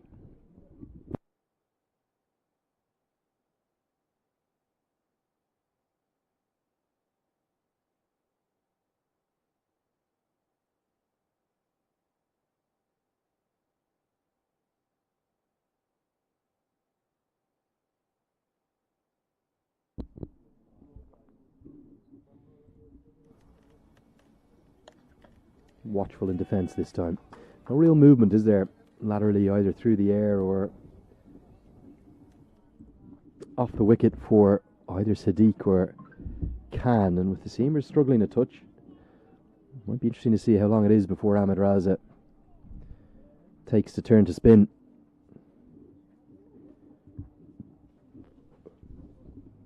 We saw Stephen Taylor introduced with the ball in the first power play.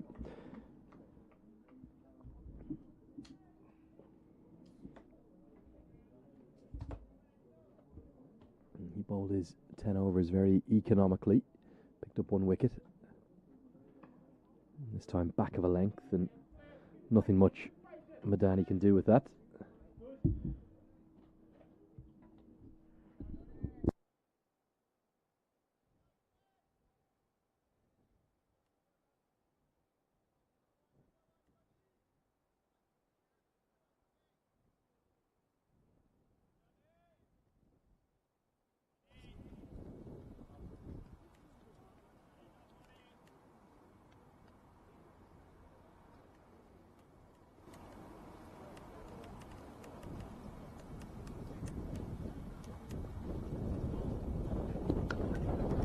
Square drive, and I said the Emirati fielding was going to be important, and probably a couple of runs saved here at backward point.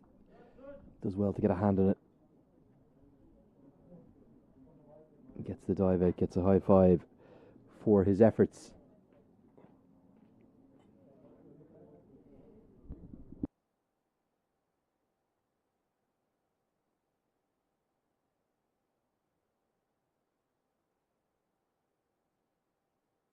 Big Mohammed Wasim it was with the stop at backward point. Dive to good effect. Difficult for an opening batter who doesn't bowl. If you have a bad day with the bat, not a lot you can offer. Someone like Basil Hamid, an all-rounder though, you see on screen there. See him with his off spin later in the day. Driven but straight to Hamid. Here's that extra cover. End of the fifth over. It's exactly a run of ball that USA are going. Not in the chase, that's above what they need. It's 30 for none.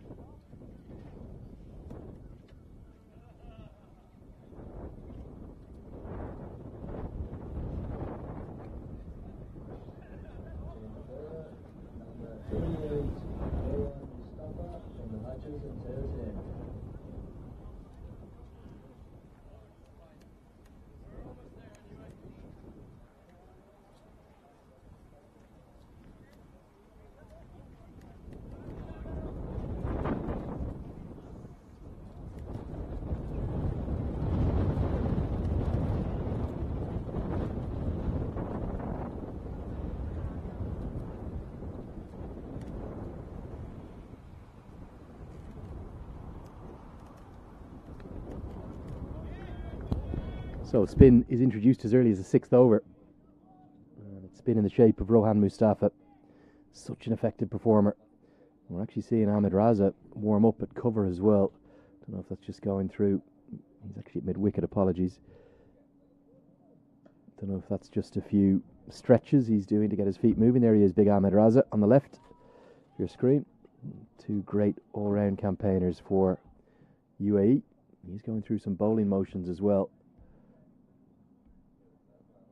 Interesting, just a bit of niggle out there. There's Ahmed Raza, who wasn't happy at mid-wicket that Madani wasn't ready. Mustafa's going to try dart through his overs, just get a bit of control back in the game for UAE. If he could pick up the bonus of a wicket and break this opening partnership, it'll be the dream start for him. Brilliant at the death yesterday, just hit those block hole Yorkers with remarkable regularity.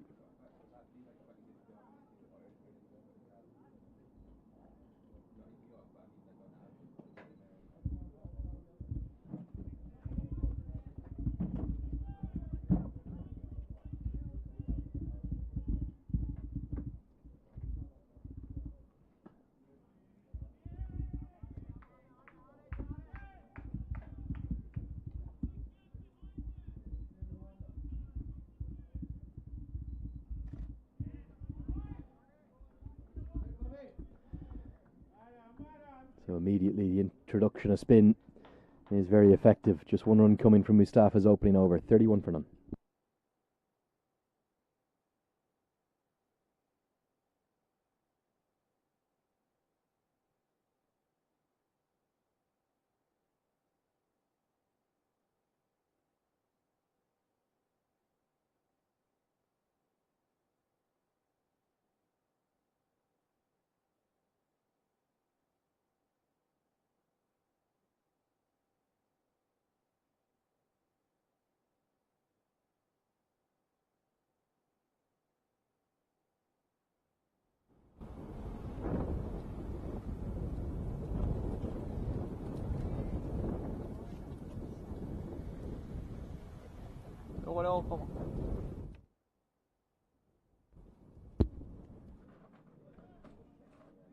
Madani beaten through to the keeper.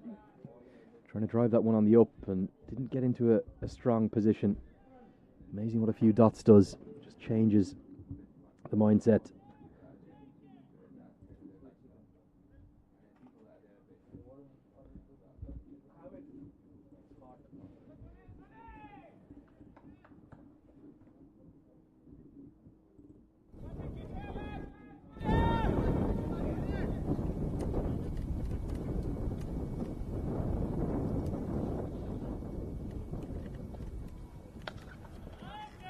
Very stylish stroke, but a good stop at mid-off. Just the one hand from the mid-off fielders probably saved 3 runs. But Danny got a better stride in this time. Solid drive and didn't quite see on first viewing. I think it might have been Chirag Surrey there at mid-off. It was Surrey who gets his left hand out to save 3 runs.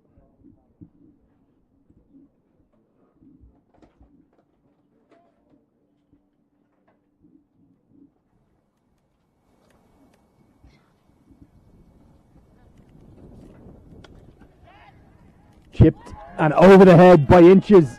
Only inches, Chirag Surrey. Big moment. It's going to run away to the rope, but could this have been the first wicket? Oh, hard in the mouth stuff for Taylor. Just got squared up a little. Didn't get as much of it as he would have liked. And Chirag Surrey, I think he's got something on it, but the catch goes to ground.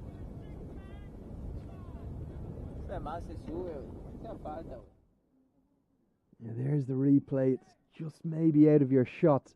I think Surrey's got something on it. I'm calling that one a drop. And Taylor has a life.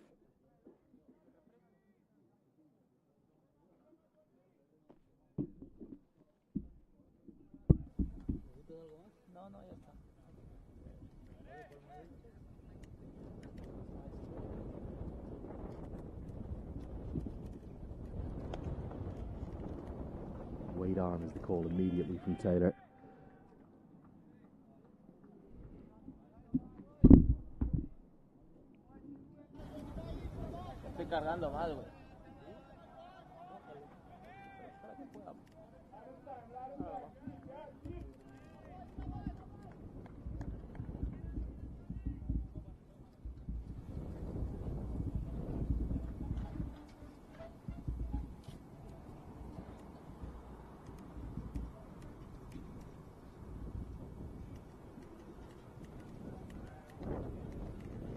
Going to be given as a wide, miles over the head of Stephen Taylor.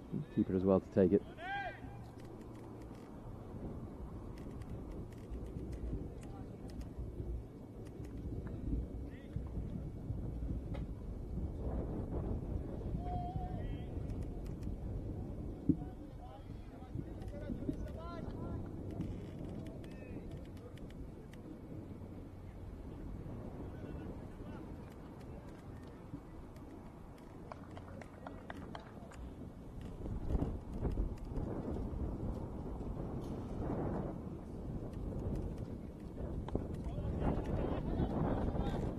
Single's going to be run. Mohamed Hussein, even if he affected the director, I think Madani would have got home despite the slight mix-up.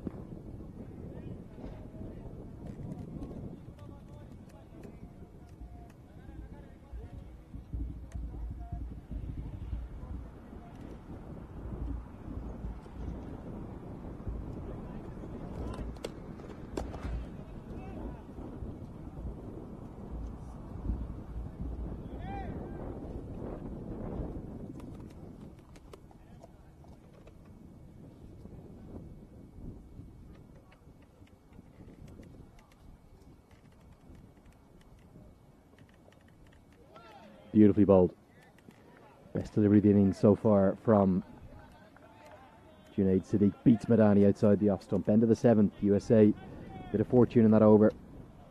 7 gone, 38 for none.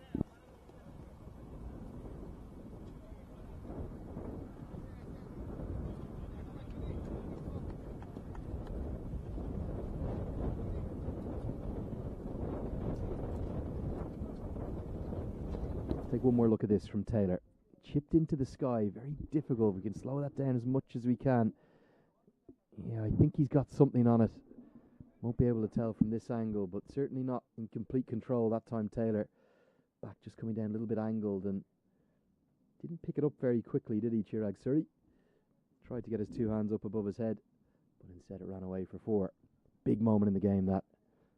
Taylor getting a life.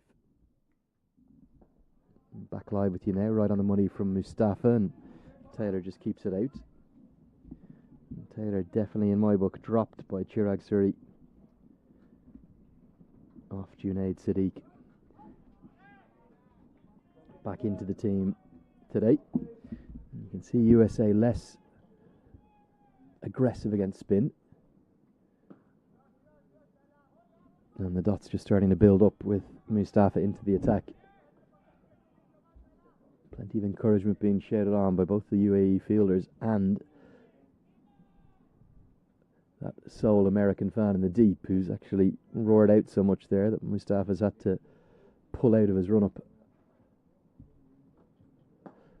Perfect sweep shot. That's going to be 4. Poor line. It'll cannon into the team dugout areas and it'll end up being Jagadish Aaron Kumar who will field it himself, the American head coach. Poor line. Just a flick of the wrists from Taylor. And such is the timing, such is the form that he's in. Look at that, the way it bounced up off the rocks up towards the UAE dressing room. Good batting, follows it up with a single. He's flying here, Taylor, isn't he? 29 off 24. That's why it's such a nice opening partnership to watch. Madani, watchful, very technically correct. And Taylor, so explosive, so devastating with his left-handed batting. USA will be pleased with this start.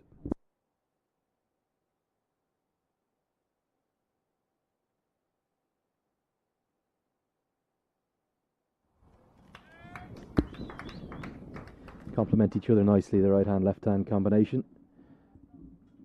For USA, just be hoping that Taylor can stay there. Longer he's out there, naturally the higher their chances are of winning the game. 8 gone, 43 for none.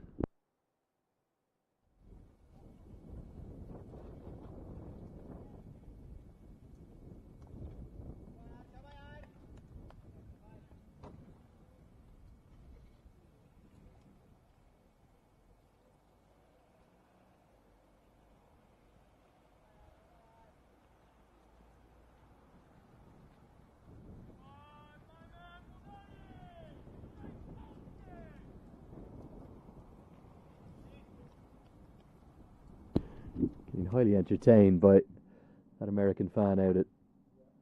He's down at sort of third man at the moment. Let's see if we can get our cameraman on that. Peter Della Penna's over having a chat to him right now. But there's what sounds like an American super fan. He's down having a chat right next to Peter Della Penna now. And he's standing out a mile in that high-vis jacket, just the very top left of your shot, and he's showing off his muscles to Peter Della Penna. He's got the USA top on, and he is roaring encouragement every single ball. The last shout was, "Come on, my man, Sushant Madani." Great to hear the patriotic support. There he is there. He's got a pretty similar hat on to Peter Della Penna too, doesn't he? Bit of a cowboy style to it. Pulled and caught. Not out of the middle of the bat. That's the breakthrough that UAE needed. Basil Hamid jumps up above his eyes, above his head even, just to cling on. Madani, as I look down at his bat, he doesn't understand why he didn't get more of it. And UAE badly needed this breakthrough. Junaid Sadiq back into the team, he strikes.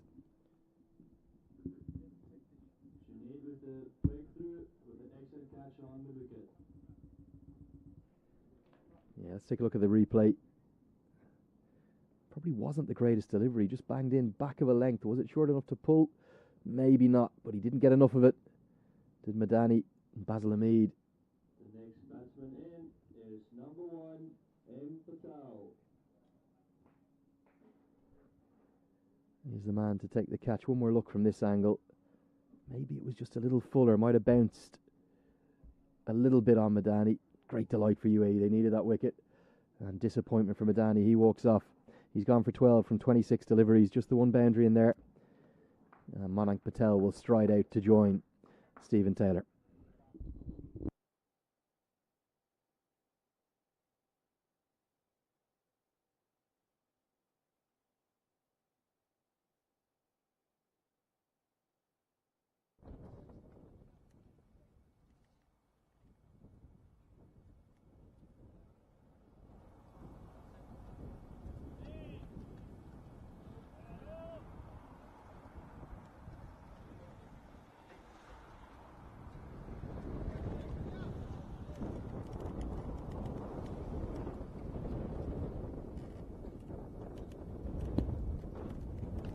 Down the leg side will be given as a wide.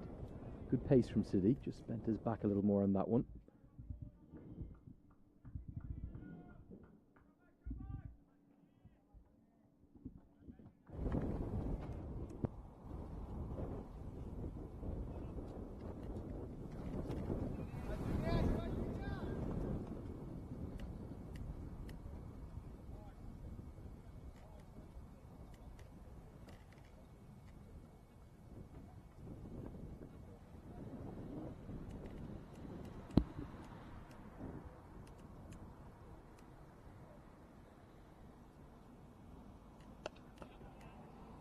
Nice flick of the wrists will get Patel off the mark. I think they're going to think of a second here. And Patel immediately says yes. Very, very fit man. Keeper batter. The captain, the permanent captain in all formats for USA. He replaced Sarav Netravalkar. He's really enjoyed just going back to being one of the troops and bowling all the better for it.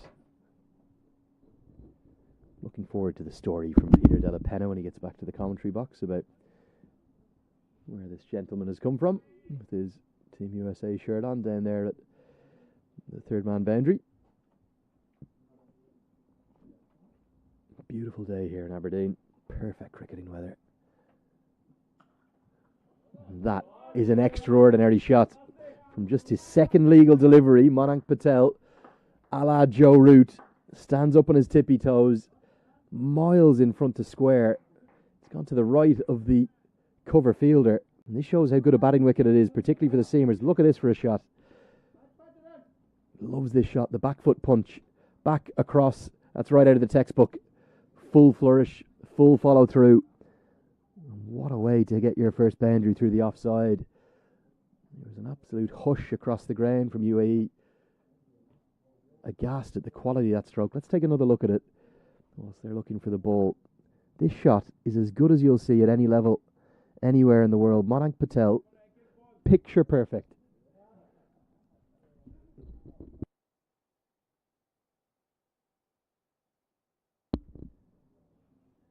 Umpire will take a look at the ball. Let's take one more look at this. This is such a special shot. Wasn't even that bad a ball. Back of a length on about a fifth stump line. And right tall on his tippy toes. Muscles it through. Not for the single, but all the way to the rope. 4 on any ground in the world.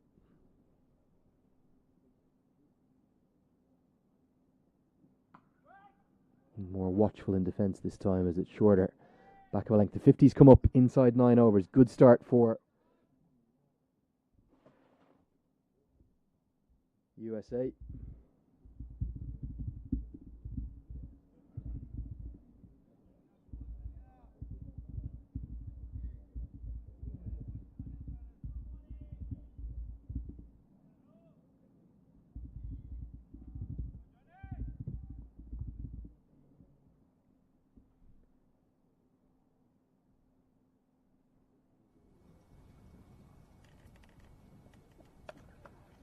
Watchful in defence, this time on the front foot. Sadiq feigns some aggression. End of the 9th, USA 51 for 1.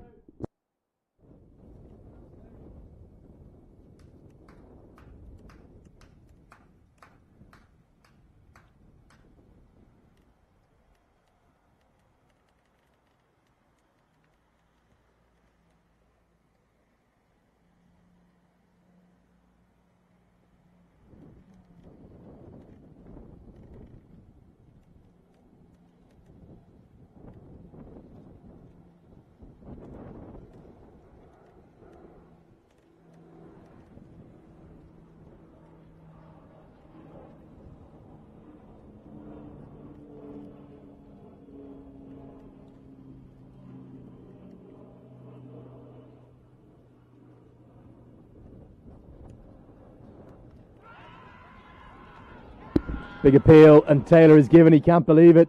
Rohan Mustafa knows that's the big wicket. A hint of 2 noises, and Taylor cannot believe the finger's gone up from David McLean. Gonna have to look at the replay. Let's get that replay.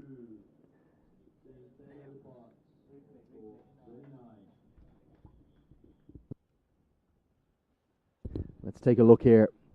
Massive LBW appeal. Won't be able to tell anything from this angle.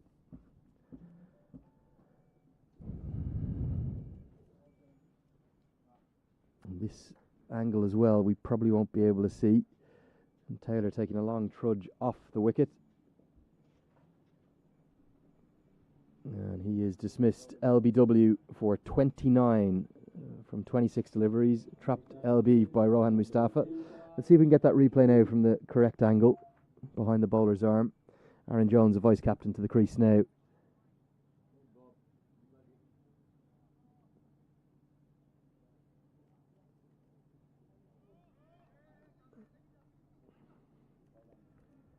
We'll see if we can bring you the correct angle now. Big appeal, but Taylor looked shocked with the decision again. We can only really judge from the reaction of the players. Here we are. Not a big turner of the ball, Mustafa. Darted in.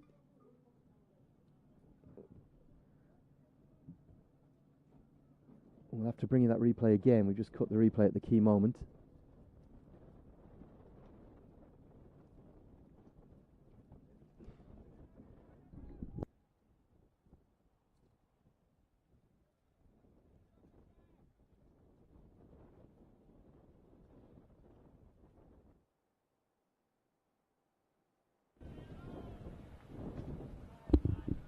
See when we can bring you that replay as Aaron Jones gets ready to take his first delivery from Mustafa. 2 wickets and 2 overs. Concern for USA.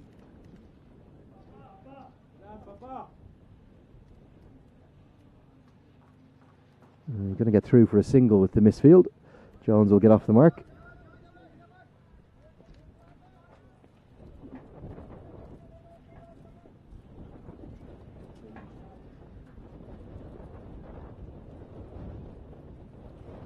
Manik Patel will take strike against Mustafa for the first time.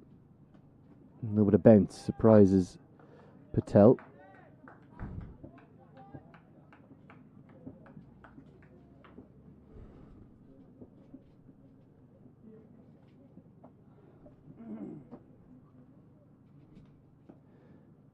Single into the leg side as Patel works it around the corner.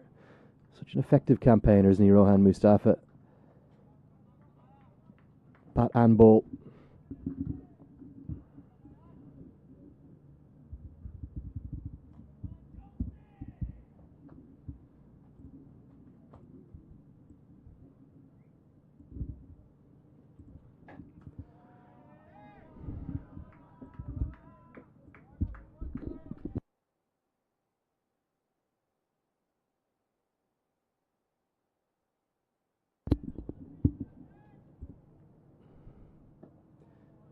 No chance for a single to close out the 10th over. That's the end of the power play. 2 wickets and 2 overs for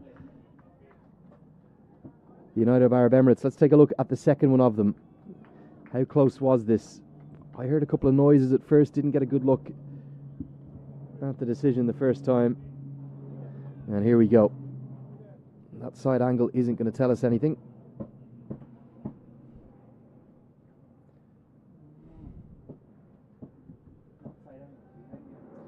And this angle we won't be able to tell much from either.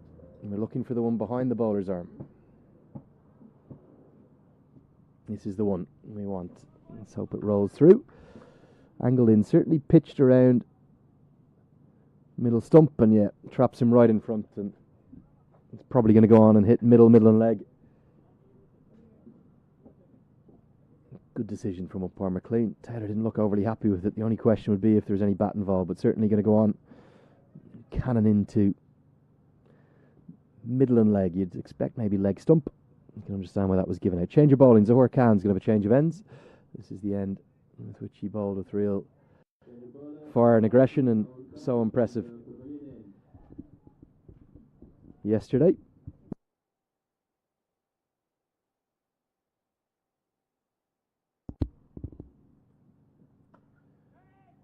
Driven straight to the fielder.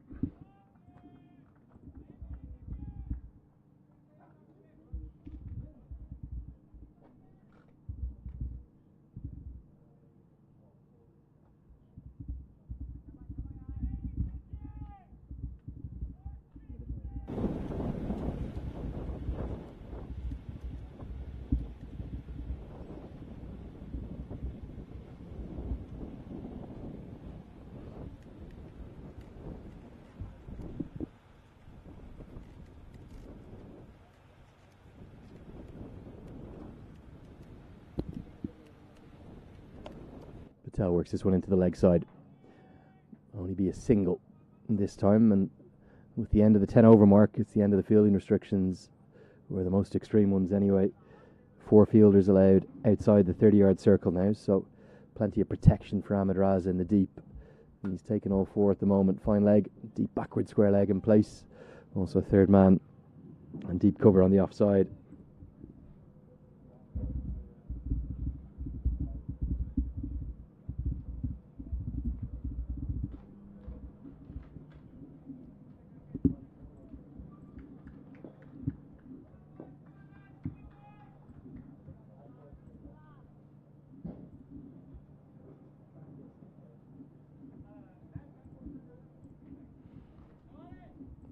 The USA, after such a promising start, they're going to have to find a way to rebuild now. Huge concern losing Taylor and Madani in consecutive overs. Rohan Mustafa.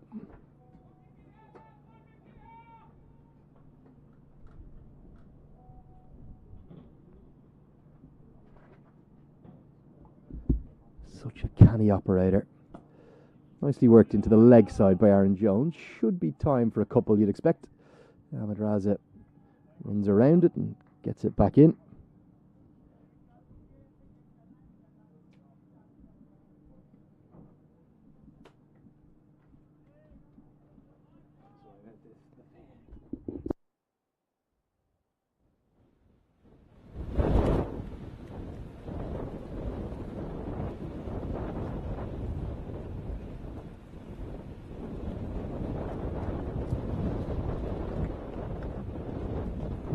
Jones struggled a little bit in the 12 one-day internationals, or the series of 12 internationals. USA playing 8 of those in the Musa Stadium in Texas. This one thuds off at inside edge, I think, and they're to scamper through for a quick single. Jones very quick, as is Patel. Don't have a hare and a tortoise at the crease. You've got two hares with these two operating together. Yeah, definite inside edge. So giving us runs. Angling in from Zahor Khan. And the issue has been for Jones, though, the slow starting nature, but with only 5 and over needed, and Taylor getting USA off to that flyer, might be able to pace his chase just nicely. And Patel has been in very fluent touch in ODI cricket in particular of late. Looks to me like there's plenty of runs in the wicket.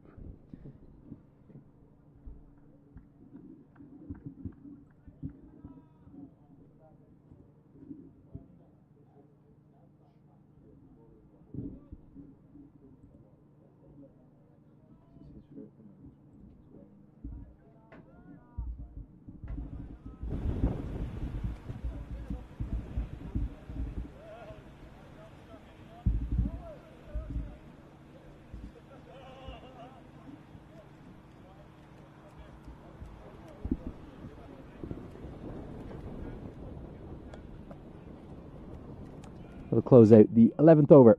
USA 58 for 2.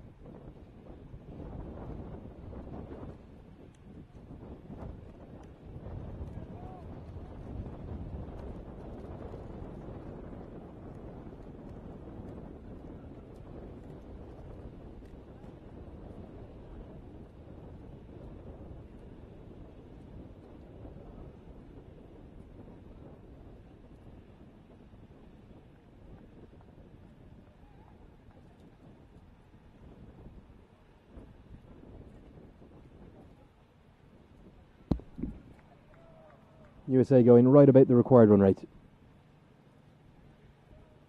As we sent out that search party, sent out that SOS for Peter Della Penna, we managed to find him. He's back into the commentary position with me. Won't ask you the story about this fan just yet, Peter. As Patel edges this one away, no slip in place. They're going to have to run hard here. I think Aaron Jones is going to think about a third, but he's not going to need to because the ball will kiss into the rope. Zahor Khan was really fighting an uphill battle there from backward point. Looked like he was on a treadmill trying to sprint up the hill. And Peter, even though those 2 wickets have come, the runs are continuing to flow for USA. Looks like there's still plenty of scoring in this wicket. Yeah, the wicket is staying more or less true. The bounce has been consistent. It's not been easy, but it's been consistent. Not really much variable bounce, if any. Taylor, always the big wicket, isn't he, when USA are playing? He didn't look overly happy with the LBW decision, but when we finally got the replay up, did look, to me, certainly, that it might have been going on to hit something like leg stump. Yeah, I was at long off at the time.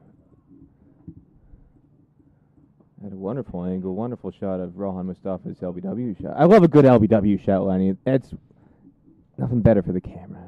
Good LBW shot. Win or lose, the scream. It's one of the greatest photos in cricket I think you can get. But before that, I was focused on the bat. I had my lens on Taylor, the bat on strike, and he looked quite deep in his crease. It's hard to tell from the angle I was at long off whether it was too high or not, or was going to miss the stumps, but he was so deep in his crease. I think that was what may have convinced the umpire that it wasn't much for the ball to travel.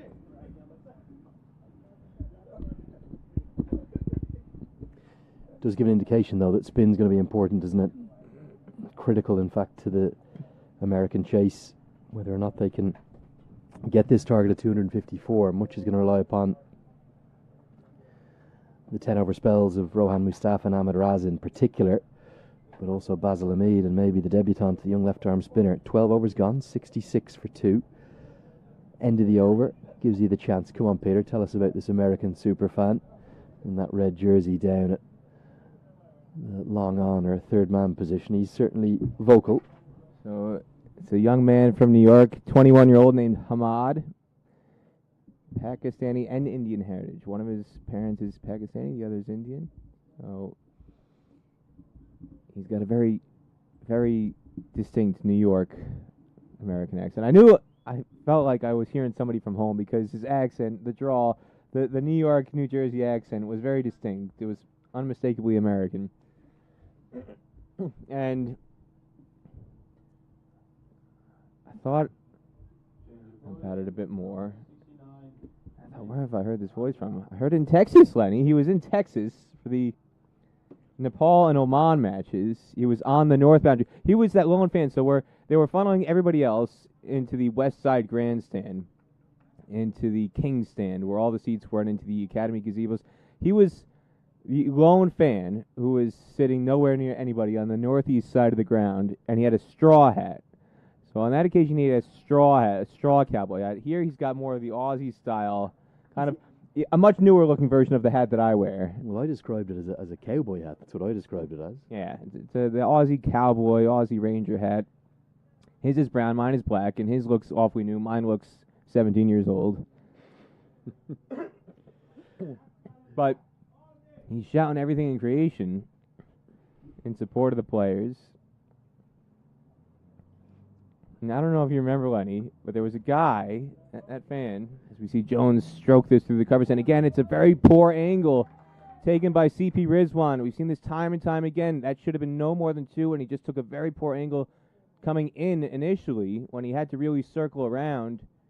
And because he made that initial movement in to try and cut it off and deny the second, winds up costing him an extra 2 runs. Yeah, good stroke, though, in fairness, from Jones. The width on offer from Ahmed Raza. What a demonstration of how fast the outfield is. Understand your point about the fielder. Maybe he should be running along the rope rather than trying to cut off the angle, but it just accelerated across the turf. Jones, who had his critics in Texas for being too slow, is off to a good start, 9 off 9. Oh. His best performances in that series came when wickets fell early and he actually got to take advantage of the power play overs. He was very efficient when the field was up. It was when the field is back in this situation that he started to slow down his scoring rate drastically. And you wonder, he got the boundary there, but as his innings goes along, is he going to be able to keep rotating the strike, or is he going to be soaking up dots to put pressure on his partners? But yeah, Mr. Hamad out there. He was the guy, Lenny, who after play on most days, he would come out to the middle. And because he was standing on the northeast side, that's where the ground staff was. Is he the gentleman who was in an Oman jersey at one point? He was. He was the fan who I said had an identity crisis because he would be shouting for USA, and then he'd be shouting for Nepal, and then he'd be shouting for Oman. He's just a lover of the sport, isn't he? He loves the game. He had the Oman shirt, and he was wearing, I think, a Barcelona hat one day, maybe. Yeah, you're spot on. And because he was out there, that's where the ground staff was. I just assumed he was part of the ground staff. And then, after each day's play, he would come out to the field, and he would have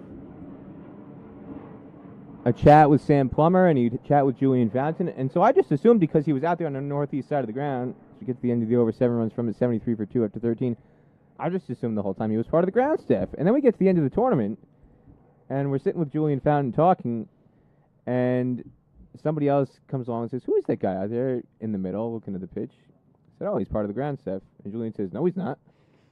"What do you mean, no, he's not?" He says, "I'm part of the ground staff. I know who all the ground staff are. He's not one of my staff members. I don't know who he is. But every day he keeps coming out to have a look at the wicket and talk to us." So were you able to ascertain, is he flown over specially here to Scotland for this series? Well, I mean, how else would he have gotten here for this series? He could have been here for something else, some other reason. Great to hear of a He's fan. the latest super fan, Lenny. He flew out here. He said he saved up his money. saved up his money to go to Texas, saved up his money from work to go to Texas to Pearland for the ODIs. He couldn't stay for the entire tour, so he had to decide between the Scotland-UAE matches or the Oman-Nepal matches, and he decided he was going to come for the Oman-Nepal matches. That was the week he would be able to get off work. And then he's had a bit of a gap. He's had a month and a half to save up some more money. And he said he loves his cricket so much and he loves the USA national team so much, he wanted to save up his money so he could fly out here for this entire tour. So he said he flew from New York to London last night. He landed in London.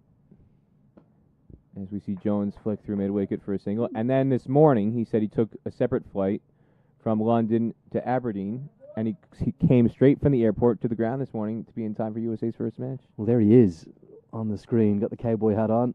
That's Hamad. That's Hamad, the newest USA superfan. He's got the latest USA T10 sports gear on. That red shirt. And he's also showing no ill effects from the jet lag either, is he? As he's full of energy. You also see Jagadish Sharon Kumar just taking a lap of the ground in. I think that's with one of the ICC team that are here. Being full of energy, full of advice as well, and might just be getting under the skin of the UAE fielders a little bit. Maybe giving that USA team a 1% boost out there. Great to hear of him coming in all the way from New York. And he's going to keep his energy going and avoid that jet lag because he's going to get some of Aberdeen's finest beverages over in the tent where they're serving drinks. Well, if he gets a few of those drinks into him, might get even rowdier. Let's see how he goes. Is that what Iron Brew does, Lenny? Iron Brew has that effect on people up here in north of the border in Scotland? Well, we might have seen one of our esteemed colleagues drinking some Iron Brew.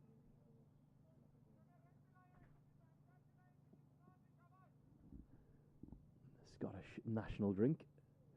They do some strange foods up here, Peter, don't they? You've got the Iron Brew from the drinking perspective, the haggis, and the deep-fried Mars bar from the sweet and savoury food perspectives.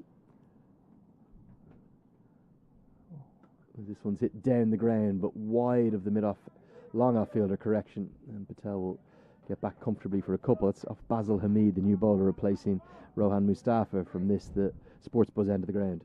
Over pitch and Mononk, so elegant, driving down the ground like that. It's not just the deep-fried Mars bar up here. It's got deep-fried anything. They've got the deep-fried pizza. I'm surprised. The staff here, Cricket Club staff, the IMG staff, they had pizza for lunch. Now, they got it from a chain.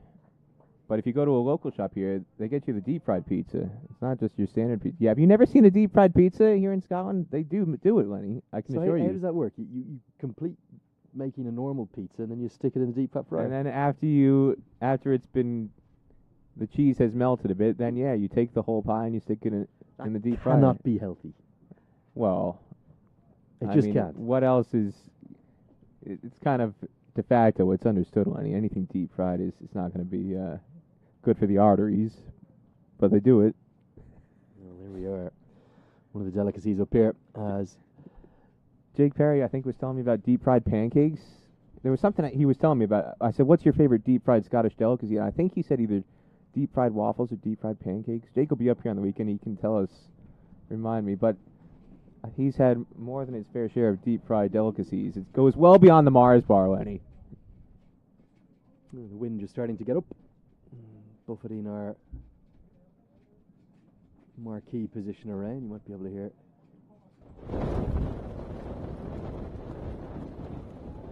a little bit of the noise in the background as this one's punched down the ground.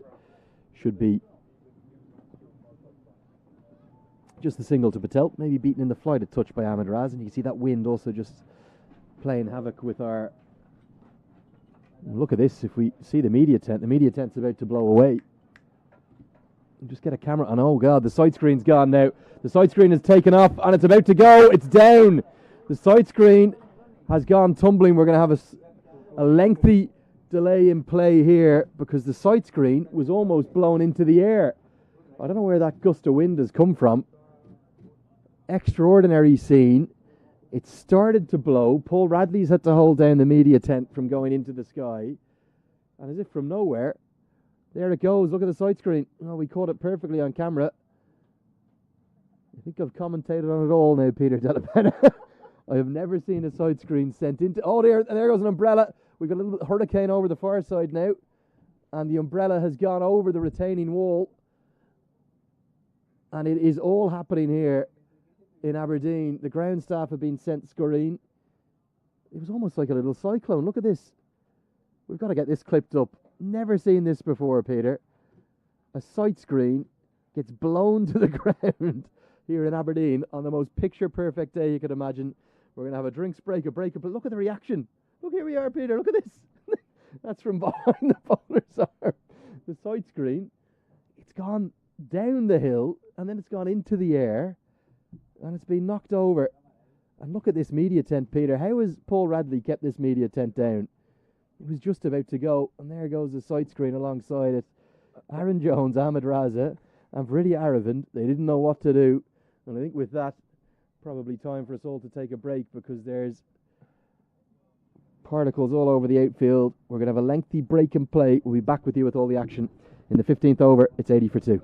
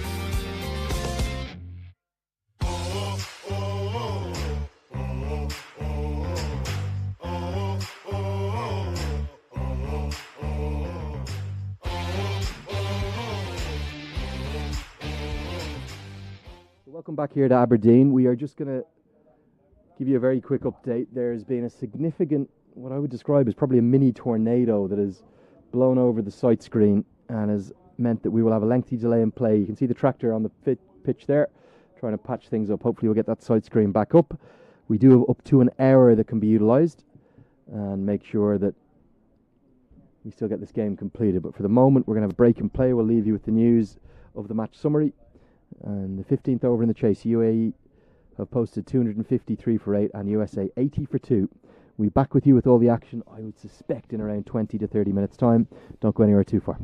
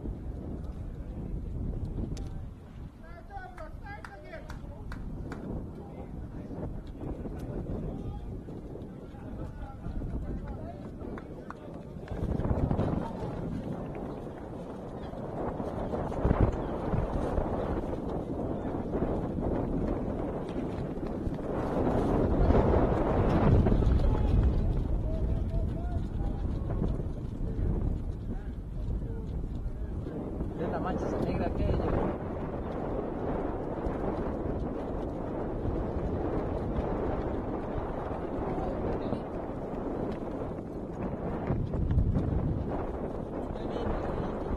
guys, welcome back and a very, very good afternoon. We've had an extraordinary stoppage in play with what I would probably describe as a mini cyclone or some kind of a small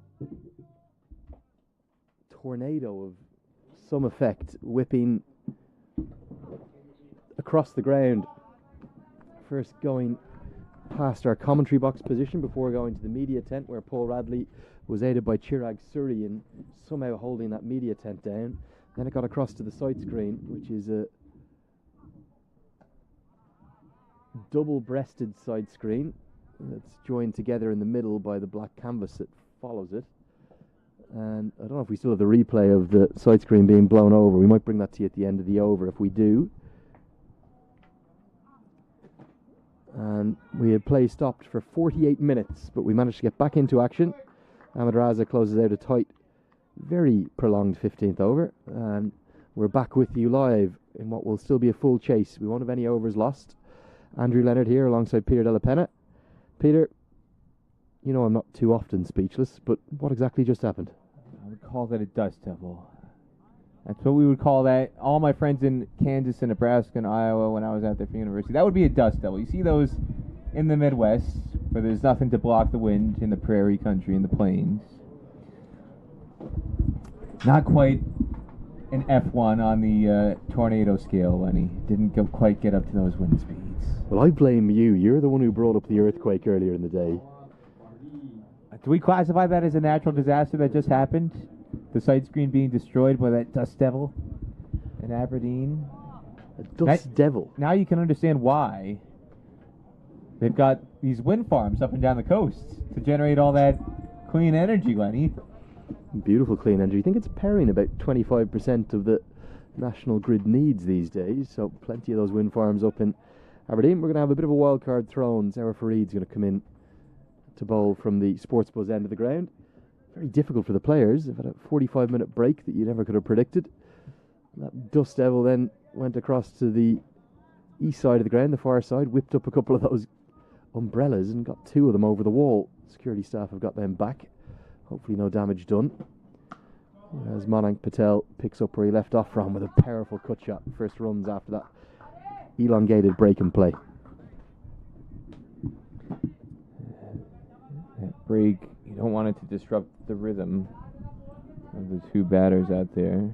Here's a dust devil. There's a picture of a dust devil.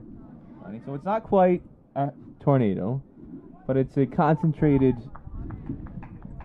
circulation of wind that can produce a little bit of mayhem. Well, it was carnage, wasn't it? Which is what we saw here. I've heard of all sorts of reasons for stopping play, including it being too bright and reflections, and we've heard hail stop play in the United Kingdom before several times, even snow, sometimes early in the season. But on a day like today, you could never have predicted a break in play. But it was a sight screen that was broken into half by the force of that wind, and we now see the resumption of play, and you can see there in the background to the left on your screen, that's the second half of the sight screen. It's just being rested up against the kind of fence there, isn't it? And if we have any bowlers coming over around the wicket, that sight screen will have to manually be moved. Some of the USA players were joking during the delay, especially the guys from New York and New Jersey, including Mayank Patel, Jesse Singh, Saima Kamal, Yasir Muhammad, Gajanan Singh, Kirk Higgins, the manager, joking that these things never happen in New York and New Jersey, Lenny, because there are no sight screens in New York and New Jersey to be blown over. And they were even saying there was so much concern from the Cricket Scotland staff to try and fix it and get it back up right. And they were saying, just get it out of the way. We're used to playing in the grounds all over New Jersey where there's no sight screens. We prefer the green background, so at least we can get the contrast with the trees. It's a white cricket ball. We don't need the black sight screen. We can get the contrast from the trees in the background. So just get the sight screen out of the way. Don't try and repair it. We can play on. We're okay.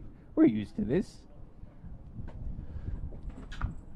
Jones can't get that out of the middle of the bat and can only pick out the backward point fielder. How difficult is it, all joking aside now, for Jones and Patel to in essence, restart their innings. Well, again, I think that break probably helped the UAE more than it helped USA. The USA batters in particular want to keep that flow going, and that 48-minute delay can disrupt things quite a bit. So my biggest concern, if you're watching from a USA perspective, is would wickets fall quickly after the resumption of play, because they've got to essentially start from scratch. You almost treat these two guys going back at it as two openers. Fields into the pad, angling down the leg side. Will be given as leg buys. Get through for one. It was only really the bowler that was interested. I think this always looked down the leg side, Peter. And immediately you could see the umpire, David McLean, moving to the leg side immediately after contact. He had no interest because he was getting ready to signal leg by quite quickly.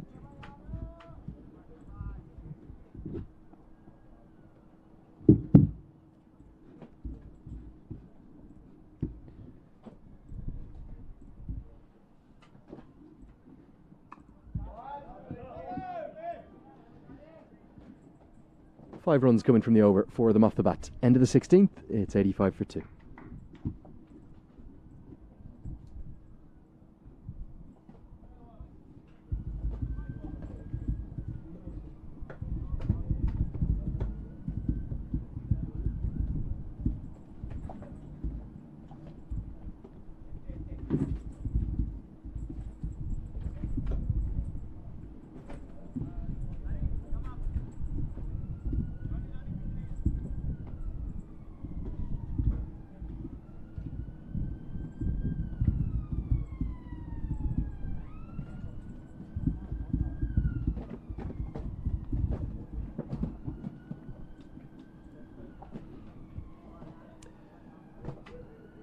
Ahmed Raza is going to take himself out of the attack, bring Basil Hamid into the attack. Why is that, Peter? I thought Ahmed Raza had started nicely, only bowled 2 overs.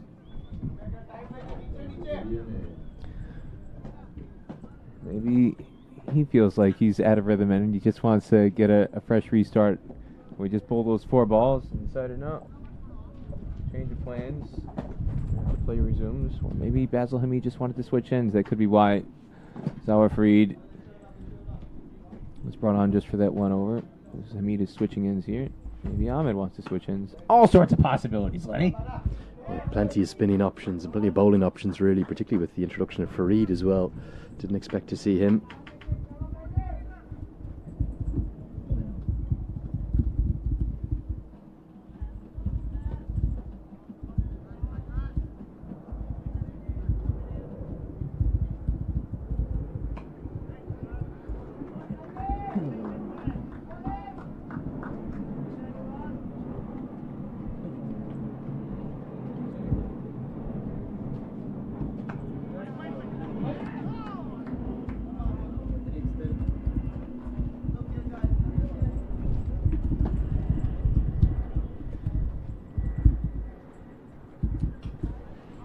USA ahead of the required rate at the moment, going north of 5 and over that they need.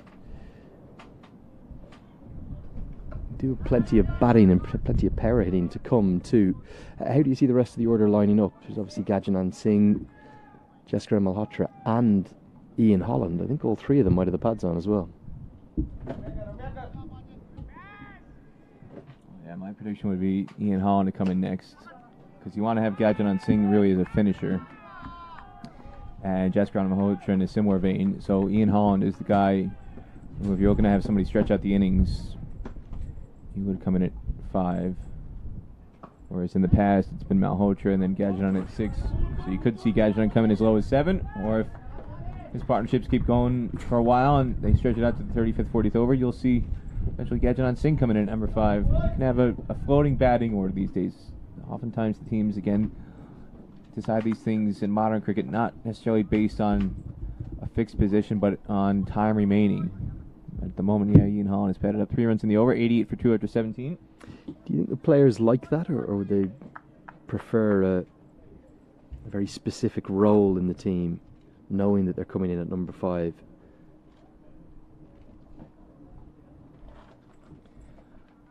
talking to players who go through this, they want to know their position. But I think that's just the traditional mindset. I think kind of the modern analytics way of thinking in all sports, you have to be flexible. You have to kind of adjust mentally and adjust the approach. And you see that in T20 franchise cricket in particular, where Andre Russell, it's not Andre Russell is penciled in at number 7.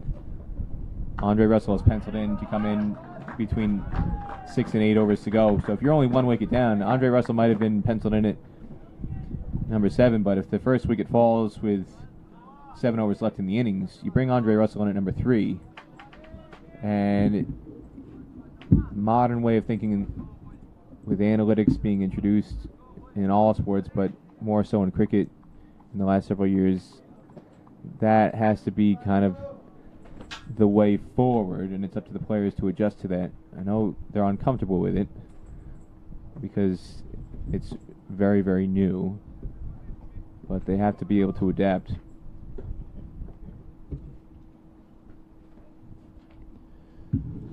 It's just like break and play, as the umpire, I think, is using his scissors to maybe trim something off the seam.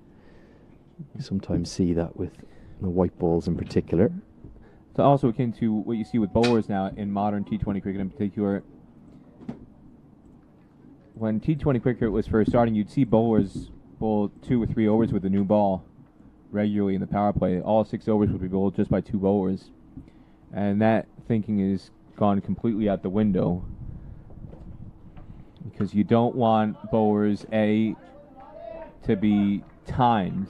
The longer a batter gets to face a bowler, they can time them easier, is the thinking. And also you want bowlers saved for the death. Like, sometimes you'll see T20 matches where 20 overs, you'll never see the bowler bowl 2 overs from the same end. You'll see 20 different bowling changes effectively across 20 overs. And it's to just make the batter as uncomfortable as possible. And it's up to the bowlers. The bowlers have done a great job over the last decade in terms of adjusting. Because if you ask them, they like to be in a rhythm too. As you see Monang flick a single through square leg, they want to get into a rhythm. They want to be able to bowl long spells so they can get in rhythm. But it's not just about them. They've got to force the batsman to adjust. And so you've seen a lot of change in strategy and thinking for these things in T20 cricket, and it started to leak into 50-over cricket as well. Yeah, certainly as a leg spinner myself, Peter, I was always very much a rhythm bowler. You wanted to be allowed to stay on, to get that muscle memory going, to know when you're landing it on a good length. You've got the freedom to keep doing it, not to be taken off. I feel like we got another dust devil on the way, Lenny. The ones are picking up. Keep an eye on that side screen in the media tent. Yeah, there is a member of the ground staff parked up next to that side screen just in case it whips up again. There's actually a couple of them there. You can see them right next to the media tent. I do think sometimes as well, just going back to your point about those constant bowling changes, that they're almost made for the sake of it at times. You gain a lot from your quality of your bowler if he's in a good rhythm with their accuracy. There's that side screen next to the media tent that I don't quite know how that didn't take off into the sky. Down the leg side will be given as a wide. Umpire David McLean extends his arms. USA need a good bit less than a run of ball. You can see the equation there, 163 from 194. Comfortable at the moment in the chase, at least. Yeah, I think they've gotten through that initial danger period after play resumed, where you thought they might be at risk of losing a wicket, trying to get their focus back again. But the first 10-15 minutes of play, they've gone along just fine. Playing a miss outside the off stump. Now, I used to bowl, Lenny, from time to time in club cricket, and I was a spinner as well, finger spinner. And that would frustrate me more than anything. If I was taken off after 4 or 5 overs and I was in a good rhythm, I wanted to keep bowling. Once you're in a rhythm, it takes an over or two to get that rhythm. It's the hardest thing. The most likely time to bowl a loose delivery is in that first or second over when you don't feel like you've got a good grip of the ball yet. Once you're in that rhythm, you want to keep going and going and going, which is why talked about earlier, taking Kenjige off after 5 overs when he was bowling so well. It's a bit of a curious decision. Yeah, not sure how Nosh Kenjige only bowled 6 overs today. In many ways was the pick of the attack. 18 gone for Reid. 3 runs coming from his second over. It's 91 for 2.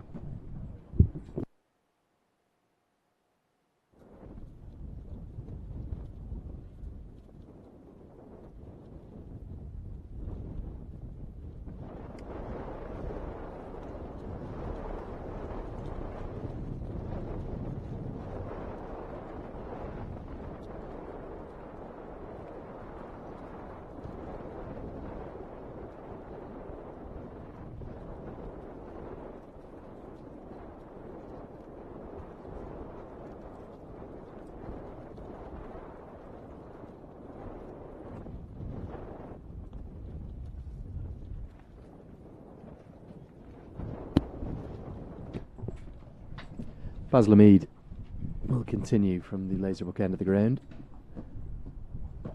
Just pulls out of that delivery. The wind definitely getting up again. Just coming across the ground, isn't it? From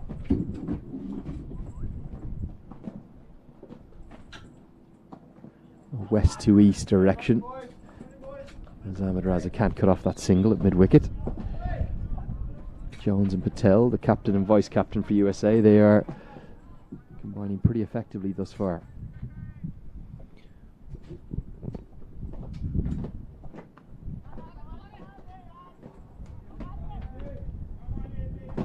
And the concern you talked about before, Lenny, was Jones, is he going to be able to be as efficient in this middle over phase? He has slowed down a bit. He was off 9 balls initially, so his scoring rate is cut in half since the introduction of spin, and this is part of the reason why he plays with hard hands at times. You've got all these gaps in the ring. He can get bogged down at times, and you don't want him to disrupt the rhythm of Monak Patel at the other end.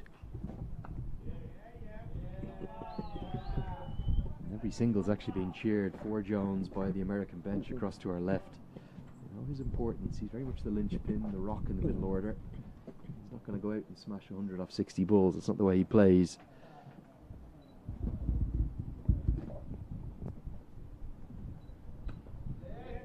He's a very important player in this middle order. There is power to come, particularly Malhotra and Singh, who can score very fluently.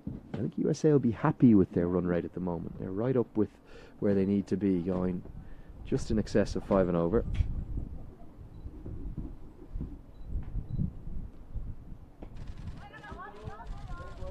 And pick up that single into the leg side. 19 gone, 96 now for 2.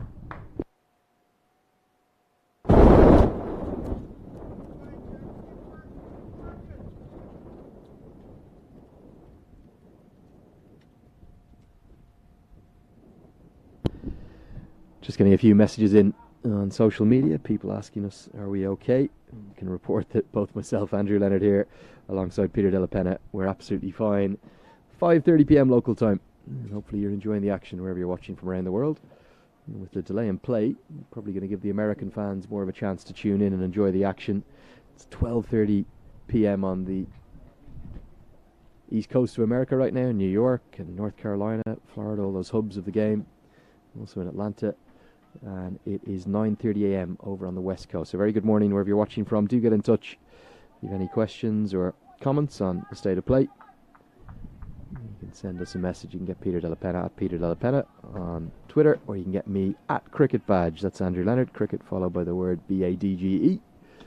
Cricket Badge on Twitter, or also on Instagram, shockingly. I don't know how I've ended up on that platform. As Jones gets back for a couple, but do get in touch. Let us know where you're watching from, and let us know any questions. We'll get to those in the coming overs. What do you think of the state of play? Where is this game going? How important is this match? We take a quick look at the runworm, Peter. I think you'll see USA well ahead of where the UAE were at this stage of the game. And there was that 10 over lull. You can see that kind of from overs 15 to 25. That UAE, you wonder if they'll pay the price for later on. That's when Vriti Aravan was really struggling to get going. Good running this time, despite the direct hit. Jones gets home. And then the fact that Lacra was in such a good rhythm at the other end, only to be run out by Vriti Aravind. And then moments later, Vriti Aravind gets out, hooking to deep fine leg, bounced out by Cameron Stevenson. So not only did he end what looked like it was going to be a sure century from Aryan Lacra, but then he compounded the problem by getting out himself. And that was a very pivotal sequence in the game, or it could be if USA goes on to win this game. That Lacra was not able to keep going when he was batting so well. It took some time for UAE to rebuild. I suppose that's where the positivity will be in the American camp right now. Patel pushed really hard for a second there, but declines it as the 100 comes up inside 20 overs. They're ahead of the game, but they're going to have to keep going and keep building. In fact, they have those power hitters to come. And we've spoken already, Peter, about how important this game is as we take a flash of the table. Third v fourth, it is must-win territory, surely, for USA. Well, they've got a poor record away from home, and their record at home during these matches was not all that great either. But they're going to have to buck the trend from early. The evidence of this competition, they went 0 for 4 in Nepal. Everybody remembers that disastrous tour. They had the 35 all-out match back in February 2020, the last series before the pandemic began. And they didn't do much better in Oman in September, getting just 1 win out of 3. So they come into this with a record of 1-8 away from home, or 1-7 away from home, excuse me, in the last 2 series. And then prior to that, again, they struggled a little bit in the UAE. They only took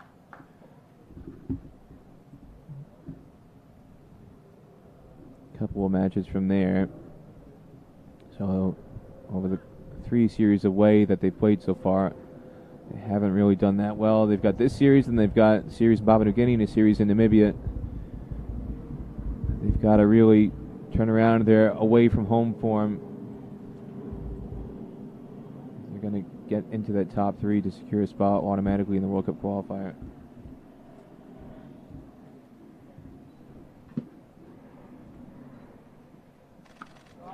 Cut away, going to be 4. 1 bounce straight into the UAE dugout. Too much width from Fareed and the part-time medium pacer. It's been harshly treated. That might be the end of him for the day. Short, wide, punished by Jones. It's one of his bread and butter shots. He loves that cut shot. Slicing it in the air over backward point. And the deep third man fielder was very, very wide. Or very fine, I should say. Had no chance to cut it off. Do really enjoy all of your messages and comments on social media, and plenty of them flooding in. You can get in touch with us at Peter Della Penna on Twitter, or you can get me at Cricket Badge, cricket followed by BADGE. That's Andrew Leonard and Peter Della Penna, your 2 match commentators here. Send us a message, whether that be a tweet or a direct message. We'll get through some of them.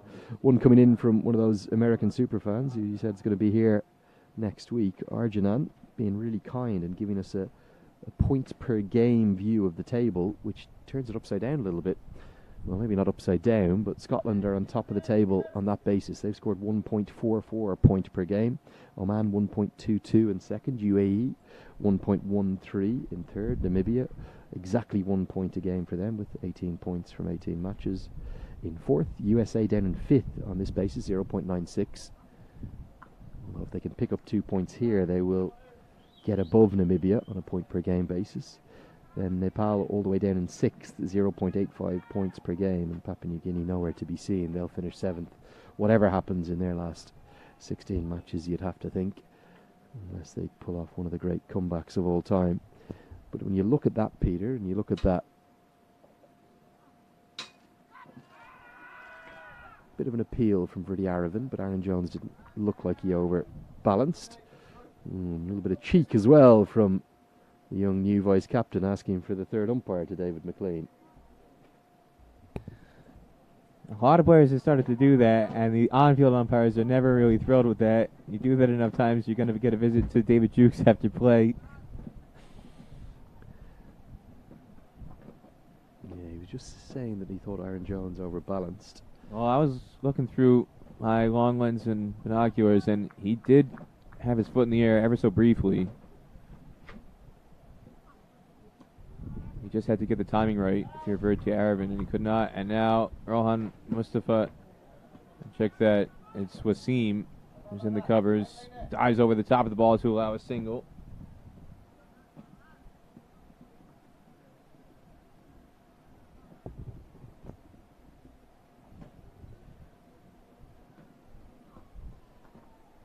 Driven through the offside. Patel continues to be very fluent. Just going back to that table that Arjunan was kind enough to do up for us. When you look at that, I know you said your kind of dark horse in 4th place on that points per game basis is Namibia. But when you look at that with UAE at 1.13 points per game and USA on 0.96, this game is a huge one. Well, more so for USA. UAE can afford to lose. USA cannot. So it's becoming more and more desperate for USA. And no home games remaining. Everything else they play. 11 more after today. Bat involved, despite the enthusiasm from the appeal from Ahmed Raz. And I think he knows it as well against his opposite number. Tossed up. A little bit of turn on offer. Bat. And just pretty close to the pad. Not too sure why there was such enthusiasm in that appeal. Get to the end of the 21st, 110 for 2. Exact same score that UAE were earlier in their innings, but they had taken up 30 overs to get there. USA well ahead on the run worm. Look at that sort of turquoisey worm rising above the lagoon blue of the UAE.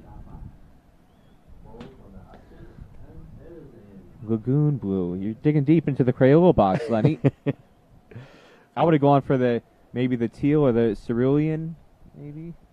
We're all colorblind men, every single one of us. Any of us that claim not to be, we're lying. A slightly bluer than greener. Not turquoise. No, not quite a turquoise, no. Would that qualify as opal? Any Australians out there, can they clarify, is that opal? Rohan Mustafa replaces Zara Farid. Good batting from Aaron Jones. Clearly opening the face, getting it in between. It's a pretty chunky gap, Peter, isn't it, between the cover fielder and the man who's 10, maybe 12 yards behind point on the offside. The reason there's such a big gap there is only 4 fielders on the offside. Very leg side stacked field. And that means Rohan Mustafa has to bowl very tight to the stumps. In fact, we might see quite a few of his deliveries angling into middle and leg. We had that LBW dismissal of Stephen Taylor earlier. He bowls very different stylistically, depending on the stage of the game. Earlier he was giving it a little bit more flight. The later he comes on, the quicker he bowls. We're seeing that a bit now. He's really darting these in flat and quick.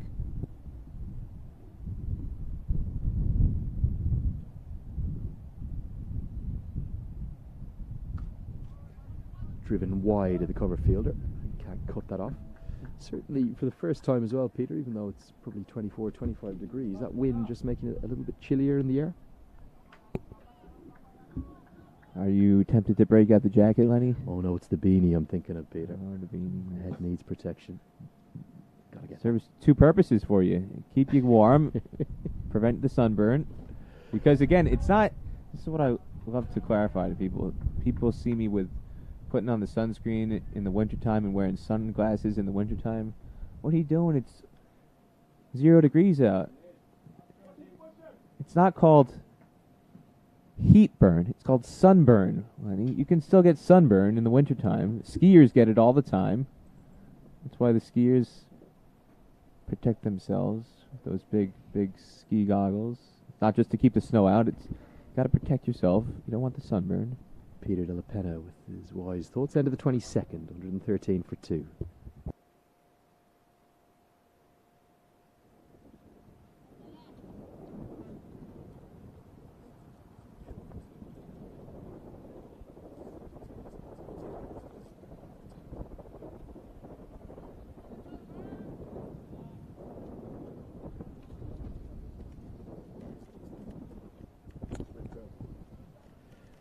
Jones can't get that wide of Ahmed Raza. Yeah, a few fans enjoying a bit of that sunburn that you're talking about. Probably have about, what, 25, maybe 30 fans in around the ground at the moment. A few people coming in after work for this neutral one-day international hosted on Scottish soil between the UAE and USA. UAE winning the toss, choosing to bat first, posting 253 from their 50 overs. Ahmed Raza felt it was going to be enough to defend. He's going to have to bowl very well himself to give his side a chance of that 2 points. Or this, they're bowling it flat and quick. They're not really giving it any flight at all. They're just trying to skid it on and dry up those runs. They don't really look like they're bowling to take wickets. They look like they're bowling to contain. They want to dry up the runs, deny the singles. That's the objective in this bowling partnership at the moment. If they can create wickets through run rate pressure and just drying up dot balls, that's how they feel like they're going to get them. Grunt. After that one's delivered by Ahmed Raza, grunt of exasperation as Patel works it around the corner. Spinners certainly stemming the scoring rate, but you sense that UAE are on the hunt for wickets. They need to find a breakthrough, break this third wicket partnership. And so nearly does from his final delivery. Beautifully bowled by Ahmed Raza. Turn on offer here, Peter. Well, he is getting that hint of turn. Aaron Jones playing inside the line of that delivery, nearly bowled as it's 2 in the over, 115 for 2 after 23, and you can see the state of the partnership. I feel like a sense of deja vu is coming here, Lenny. I feel like the most likely way a wicket is going to fall is by a run out. It doesn't really seem like there's much assistance to the bowlers, and if they dry out the singles and they try and create pressure on these two between the wickets, sometimes two men produce a run out because they're over aggressive. These two are so quick between the wickets. You see Aaron Jones involved and actually in a lot of run outs, partially as a consequence of the fact that he is too quick. The only good thing for Jones, though, he's got someone who's nearly as quick at the other end who's currently on strike, Manan Patel. Their running's actually been very crisp and clear so far. Certainly the dot balls are building up the pressure. Mustafa into his 6th over, and the mid-wicket fielder guesses wrong. He read it, Mohammed Wasim, that it was going to go to his right. It's ended up going straighter and going to his left. And his dive can't cut off the 2 runs he'll concede. Yeah, Wasim paying the price, trying to anticipate a bit too early. He moved way too quickly to his right.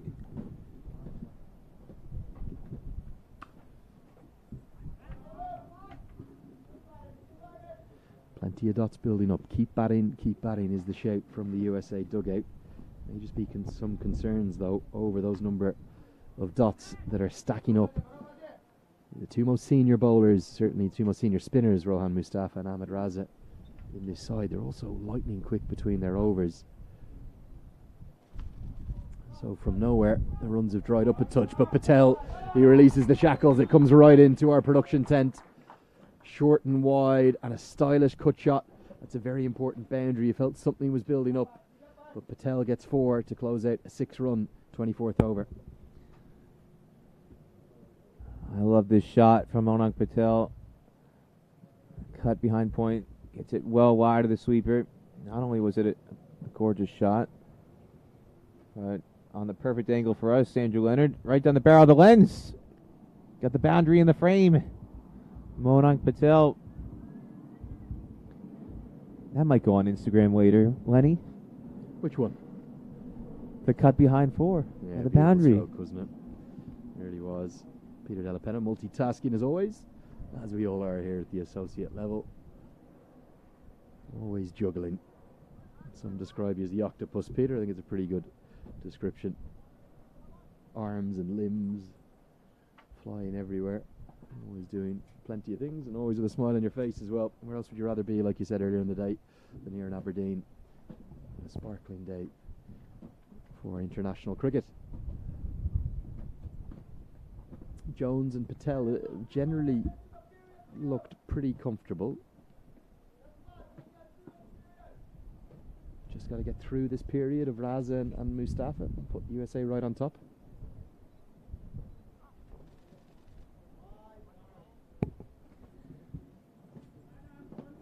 the slightest bit of pressure was building before that boundary. Was the first boundary since play resumed after that sight screen damage delay that happened in the 15th over. It's the first boundary since the 13th over. So they went 11 overs without a boundary. It just felt like the pressure was building ever so slightly, and then Monak Patel was able to release it off that last ball of the 24th over, and that'll just keep that required run rate manageable.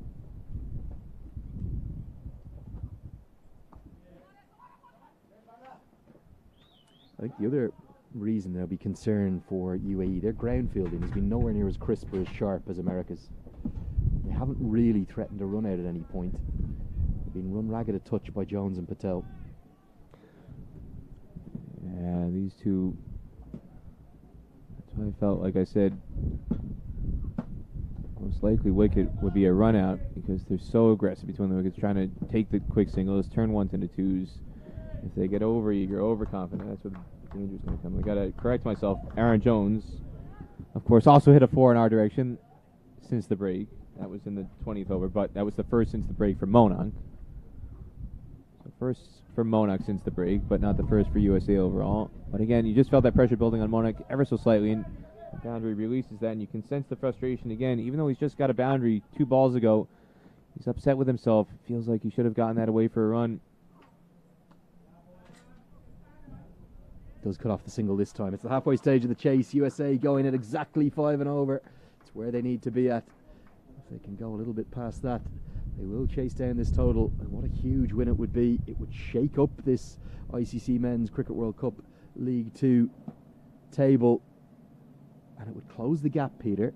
Remember, it's the top 3 that qualify automatically for the Men's Cricket World Cup qualifier next year. Close the gap on UAE to 1 point. And it would give USA a realistic chance by the end of this week in Aberdeen. Maybe they'll be up in one of those 3 qualification places. Yeah, we said it before. The sense of urgency is much greater for USA for this game. UAE can afford to lose. USA cannot. They can't let that gap widen. It's a 4-point swing for today. If they win here, they cut the gap to 1 behind UAE. If they lose, it goes to 5. So they cannot let that happen. Yeah, the highest successful chases for USA, this would be their 3rd highest in their limited overs history. It went over Hong Kong, we always reference, and then it went over Namibia in the Six Nations Challenge. 5-wicket win, chasing a target of 255. That was all the way back in 2004 in the UAE. And that victory over Namibia helped USA go to the Champions Trophy in England later that year. And the next highest chase for USA currently in their history is 252, a target of 252 against Fiji in the 1986 ICC Trophy. The Oracle, Peter Della Penna, with all the big numbers from his USA spreadsheets. The youngster, Aryan Lakra, 20 years of age on ODI debut. Very much did the business with the bat. Can he do it with the ball?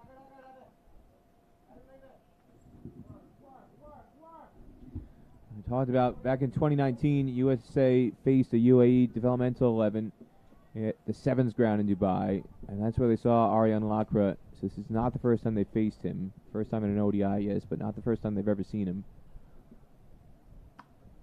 Guys like Monak, Jones, just faced plenty of him on that tour. Kenjige was there.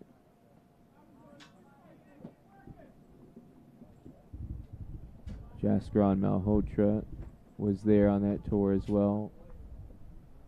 So a good chunk of this UAE squad will have seen some of him, got some preparation on him.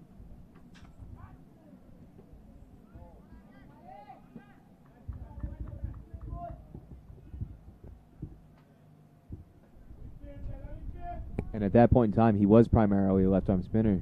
It's really his batting that's developed since then.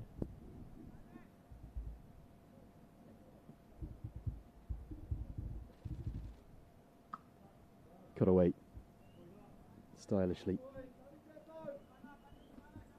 suppose the pleasing thing for USA in this chase, requiring exactly 5 and over. They don't even need boundaries, do they? 5 singles every over. 2 and 3 singles will get them to where they need to be. And that's the situation that Jones is well suited to. He had a lot of big scores, or his best scores, I should say. I wouldn't necessarily call them big scores. There's another misfield. Mohamed Wasim is having a really rough day. Well, I think UAE in general are having a rough day in the field. There's been plenty of that. We didn't see that from USA. They were crisp, they were clean with their ground field in particular. They should have been a dot. Instead, it's a single. Small moments like this, very important in the context of a 5 overs per run, 5 runs per over requirement. Jones is somebody who, if you're chasing a 300, 320 target, Jones is probably not the guy you want out there. And they really struggled to chase those big totals. That tied match against Nepal in particular, I felt what was hidden in the result. Rahul Jarwal, I felt, was unfairly shouldered with a lot of the blame for not getting the winning run in the final over.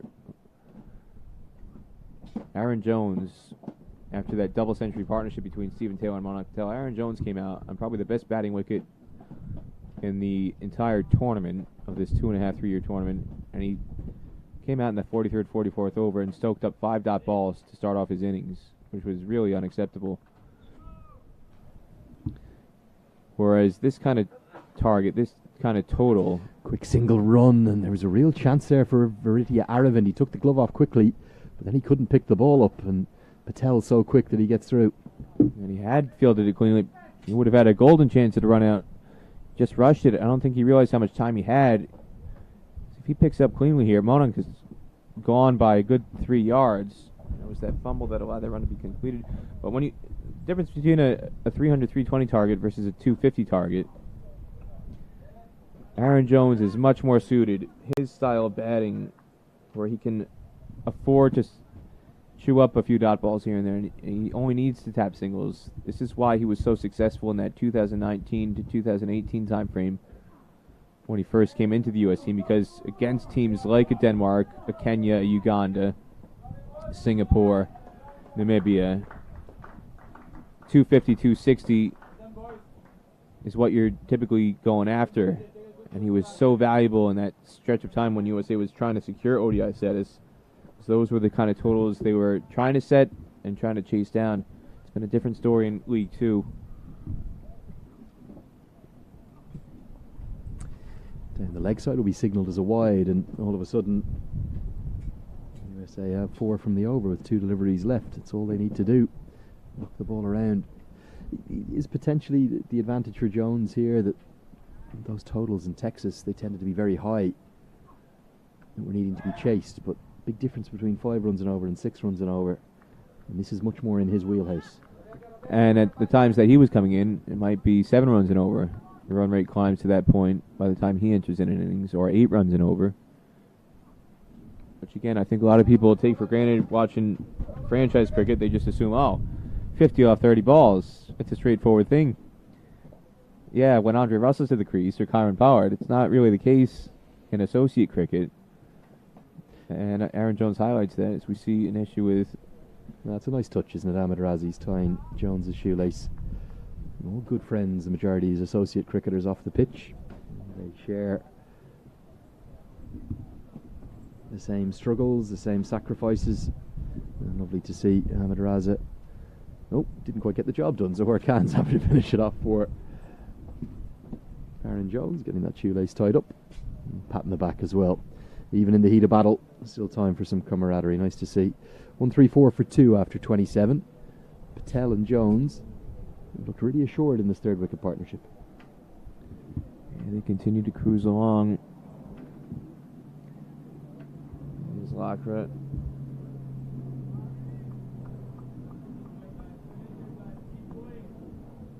Continue here on his debut. What a debut it would be if he could plug out a few more wickets to go along with that top score in the first innings. Cut but straight to the man. Jones will feel maybe as though he's missed out there. Different field for the left arm spinner Lakra to the one that Mustafa had. 5 fielders on the offside now. Deep cover and long off out on the offside, and then long on and deep square leg in place. As Jones works that out towards deep square leg, won't get to him, but he'll still get through for the single. Just doesn't look to be much pressure being applied by the UAE. Well, the bowlers are trying. It's the fielders who are allowing that pressure to leak. All those misfields that we've seen.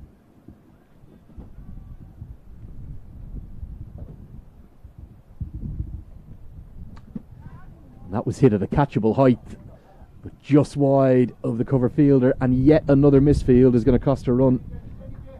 I think it's Salah Farid out there long off. Should have been a straightforward one. He did the hard work getting the distance covered, and then as soon as the ball was at his feet, got a bit sloppy. Opened the door for Monarch to keep the strike. I thought it was going to be a 4 off the bat. He hit it so hard, timed it so well. And Zawar got there in time. Keep it from going over the boundary. And then, as I said, he did the hard part, the easy part, getting it back in. That's where he made the miscue.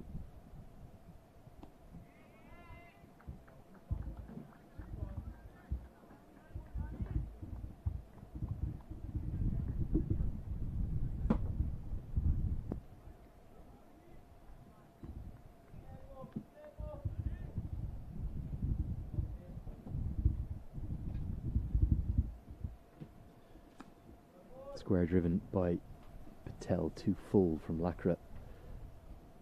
I think if I was a UAE fan, I'd be just frustrated by the lack of pressure being built, not really finding a way to apply any kind of consistency with their bowling. And right now, Jones and Patel are making it look very easy.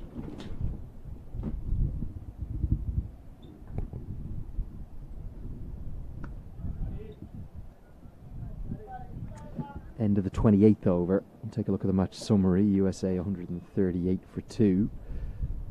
How can the UAE find a way back into this game, Peter? It's not going their way right now. Well, I keep saying the most likely way for a wicket to fall here is going to become from a run out.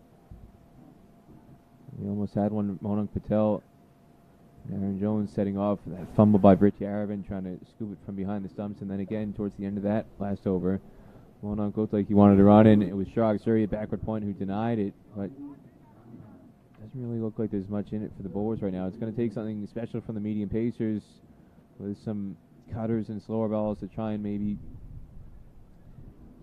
get the timing disrupted from the batters, as we see Zahur Khan about to come back for another spell. Yeah, in fairness to Ahmed Raza, the one thing he is doing, he is shuffling his deck of bowlers. He's tried almost everyone. Probably the only two to provide some kind of consistency and pressure were the pairing of himself and Rohan Mustafa, but he wants to hold some of those overs back in case he can break this third wicket partnership. But if UAE can't find a wicket in the next 5 to 7 overs, this game could be gone, as it's the American captain and vice captain that are combining brilliantly to take the game away from UAE. It's almost a must-win clash for USA, and they are responding very admirably indeed.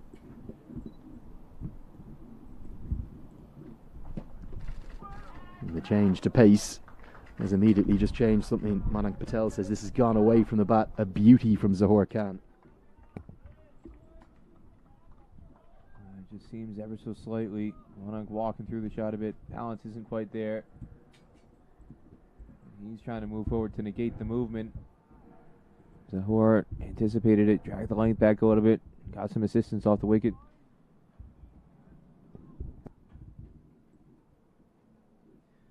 See Kartik Mayapan on the field as a substitute at the moment.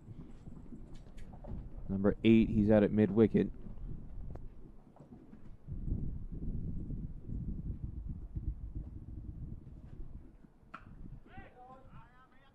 Speak of the devil, there he's fielding the ball. Mr. Mayapan. We spoke about USA leaving out their leg spinner, the youngster Yasir Mohammed. Karthik Mayapan, real talent as well. May see him later in the week. Still 2 more games after today for UAE. I would love to get a chance to see him. I think he's a fantastic young, promising talent. Bowled really well at the T20 qualifier in the in Oman, in February. and the quad series that was out there. Hasn't had as many opportunities in 50-over cricket, but I think he's a real, genuine talent.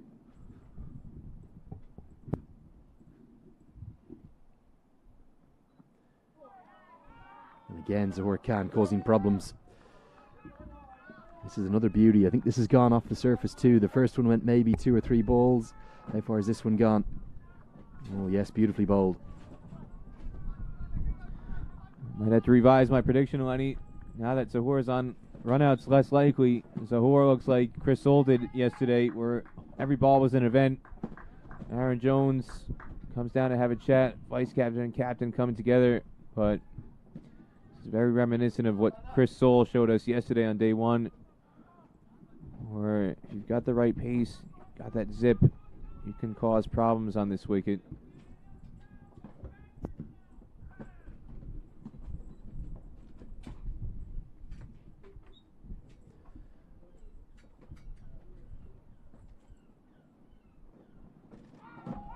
Inside edge, and Zohar Khan was more than a little interested because that one jagged back in, but brilliant running again from Mayank Patel is going to get him to 50. It's been a real captain's innings. It's been fluent right from the off, but look at this, Peter, it jagged back in, didn't it? This one, we've had 2 go away. This time just comes back in inside edge, and if he didn't get the bat on that, it would have probably been Plun LBW, but he gets to 50. It's come from 66 deliveries, 3 boundaries. And really no reaction, no raise to the bat even from Mayank Patel. He's got a bigger objective in mind.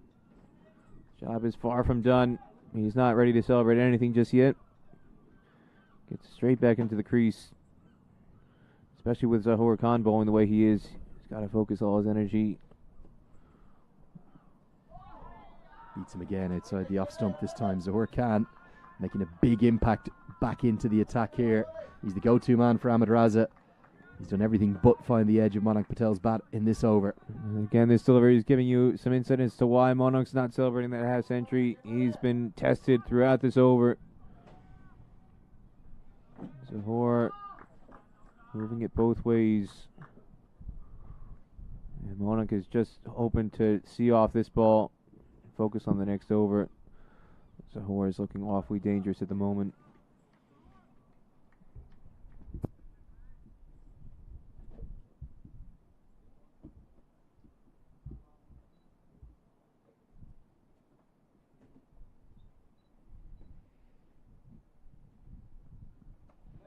Excellent over. 2 runs coming from it, but Patel survives. 4 wickets for Zohar Khan yesterday. As we see Mohammad Razim come back onto the pitch with Karthik Mayappan going off. I think it was just a comfort break for Wazim. Zohar Khan still has 6 overs left. Keeps bowling like that, he might be able to drag UAE back into the contest. Well, he's one of the best bowlers in the associate world. He's even more special at the death. So you have a look at Mano Fields in Aberdeen. We're on the kind of the southwest side of Aberdeen, southwest of the city center anyway. And Mayank, the captain and the vice captain together steering this chase for USA, which again would be their 3rd highest in their limited overs history. That's ODIs and non-ODI classified matches.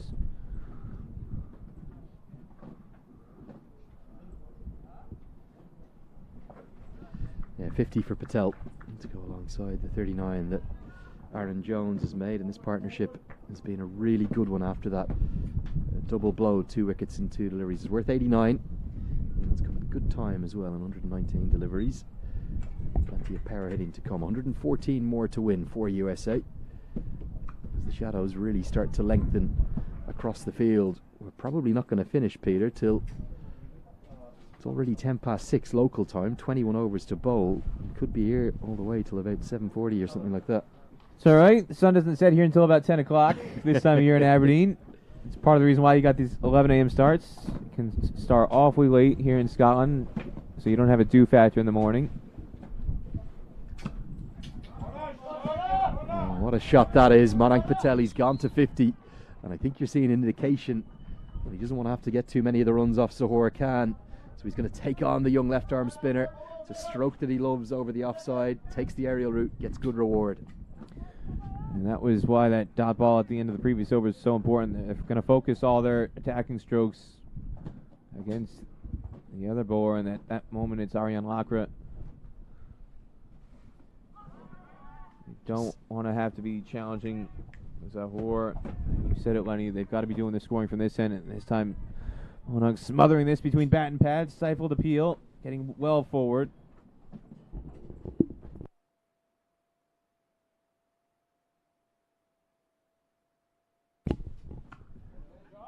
More runs through the offside, and I think it's going to be not just two of them, it's going to be four, because Junaid Sadiq's angles, he's got those horribly wrong. It's gone to the left of Basil Hamid, the second boundary in the over. Classic back foot punch. It's a stroke that Manik Patel loves. And again, we're seeing this time and time again. Sound like a broken record here on day 2 of this 6-match series. The angles that these boundary riders are taking are very, very poor. You've got to keep hugging the rope, and they continue to try and cheat in. And rather than denying a second, they're giving up 4. We've seen it on all 3 sides in the field.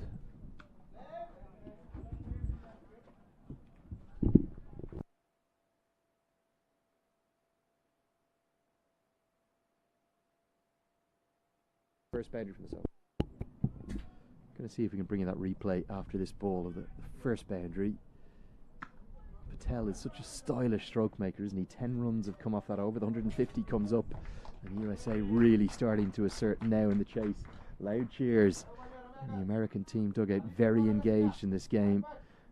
And the excellence from Patel continues, complemented nicely by Jones.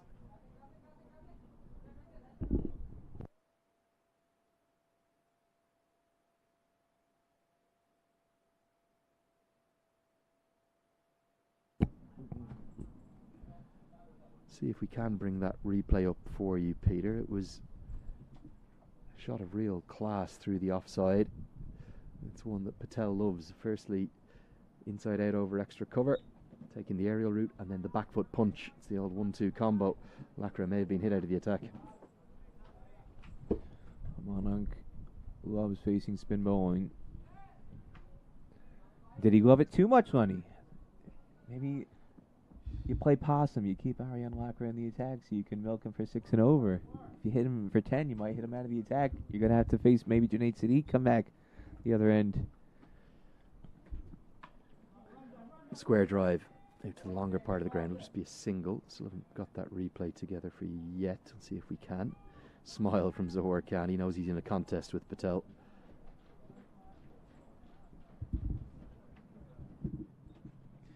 Here is that replay. It was a bit fuller, wasn't it, from Lakra?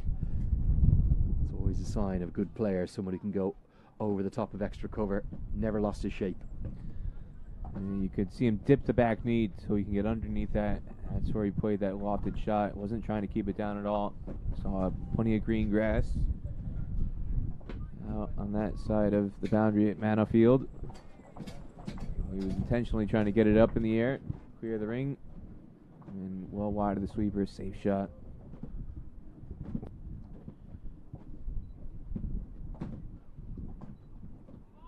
No ball called immediately, and loud cheers. I'm not sure I've ever seen an American team as engaged in a game, Peter. Every single ball, everything that's happening, they are cheering. I know it's probably because we're a little closer to the dugouts than usual here with our unique commentary position right in front of the clubhouse. But they know how big this game is.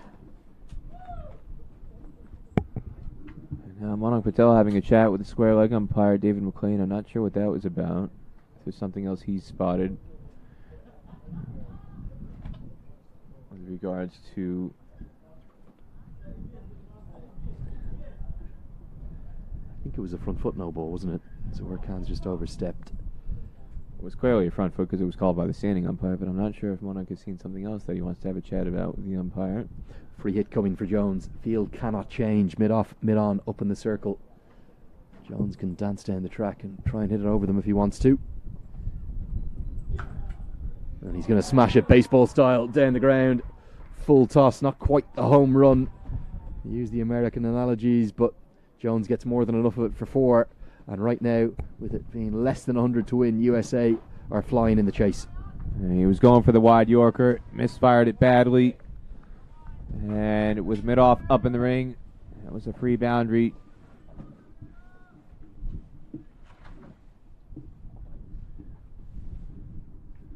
Now Ahmed Raza handing the ball to Ryan. Is he trying to convince him that there's some screen from the mayhem earlier that's lodged in the ball? We need a ball change. There's some side screen debris that's stuck in the ball. Can we get a replacement? Well, it could be one of the few ways for UAE to get back in the game. They are being smashed everywhere at the moment, and this game is only going in one direction right now. They need wickets. They need them now. Square drive straight to the man. Also, rather understandably perhaps, Peter, they've just gone a bit quiet and a bit disappeared from this match. It's also cold and windy, so windy and so cold. You've got the beanie out. The beanie is out. Andrew Leonard. You're all about your branding, Peter. We got to get the branding in there, don't we? KOB Academy. The Kevin O'Brien Cricket Academy, the great man. Most capped Irish sportsman in the history of the game. He's found himself out of favour back home in Ireland, as Ireland look to start the series against Afghanistan really well. Right on track for a second win of the summer. They'd gone 9-10 in the summer, but the entry of Afghanistan has meant some wins for Ireland. 74 for 2 they are, chasing 1, 2, 3 to win. KOB is never out of favour in the eyes of Andrew Leonard, though. Well, I think I'm a pretty good judge of a cricketer, Peter. Probably our greatest ever ball striker, or pretty close to it. Paul Sterling might run him close. And certainly by the end of Sterling's career, you'd imagine. Which looks very much like O'Brien's days in green numbered. This one's cut away. Going to be single into the offside. Now, the world knows all the stories about Kevin O'Brien, 50-ball century at the World Cup in 2011, and first ever Test century for Ireland, and so many other stories between, before, and after. But I wonder, if we get KOB into the commentary box, what kind of stories would he have to share about one A. Leonard? Well, some of them would be publishable on air, and some of them wouldn't be. He's a great pal, one of the great men of the world game, and someone who I think will likely move into the coaching field. He's already doing that at the associate level. He's currently with Italy at their campaign in ICC Cricket World Cup Challenge League B in the Channel Islands. And this one's chipped to mid-on. Direct hit would not have been out, as the mid-on fielder Chirag Suri not particularly quick to the ball. A stroke, perhaps the first stroke of no real control from Patel. Just lost his shape a touch. He gets away with it. Called immediately. Aaron Jones was ball watching for a brief moment there before trusting the call. So it ends in 8-run over, 158 for 2. Lenny, why would a story about a leg spinner getting smashed all around the ground be unpublishable? There's nothing unpublishable about that. Well, there's plenty of those.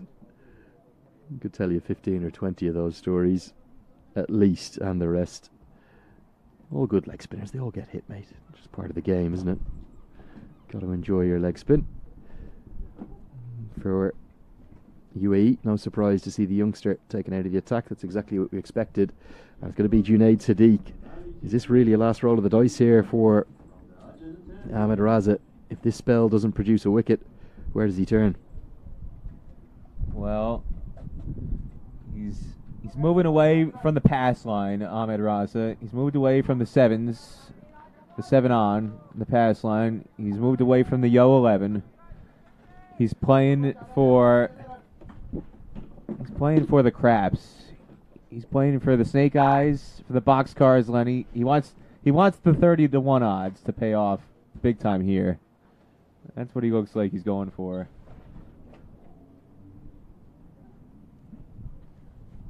If we're doing roll of the dice references.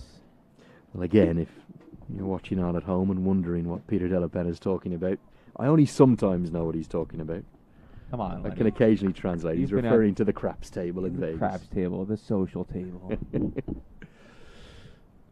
Playing a miss. Patel looks to take the aggressive route immediately against Sadiq. He's taken one of the 2 wickets to fall so far, the other going to Rohan Mustafa. If we look at the bowling options that the UAE have used, you can't accuse Ahmed Raza of not trying bowlers out. 7 have been used so far. He cycled through his options. He's got plenty left. You'll see Rahan Mustafa come back. He'll finish his 4. Might even see him at the death. The match gets to that stage. He did so well at the death yesterday.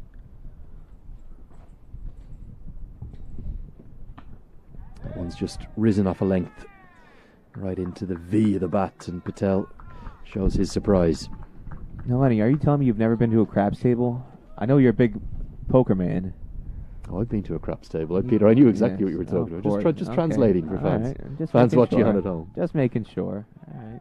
I was getting worried there. One of the great trips, if you've never done it, right, to Las Vegas.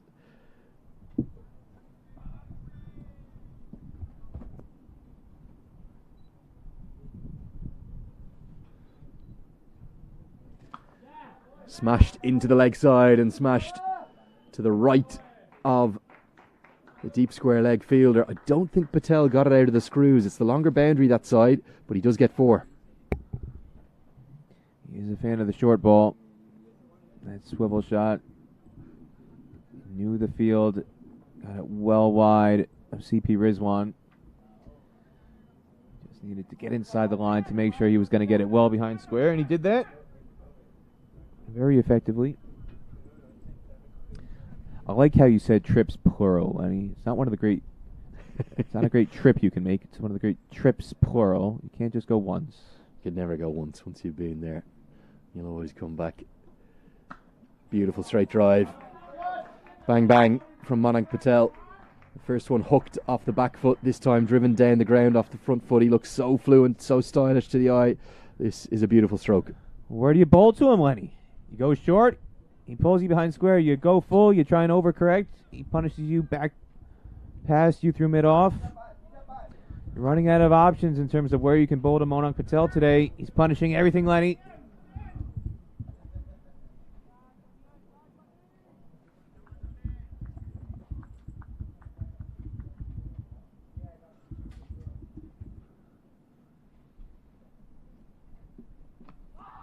Goes to the block hole, clearly an inside edge. I think Patel's going to come back for 2.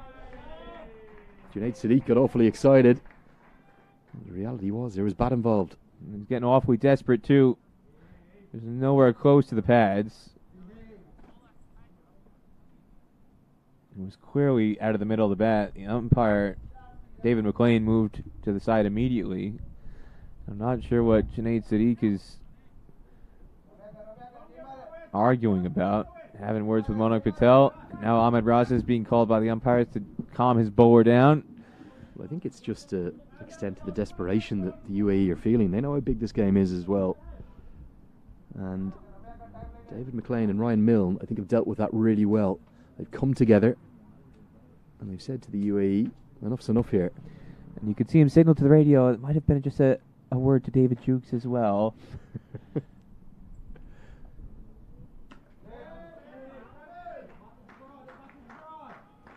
10 David Jukes runs from that over. 168 for 2. Jukes, he's been awfully busy today. He was at the center of that sight screen mayhem, trying to assess the situation, and now he's on the radio with the umpires. Well, All in a day's work for Jukesy, the Colonel. He's a bit of a man who drama follows around. We heard of that very sad car crash for the Match of Festivals in Belgium that postponed one of the days of action in the ICC sub-regional qualifier last month. And as soon as I saw Jukesy, who I know for about 15 or 20 years now, one of the great men of European cricket, particularly the associate game, I said to him, God, I was sorry to hear about that car crash in Belgium. I presume you were there. And he actually wasn't. I was certain he'd have been at that event. All of his connections in France and to the mainland game. Good to hear all umpires are all right after what was a nasty looking smash coming up the motorway there in Belgium. So Horkan into his 6th over. Peter, you followed American cricket maybe more closely than anyone over the most prolonged period. They are pumped up for this game, aren't they? The bench to our left. I think they're just trying to get the energy going again after the disappointment in Zimbabwe. refocus their energies on this League 2 competition.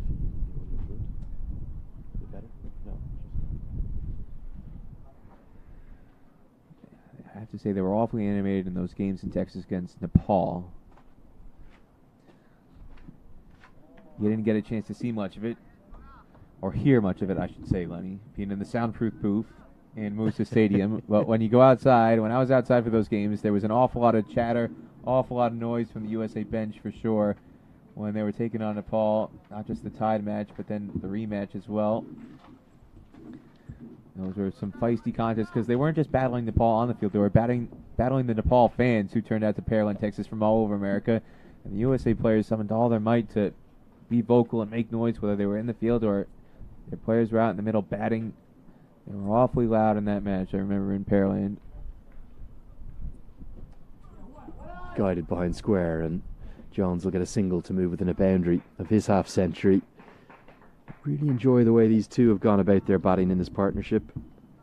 They've taken a very sensible approach. We felt there was runs in the wicket. You could see that from that sparkling back foot drive from Patel that got his first boundary from just his second delivery. The 100 partnerships come up, and it's coming at a really good clip too. These two love batting together.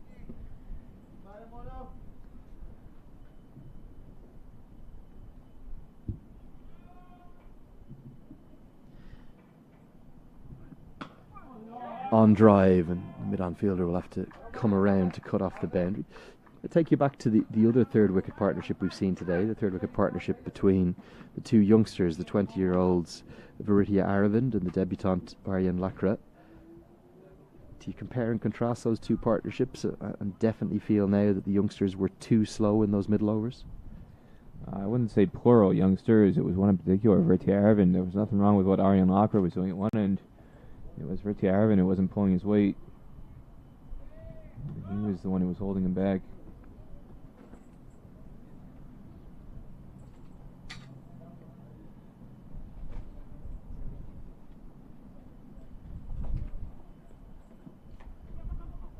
Quick single run again. Massive difference in the fielding efforts from the two teams as well. We look back at the UAE card here from the first innings, Peter, and 84 off 112 for Aryan Lakra, but that innings at number 4, 53 off 85 from Varitia Aravind. Just never quite got anything going for the UAE in the middle. And despite Rizwan CP's best efforts, 253 from me just felt a little bit under par.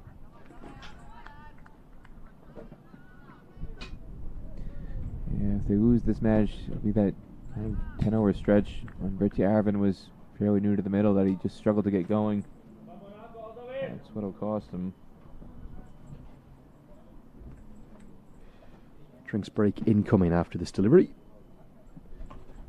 Patel continues along his merry way. He's going to move to 73 not out. USA 172 for 2.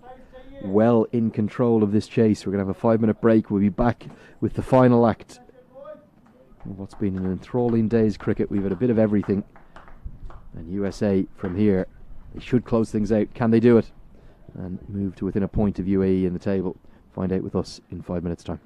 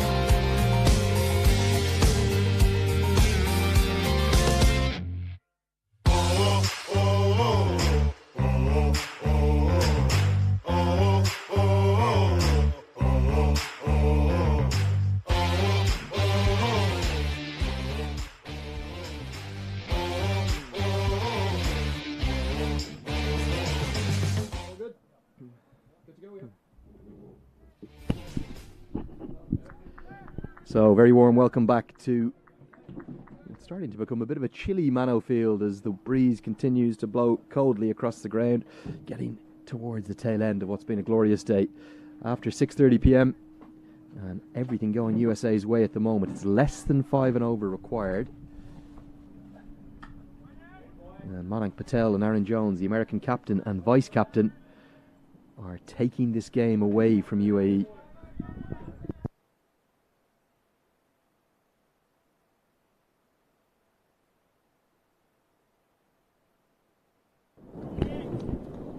Andrew Leonard here alongside Peter Della Penna. Peter, you just put the jacket on. Definitely has got a bit chillier over the last probably 30 to 40 minutes. That's why I told my wife she's coming up on the EasyJet Express tonight. The Airbus 320 Express from Manchester to Aberdeen. Told her, make sure you bring the fingerless gloves and the wool beanie. The things you forgot, in other words. Things I forgot because I thought, it's August, summertime. I'm still in the mode of coming out of Texas and Florida. Don't need to carry those things. And then I got up here and I said, whoops. Honey, can you make sure you bring those things for me?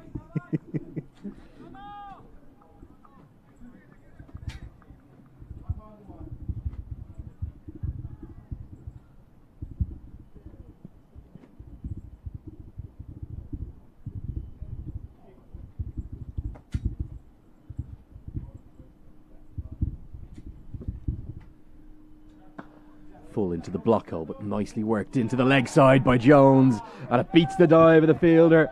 That's going to see Aaron Jones to 50.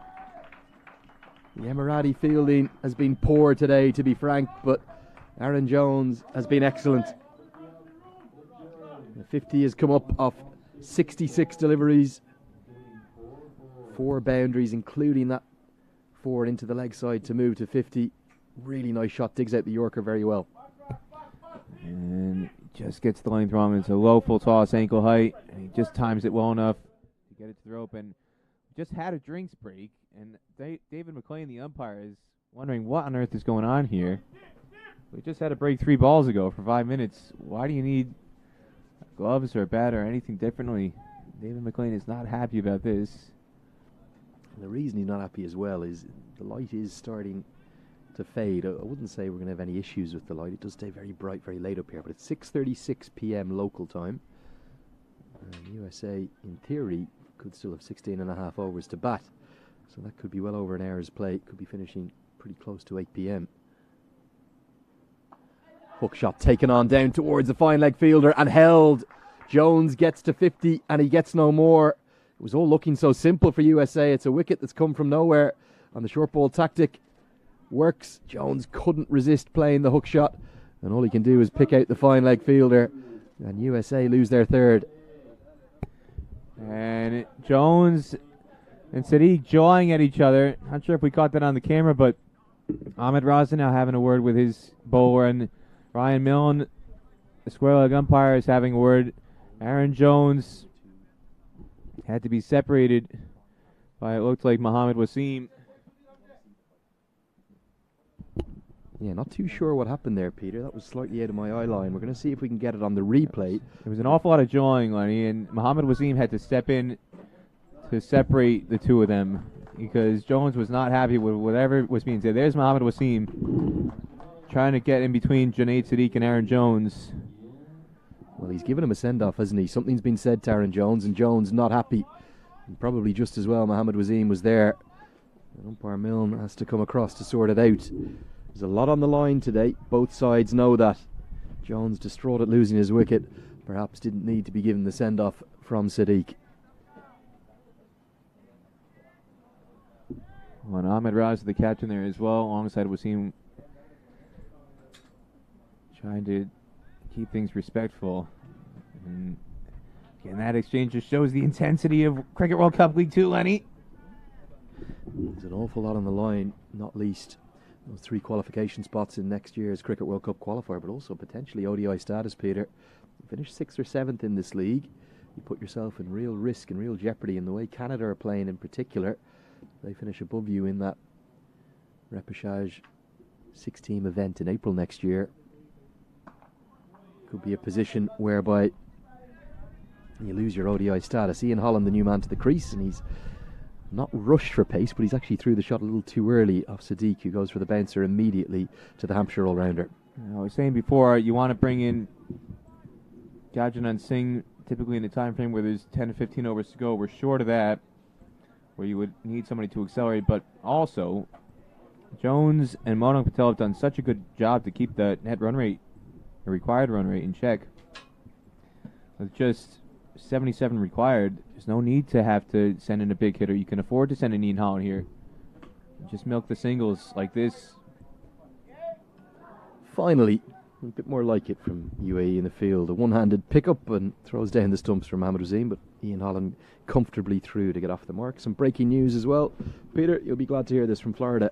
USA women's under-19s playing that historic 5-match T20I series against the West Indies have taken a win with 9 balls to spare as USA move 2-1 up in the series, and that's a second win over a full member nation of the ICC. Big effort from them. They could well close out a series win if they can win one of the 2 final games. Well, judging by what I saw watching all those matches in the Cricket West Indies Women's Under-19 Rising Stars Championship, where USA went undefeated, they beat Jamaica, Barbados, Leeward Islands, Windward Islands, Trinidad and Tobago, Guyana, all those teams. They actually won 5 games, and the match against Barbados was rained out, but they won 5 of the 6 and went undefeated. Looking at that event, I thought they would win the series 4-1 or 5-0 against a full-fledged West Indies side. The talent disparity is large. At senior level, West Indies are a dominant force, T20 World Cup champions on both the men's and the women's side. But at the junior level, there is a humongous gulf in talent between the USA and the West Indies. As you see this LBW shot straight down the leg side. And I think the USA are going to turn some heads when they go to South Africa for the Under-19 Women's World Cup in January, Lenny. It's not just the West Indies they've shown they can beat in these first 2 of the 5 matches. Sweep shot from Ian Holland around the corner. Yeah, I think you're spot on. That inaugural event down in South Africa in January. Going to be a cracker. 16 teams playing out. USA qualifying automatically as the only representative from the region of the Americas eligible. But they're showing, aren't they? They're very capable. And almost all of those youngsters, in fact, I think probably all 14 in the squad, Peter, homegrown, home-produced, come through that American development system.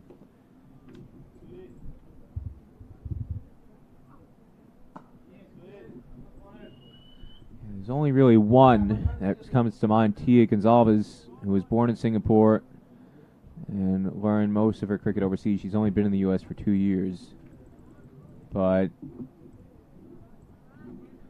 she went from Singapore to, I believe, Adelaide, Australia, and learned a lot of her cricket in Adelaide before coming to the U.S., coming to Texas. As you see, another lap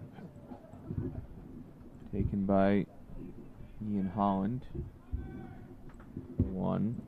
But got a load of players born and raised in Northern California, learned their cricket up in the East Bay, around Santa Clara, San Jose, Fremont, those areas, Dublin. Dublin, California, Lenny, not Dublin, Ireland. Although they do have shamrocks all over the street signs in Dublin, California. Right, they do. That's a proud Irish Americans over there. But you look at the East Coast, Lisa Ramjet. You've got Geetika Kadali now in North Carolina, the captain, and a bunch of other players. They're all homegrown. It's a huge point of pride for the development efforts of the women's program in particular that are already paying dividends at the senior level, because at least 6 or 7 of those players have made their senior team debuts already. Anika Kalan, Geetika Kadali, Lisa Ramjet, Isani Vigela, Lasya Molapudi, Suhani Tadani, who was so impressive in Mexico, leading wicket taker for USA in Mexico at the T20 Americas Women's Qualifier last October that we were both at. There's just a really strong pipeline of talent coming through in the American women's junior ranks. And these wins over the West Indies, they're no fluke. Today reinforces that they really should be up 3-0 in the series, Lenny. They lost the second match to the West Indies women by 1 run. They should have won that game. They should be up 3-0 in that series. 15 to go. Quick single, direct hit is surely going to be gone. And it was the youngster Arjen Lacra, whoever quick Ian Holland is. Not sure there was a single in this. And this replay is going to make for interesting watching. He had 2.5 stumps to aim at, probably. And he didn't even get close to affecting the direct hit.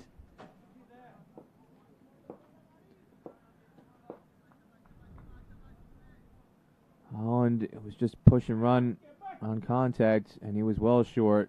And the bowler angry. How could you miss that? What's wrong with you, Arjan? Come on, Junaid. Go easy on the youngster. Nicely guided behind square. Mix up, and Holland has slipped, but he's managed to get back. He would have got back. I think there was a single there, but it's that typical position, isn't it? Backward point, where both batters don't know who's calling. The non-striker feels it's his call, the striker feels it's his. It was a yes-no wait, and then the problem for Holland was, you're not going to see it on this shot, but he slipped halfway down. There it is there. And he had to scamper back very quickly. He would have got back even with the direct hit from Mohamed Wasim. A few signs of nerves now for USA. Well, I thought he was toast. I didn't think he would get back to his feet, as he took both feet off the ground. It was really a slow reaction from Wasim to recognize which end to go to. And by that point, Holland was back on his feet and scampered back to the non-striker's end. But if it had been fielded immediately and recognized immediately, there's no reason why Ian Holland should still be at the wicket. And it almost reminds me of the sequence in Texas where you had Chirag Suri rushing a throw and then nobody backing up at the non-striker's end for a second effort from Wasim. The bowler in that situation, Junaid Sadiq right here, what was he doing? 2 times in a row, runouts, I can recall, runout chances, that sequence in Texas. The bowler's just standing there mid-pitch for a good 4, 5, 6 seconds. Got to get back to the stumps. Let me ask you about the batting order here, Peter. We've got Jaskar Malhotra, Gajanan Singh, 2 big hitters, 2 big strikers of the ball. They're sitting in the hutch. Was it the right decision to go with Ian Holland at 5? Well, I thought so, again, because there's so much time left in the game, and the required run rate is so small. If you needed 7 and over, 8 and over, yeah, you go to Gajan Singh. USA, you only need basically 4 or 5 and over. There's no reason to panic and send in a big hitter like Gajan Singh when you can hold him back. Yeah, the required run rate 4.85 right now, so underneath that, slightly over 5 and over they needed from the off. They're ahead of the game. You're spot on. It must have been a temptation, though, to maybe even go with Singh. Get that left-hand, right-hand combination that would counteract Ahmed Raz's left-arm spin. He's got 3 overs left, the Emirati captain. Being very economical as always, just gone for 24 runs. Sadiq's been expensive despite picking up those 2 wickets. As Holland lays his full body into that pull shot to pick up a single. 5 runs coming from that over. That's pretty much what USA need. 36 gone, 186 for 3. Could be a great day for American cricket with victories over the West Indies and the UAE if they can close it out here in Aberdeen. Are they going to do it, Peter? Well, it's looking that way at the moment.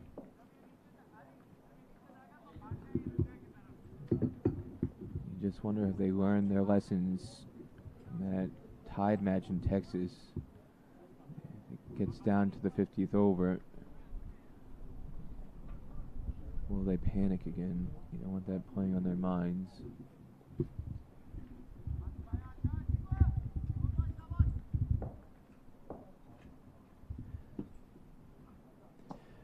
Swept comfortably by Holland. He looks very much in control of that stroke.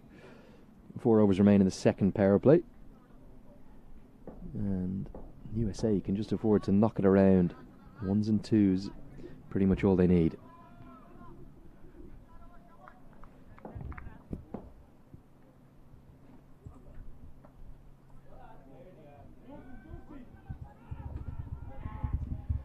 Won't come back for the second this time. Happy with the single, probably a good call. Good work from Basil Hamid on the cover boundary. One of the few times we've seen today that UAE has been sharp in the field, been sloppy in a lot of instances, giving up extra runs. tossed up teasingly. Big appeal. I don't think Ahmed Raza was convinced, and Ian Holland is indicating he's got well outside the line of off stump. I know we're at deep mid-wicket on the angle, but judging by how far he stretched and how far across the stumps he stretched from our angle, you could tell he was positioning himself to get way outside off stump. And still, I don't think it's even hit his pads, and this time he gets the sweep behind square, and he's going to get 4. I think it might have hit the glove, Peter, that previous one. That's what Dutchy was indicating. Not a lot going for that shape, but this time, how well does he get the sweep shot? Well enough to get it for 4. Rolls his wrist over the top, and Zawar Farid is very wide at deep mid-wicket.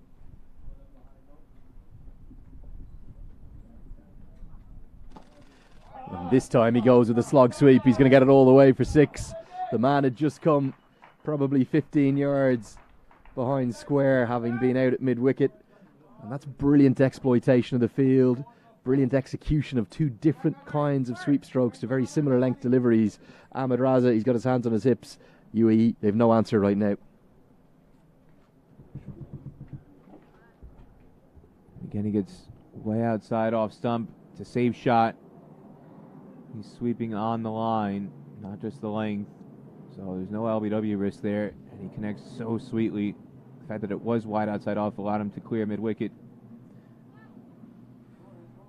Doesn't make any contact this time, but because he's so far outside his off stump, like you say, a pretty safe shot. 37 gone, 198 for 3, big over for USA, 12 runs coming from it. They're looking well in control of this chase. They'll be pretty confident approaching that third and final power play that they can get over the line. What a win this would be. There hasn't been any absolutely massive overs, but plenty of good ones.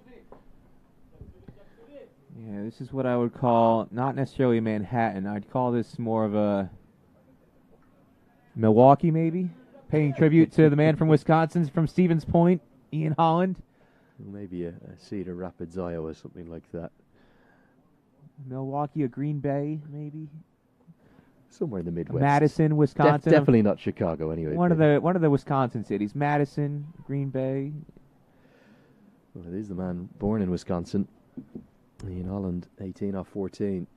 As Rohan Mustafa comes back into the attack, he's cut away. I think they're going to think of a second, and Patel at first wanted it, but he's then sent Ian Holland back as Zawar Farid tidies up. Is this really, with the reintroduction of Mustafa, the last chance for UAE to find a couple of quick wickets and find a way back into the game? Well, they're inching closer to that 7-out crap roll, Lenny. Already throwing as many combinations as they possibly could on the table. They haven't quite come off as intended.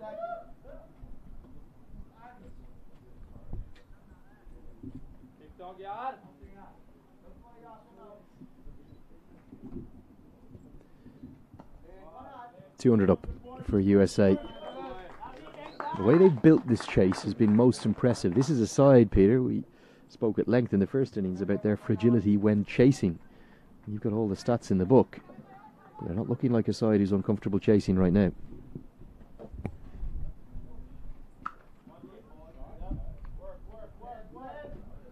This is a good wicket.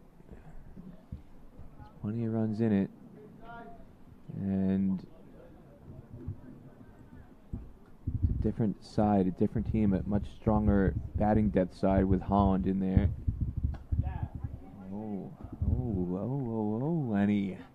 Going out the reverse. I'm not sure there's any need for that. I would agree. I would agree there's no need for it at this stage. When you need 8, 9, and over, you need to be creative.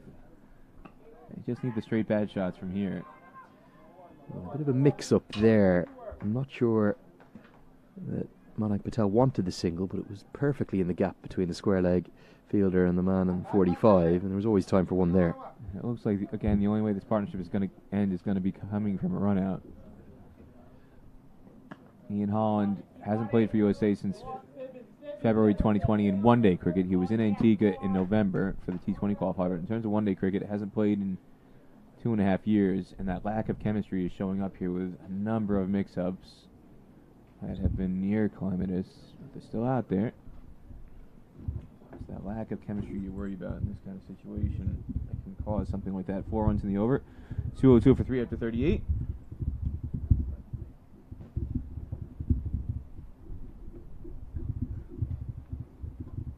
Work.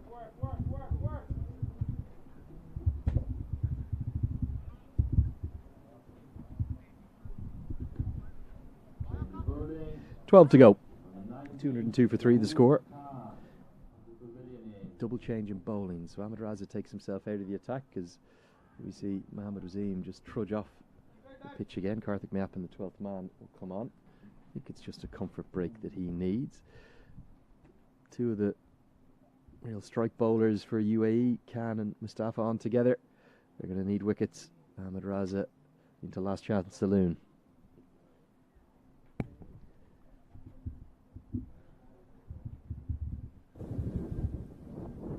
Now, do they have dice in that saloon? Are they out of stock behind the bar? How many more references, comparisons can we make, Lenny, to last chances and last rolls? Definitely his last chance saloon now. This one wide outside the off stump. USA needing 51 more runs from 12 overs. That required run rate well under 5 and over now. Can't think of too many better performances with the bat for USA. Certainly batting second anyway. You could make an argument the one against Nepal was going that way until they managed not to get over the line and somehow tie that game at the Musa Stadium. There's an ever-growing depth in the American batting lineup. And Ian Holland is showing us here, or maybe his return into American colours.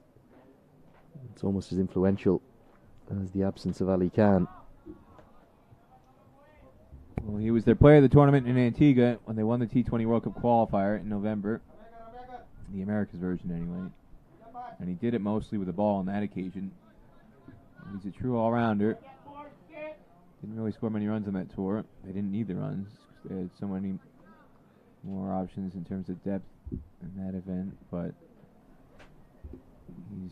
he was their leading scorer in Nepal on that disastrous tour in February 2020 that kind of got lost in the aftermath of that 35 all-out performance. He was far and away their best batter.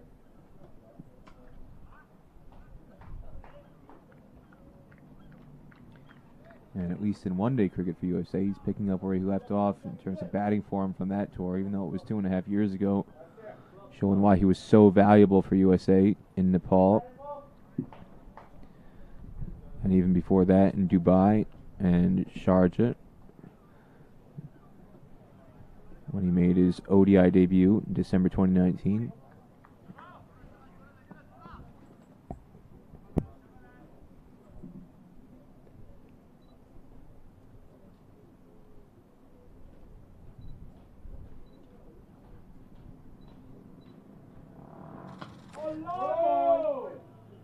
Sensational.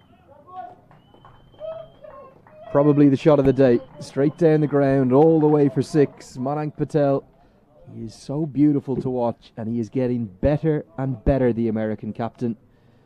Talk us through this stroke, Peter. Straight down the ground, all the way for 6.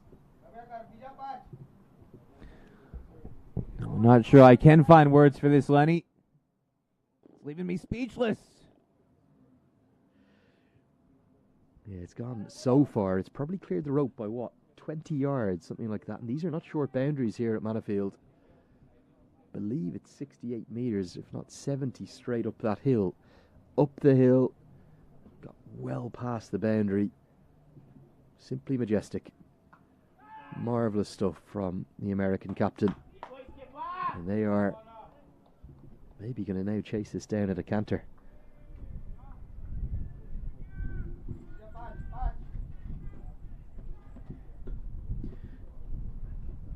Great roars from that one American fan in the crowd.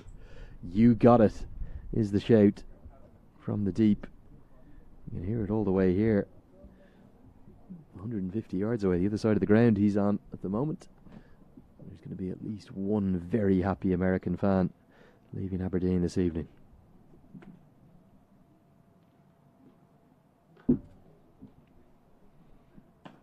Tries to repeat the dose, but he's holed out. And would you believe it, just as America were looking like they were on the brink of victory, they've lost their skipper. We won't see a Centurion today. 84 for Aryan Lakra, and Monang Patel devastated. He's given it away. Credit to Ahmed Razi. He kept mid-on and mid-off up in the circle. And that pressure has told. That's really good captaincy from Ahmed Raza. And Zohar Khan gets his first wicket, the fourth to fall for USA. I don't think he had a choice. There's no point in putting him back on the boundary because they're going to lose the game in singles. If you do that, might as well tempt him into a big heave. And Monang slapping his pads in frustration. He's given away what would have been his 5th century in USA colors in limited overs cricket. I was just opening up my database, Lenny, to confirm he was so close to overtaking Sushanat Carney for the most centuries for USA in one-day cricket. We'll have to wait for another day for that to happen. We'll have to be content with his 10th half-century in one-day cricket for USA. But he's put them on course for victory. Yeah, gets a warm ovation and a pat on the back from Jaskar Malhotra, who's been held back to 7. They're going to send Gajanan Singh in to get that left-hand, right-hand combination. 44 needed. 11 overs to get it. And I know you say it's all he could have done, Ahmed Raza, but so often you see captains do the opposite. They just go on the uber defensive when the only way back into the game is wickets. So great credit to one of the most astute leaders in the world game. Ahmed Raza has found a way to get his opposite number dismissed, and maybe just a chink of light, maybe the smallest chink of light back into the game if he can find a couple of quick wickets now. When it continues, Zohor's impressive tour so far. 5 wickets now across the 2 games. Getting some big scalps along the way.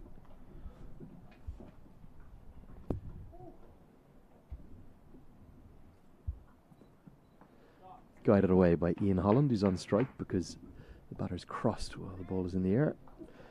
Be about the last 5 or 6 weeks we'll be talking about that. That law will cease to exist at the end of the month. 11 to go. USA 211 for 4.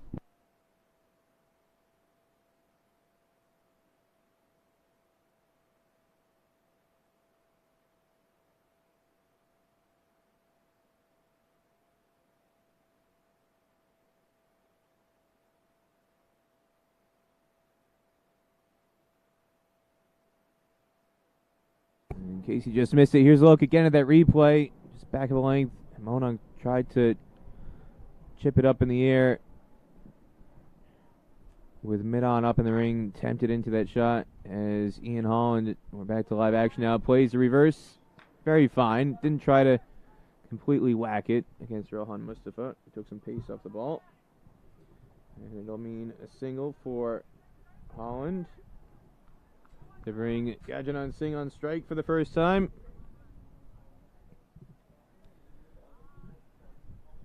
Gajanan playing his 11th match for USA, 245 runs at an average of 30.63, best of 60 not out off 39 balls against Scotland in Texas.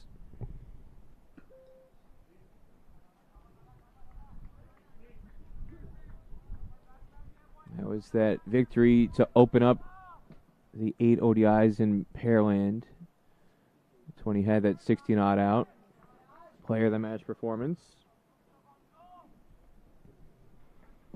And an opening day win over Scotland back at the end of May and Memorial Day weekend.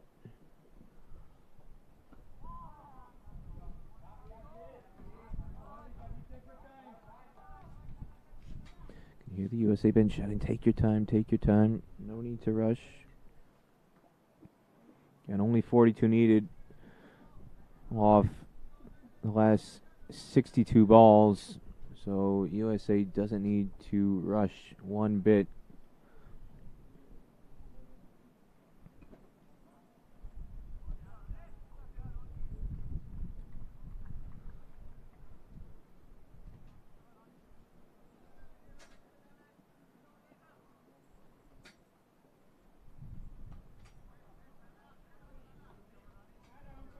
And a good over from Mustafa from the UAE perspective. Just 1 run conceded. 212 for 4 after 40. Here it is again. Just that chip to mid-on. Easy as you like. taken on the ring. That's the end of the USA captain, Monang Patel. Gone for 85. He looked like he was on course for a century. It's the second player today who looked like they were on course for a century. Couldn't get across the three-figure mark. Aryan Lakra looked like he was golden until he was run out by his partner Vritya Aravind. And then Monang gives it away for USA. And the final power play signaled now by umpire Ryan Milne. 10 overs to go, 42 needed, 4.2 and over for USA. Simple equation. And it's Zahor about to start his 8th over. Nicely played in front of square. Yeah, 5 dots. Just building up a little bit of pressure on USA to the new man Gajanan Singh. No need for panic though. Required run rate only 4 runs per over. Just need to knock the ball around. And 2 highly experienced cricketers at the crease.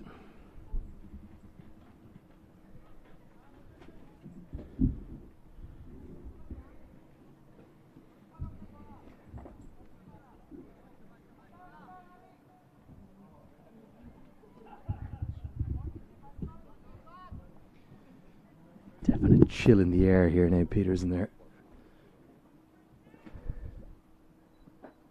Down the leg side and just helped around the corner. Didn't quite get it out of the middle, but Gajanan Singh didn't in fact get it out of the bat at all. It came off maybe the hip, maybe the thigh pad. So not off the mark yet. Leg by signalled.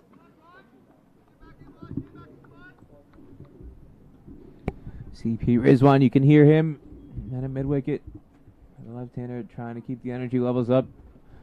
Come on, everybody, let's keep going, boys. Make some noise. Let's keep going. Still getting some noise from the boundary. The far end of the ground. Lenny from Hamad. The fan who came out of here from New York. The super fan, the USA super fan. They're growing in numbers, Lenny. Phil Melky's going to come out here later in the week. Arjuna Nathir Singham, too. Nicely played into the leg side by Ian Holland. Does certainly lengthen the American batting lineup if you think of the fact we haven't even seen Jaskar Malhotra yet. He'll be in next at number 7 surely. And Nosh Kenjige and Nisarg Patel, they'll duke it out for 8 or 9. A lot more depth to this batting lineup. And if you think of Nosh Kenjige being one of the best batters in minor league cricket this season, yeah, won't be coming in until 9 or 10. That just shows how deep USA bats. So they are in the driver's seat for sure in this situation.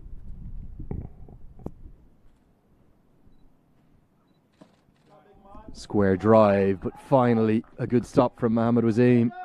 Hasn't had the best day in the field, but going to his weaker side, he gets a high five from his new vice captain. The youngster comes over to him, body on the line. I think if he gets nothing on this, Peter, that's 4 runs. The big man, number 10, in the grey, the UAE. As he said, he's not had the finest day in the field, but saved 4 runs there.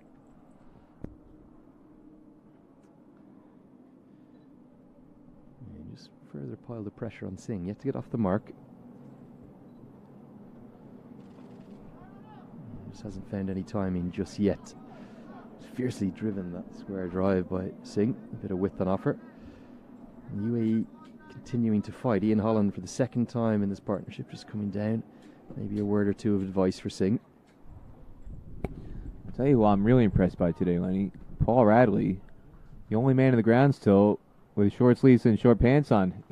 He's not gone for the jacket.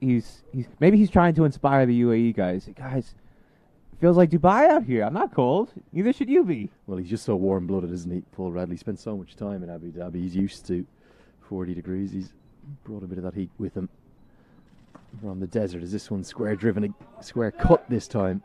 Mohammad Wasim again stops it. Lots of action for the backward point fielder and a smile from Gajanan Singh, who's yet to get off the mark. 41 gone, 215 for 4.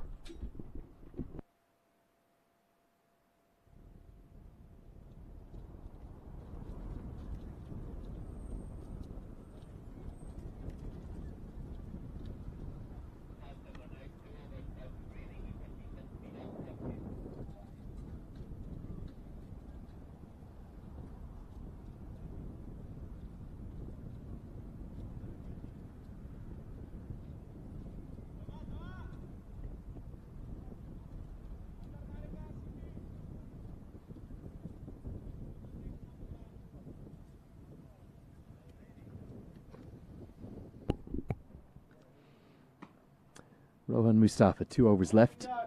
He's the kind of competitor, Peter, who, whatever situation is in front of him, he'll still believe. He may only have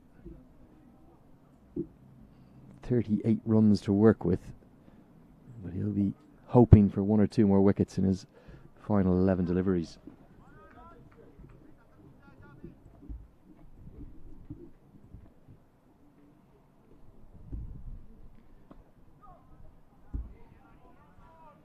I'm getting sledged online here, Lenny, after my Manhattan turned Milwaukee, turned Madison, turned Stevens Point.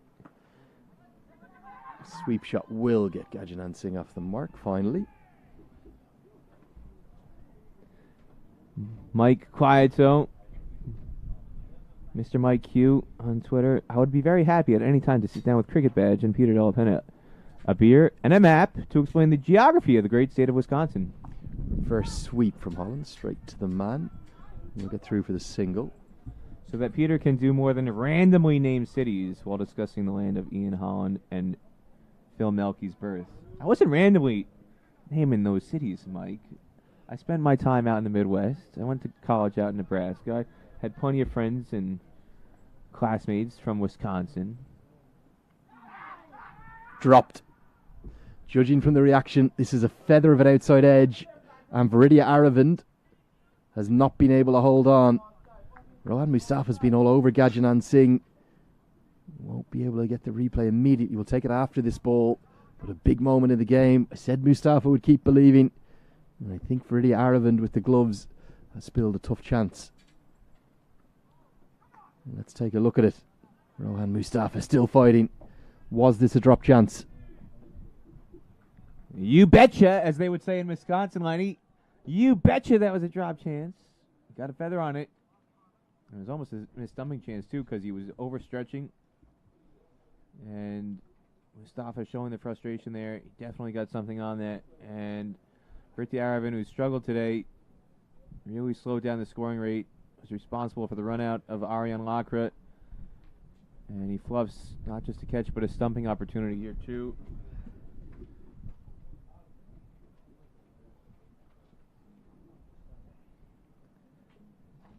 Vritti just bobbles. I thought he was going to take this on the second effort. It looked like he was going to lodge in his knee. It just hits the ground. I'm a bit saddened to hear Mike Quieto not happy with my Wisconsin town and city references, Lenny. Did that Manhattan chart, did it look more like Eau Claire or Kenosha or Oshkosh or Sheboygan? Well, I just like to agree with Mike Q. All he was doing was random naming cities, Peter Della Penna. I didn't know what he was on about. All of a sudden, USA are just finding themselves a way to dig a bit of a hole, bringing UAE back into the contest somewhat. Yeah, there's been a string of overs here where you're not getting the side scrapers, you're getting more of the residential apartment blocks. Not the commercial real estate, Lenny. It's the residential real estate. Maybe more of the plateaus of the great Midwest. Well, we were getting. Jake Perry made some references. I enjoyed. He was calling those smaller ones the bungalows. Definitely some bungalows in recent overs. A 1-run bungalow in the 40th from Rohan Mustafa. A 3-run bungalow just now in the 42nd. Another 3-run bungalow in the 41st by Zahur. You're not getting those high rises. USA doesn't need the high rises, though, to be fair. Just a little over 4 and over required. Yeah, I'm just going to get you a quick flash of that Manhattan chart. The lighter green are the blocks that aren't really building up right now for USA. Plenty of consecutive dots dragging UAE back into the contest. As Holland drives this straight to the sweeper. Singh won't be able to get back for 2. He's just 1 off 13 balls, Peter. Pressure building on the left-hander.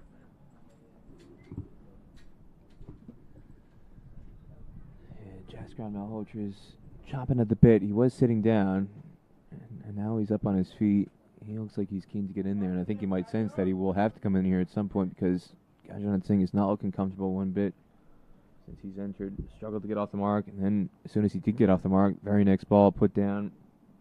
It's not been an easy innings for him by any stretch. 35 required. Required run rate still well in hand. Short ball, not given as a wide. Be interesting to see the line on this, Peter.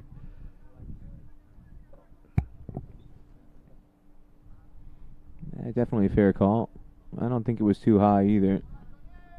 On line down the leg side, surely. Oh, Lenny, come on.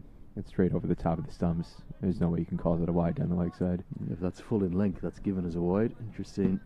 If it's full in length, it's hitting the pads, Lenny. Come on. Not so sure. Get that replay up again. Not so sure. Right on the body. My arms are extending there as the umpire. Down the leg side. That's what KOB Academy had for a USA one, Lenny, if you're going to talk like that. Not at all. Always independent. Big appeal. Not given out. And it's going to be 4 runs to the total. Given his leg buys. Singh's struggles continue. He's all at sea at the moment. I think this is given not out on height from my initial impact. It was way too high. I agree. There's no way that's going to hit the stumps. Yeah, good decision. Going to go flying over the top. And a tardy effort in the deep. Look at that from Zohor Khan. Didn't get the dive out. Attempted to kick it away and ends up just trotting it over the rope. 4 more to the total to USA. Badly needed runs.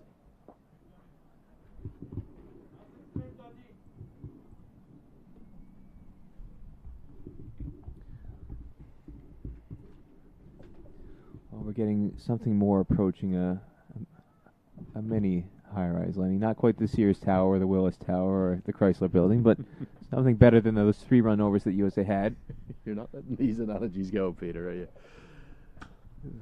Singh hits that straight to mid-on. He'll get through for the single. A bit more like it from him. 43 gone. The direct hit won't affect anything as Singh's safely home. 7 to go. 2-2-4 for 4.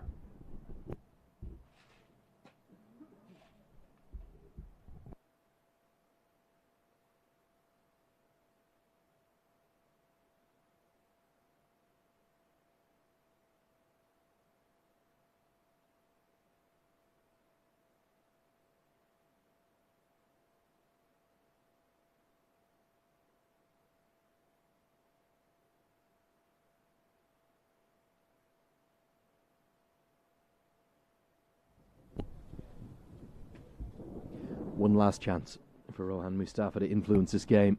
He's got 6 deliveries to do it. He's going to want to see the back of Gajanan Singh, but instead Singh gets the sweep out. Should pick up at least a couple of runs. In fact, he's going to pick up 4. Sarah Fareed, again the wrong angle taken. Not for the first time. UAE's fielding not impressing. Been roundly outfielded by USA today. You've got to hug the rope here. Diagonal angles, the rope are just causing a lot of confusion for the boundary riders.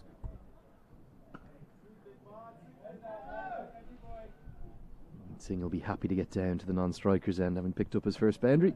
7 he moves to. Ian Holland's been very fluent, 28 off 27. And USA, after that little mini wobble, they can see the finish line now. 25 to get and plenty of time to do it.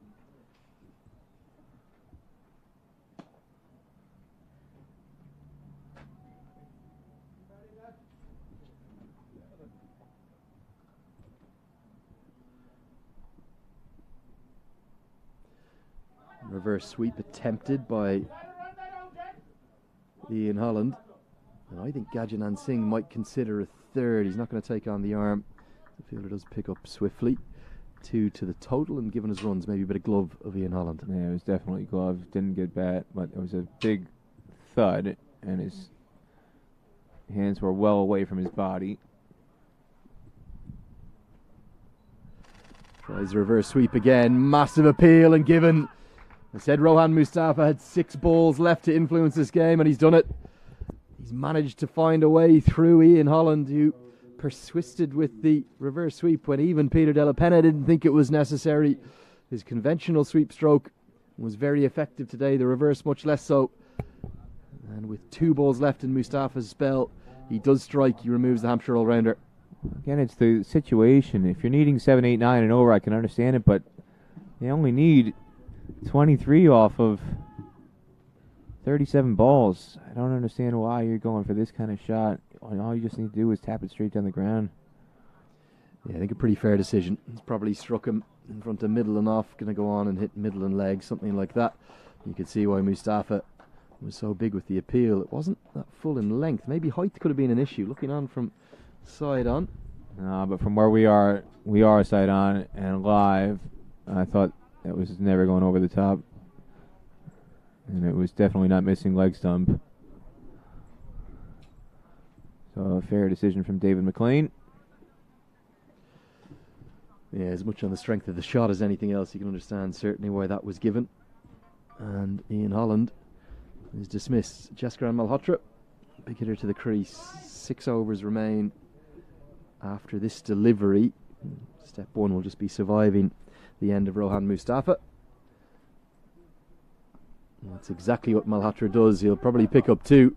I think Gajanand Singh is definitely going to take on a 3rd here as well. So Malhotra won't get off the mark with a 3. Just 2 runs to the total. And that'll spell the end of Rohan Mustafa for today with the ball. Effective as ever. 10 overs. No maidens. 2 for 43. 2 LBW appeals 1. First Stephen Taylor, and then Ian Holland. Those are his 2 wickets today. Did really good early on in his first spell to dry up the run rate, but didn't stop it completely. And it's really what they needed, and there was just a sequence there in the 29th. Actually, the 30th and 32nd overs when Aryan Lakra was hit out of the attack, and then he was replaced by Sadiq. There was a 10-run over, 2 10-run overs in the 30th and 32nd, and that really got the run rate back under control for US. And ever since then, they've really never been in danger of giving this game away.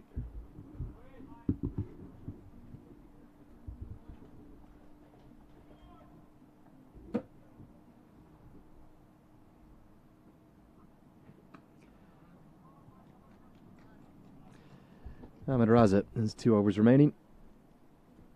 And again, you'd think that he's going to need at least probably 2 wickets in these last 10 balls that he can bowl to give his side, his country, any hope. And Singh happy to be watchful. Ahmed Raza going very slow through the air, trying to tempt Gajanand Singh into something a little loose.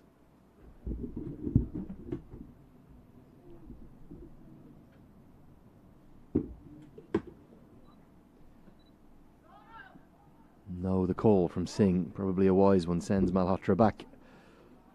5 overs remain after this one. 21 to win. The USA have certainly dragged this chase out a bit longer than they would have liked, Peter.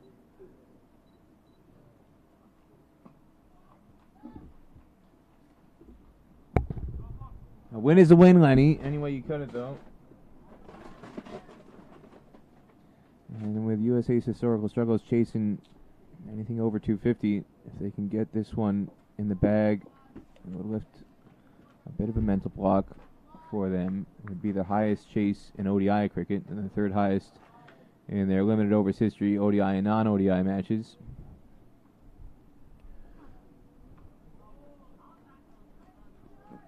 Just 1 run coming from that over. 5 to go. 20 to win. They need 4 runs and over from here. Singh and Malhotra, if they can open the shoulders, pick up a couple of boundaries, that'll get it done quickly. UAE need 5 moments of magic, and they need them in a hurry.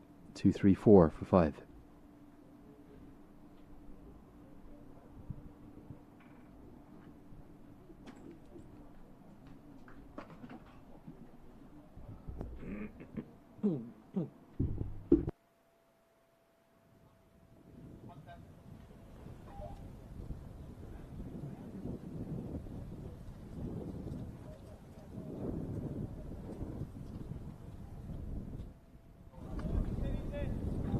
So who will come in to replace Rohan Mustafa? It's not going to be one of the seamers.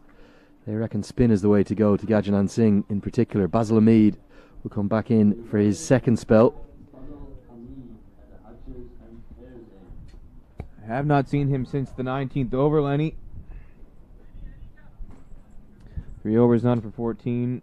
So he's been out of the attack for 2+ hours.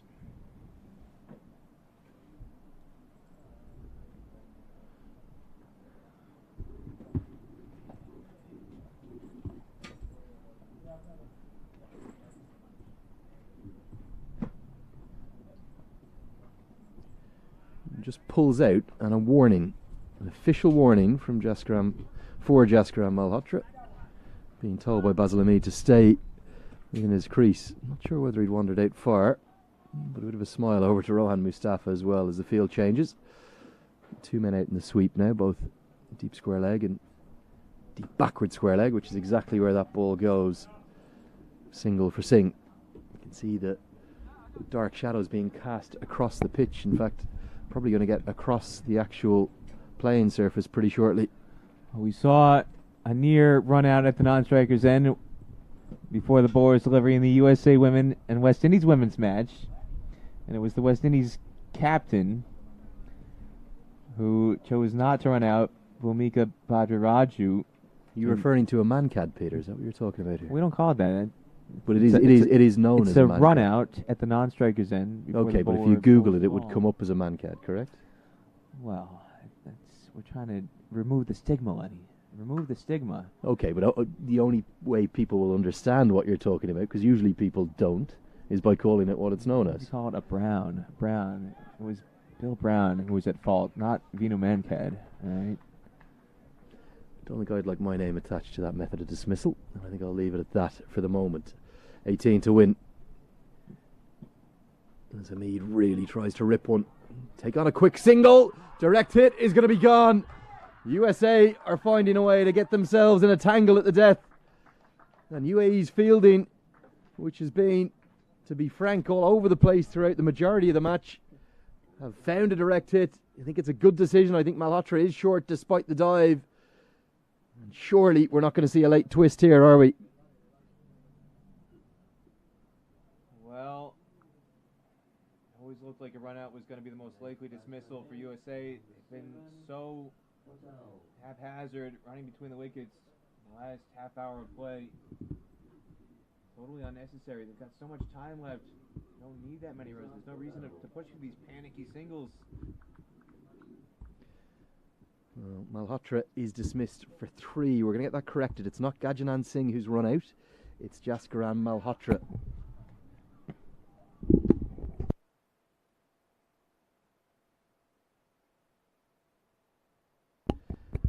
Jaskaran Malhotra gone. Won't be able to give you an idea from that angle. We'll see if we can get the side-on angle from the replay of that run out. Malhotra did get the dive out. I didn't think it did enough to save him. It was a bit difficult for the umpire as well because he was where he should have been at square leg, but with the keeper in the way and the ball coming in from the other side, he won't have been fully sighted, but the finger did go up. Yeah, there's just no need for that. USA, look at the target. 18 off 27 balls. Why are they pushing for panicky singles? They've got time. They don't need to feel under pressure. It's basically self-imposed pressure they're putting on themselves right now with some of this really scatterbrain running. Slip in place. Nisarg Patel, the new man, to the crease, and he guides it away behind square on the offside. It won't take on the second. Feels like every ball's an event now. This game has been running for 8 hours and 28 minutes. That's how long we've been here, Peter. And by the time it's done, it's going to be approaching 8 p.m. and the shadow's going to be well across the pitch. Singh, top edge towards the fielder who's not going to get there, Chirag Suri. Every single moment, every single ball right now, something's happening. And USA, they're not quite smashing the panic button, but they're pretty close to it. I think you would have needed Usain Bolt to get that one, Lenny. That was never going to carry to Chirag Suri. He was deep on the rope, and the ball barely carried to the edge of the 30-yard circle. He had 30-plus yards to cover. He was never going to get there. But it just shows how nervy this has become for USA. beats him outside the off stump, using that angle around the wicket. 4 overs left. It's 2-3-8 for 6. Nisarg Patel, the number 8, to the crease. Here's a look at that sweep shot again. We want to go back to that run out if we can. I'm going to go back to the side on angle of the run out to see that decision. Yeah, you're spot on. Chirag Suri was never getting there. 2-3-8 for 6. 46 overs gone. 16 runs to win. 24 deliveries left. Let's see if we can find that run out. Here it is, Peter. Not that angle. It's not the angle we're looking for. It's the side on angle is the one we want. Well, if we can just freeze it here, just for a moment. If we can just freeze this, when the ball hits the stumps, it's a direct hit, and he is well short. Well, I wouldn't say well short, Peter. I'd say 4 to 5 inches. I'm not sure what you're looking at. Well, 45 inches. That's comfortable, Lenny. Back live with you now. Certainly a very good decision either way. Correct decision made. Singh has battled in this innings. 10 off 27 deliveries. 1 more over of Raza. And I think Raza's going to go super slow through the air. He's going to tempt Singh to take a big shot onto the deep. And there are fielders everywhere waiting for the catch. Pressure aplenty.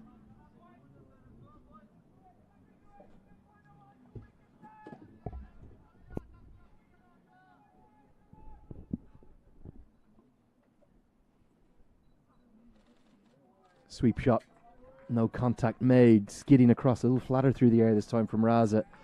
Such a brilliant bowler to watch. I know he's wicketless today, but he's caused lots of problems. Well, the great irony of this innings, Lenny, is the discussion earlier was, do you want Gajranat Singh to come into... Square driven towards Fareed and dropped. Oh, would you believe it? Has Zower Fareed just put the game down? That should have been taken. It was a dolly. I think it came to him quicker than he felt it was going to get there, and he is disgusted. If that is held, USA have only 3 wickets left. Instead, it runs away for 4. This had to be taken, Peter. Well, I like to put these catches on a scale of 1 to 10 in terms of difficulty. That was about a 3. This came straight to him. He was on the rope. He only needed to come in 5 yards. In terms of boundary changes, they don't get much easier than that. And it was at chest height. He didn't need to dive. He didn't need to run in hard. He settled his body. It was hard to understand how he could drop that because the sun is behind us. The sun is well behind Zower Fareed. He didn't have to stare into the sun as it's setting on this ground. There was no glare. The only excuse you could argue with is there's some slight shadows near where he was standing where the ball might be coming in and out of the sunlight. Peter, I think it's thuds into the back pad and given. Nisarg Patel now trapped LBW. The final ball of Ahmed Raza's spell. How hard have his side fought? Somehow this game is still alive. 11 more to win. 18 balls for USA to get it. If Singh had been taken and Patel was gone, maybe UAE would be favourites. Instead, they need 3 more wickets. As another wicket falls and Patel takes a lonely trudge off the pitch, Nosh Kenjigate will come in to replace him.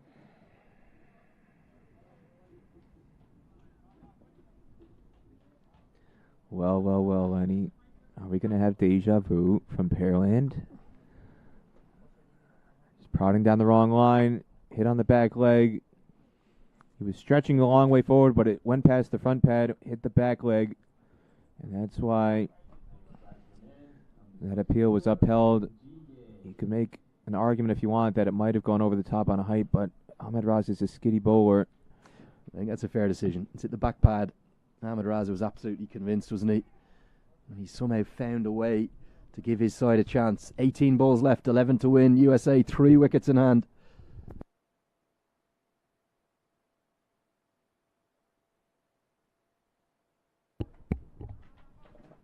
Aren't going to be able to bring you that replay of that drop chance. But the other excuse I would give the fielder, it still should have been taken, but it just kept going, didn't it? Singh hit it so firmly. I think he was expecting it to take a little while longer to get to him, and he was surprised that it thudded through his hands and went on to roll over the rope. Singh will be on strike. He's on 15. Basil Hamid to bowl the 48th over. And a misfield. We've seen plenty of them from the UAE. Kenjige's pretty quick, but he won't risk the second. USA need 10 to win.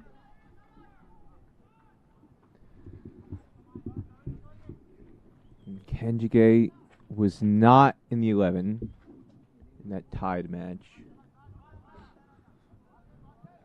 He's the kind of guy who is generally unflappable in this kind of situation.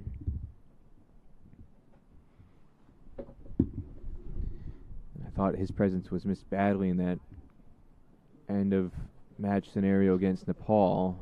He's out there in the middle with a chance to calm the nerves for USA here, which have been building steadily, seemingly out of nowhere.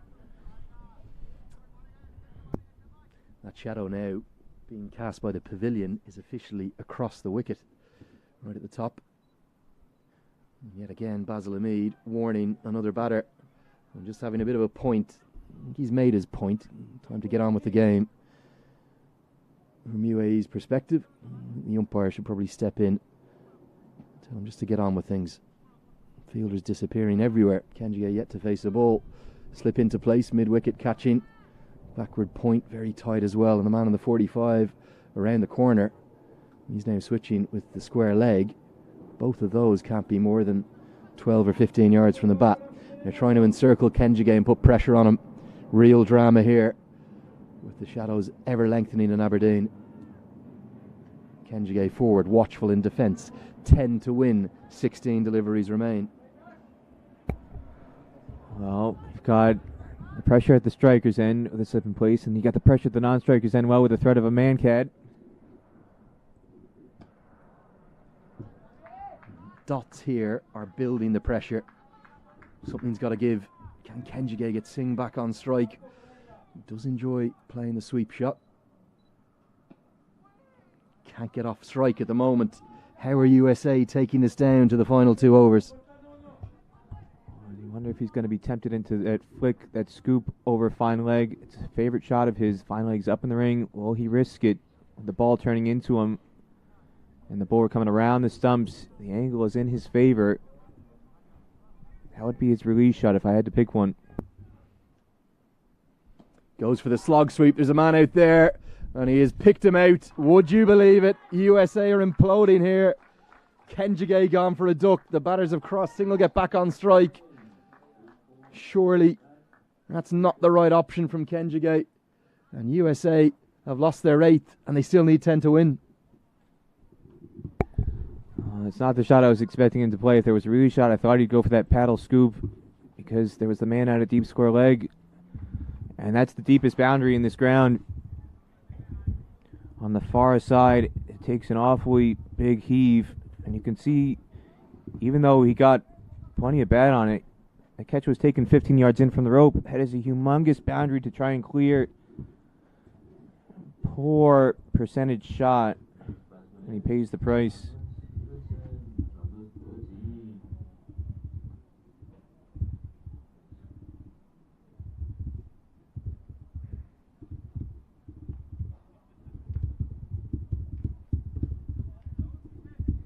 Pressure, that's what this game is all about.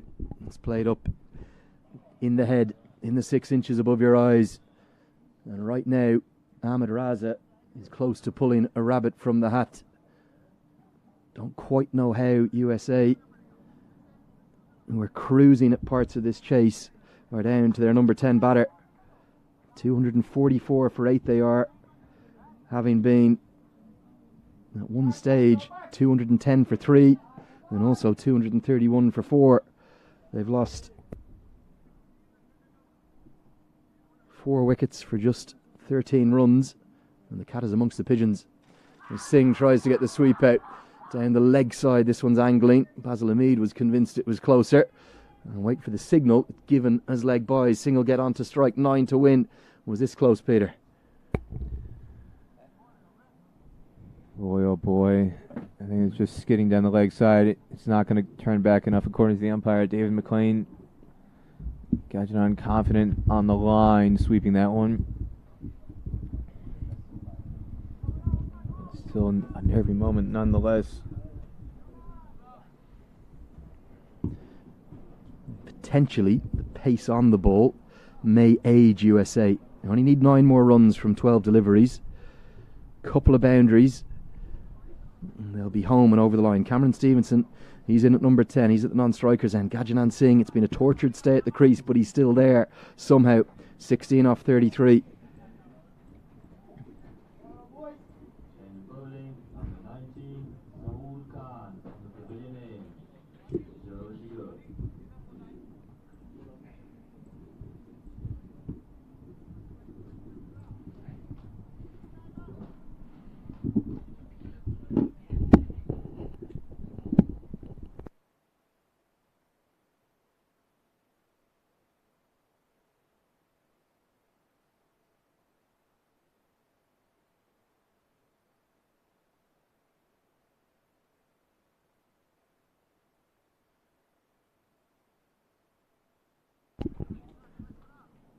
So Zahor Khan, so excellent at the death. He's going to bowl the 49th. It probably means Basil Hamid will bowl the 50th, Peter.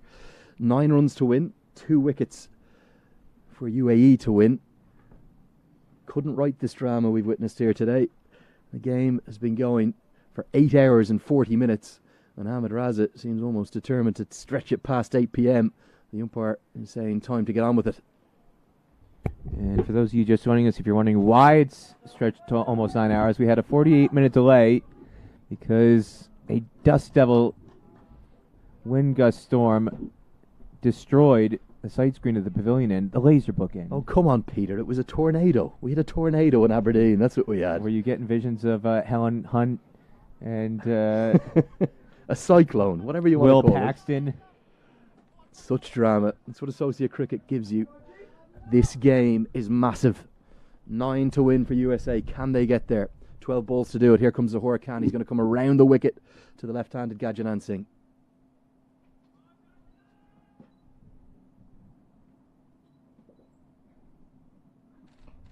Flicked into the leg side. Going to be runs. And it's going to be 4 of them. Big, big moment in the match. Gajanan Singh.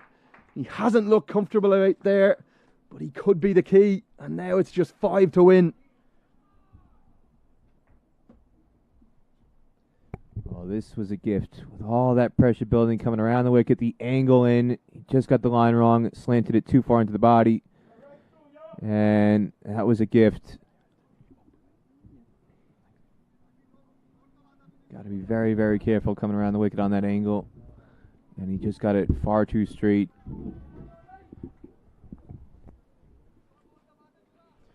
What drama we've seen. 5 to win.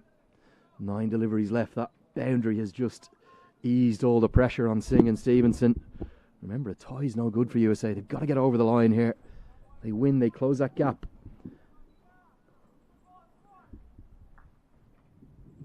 In third place to just 1 point. Here comes Khan.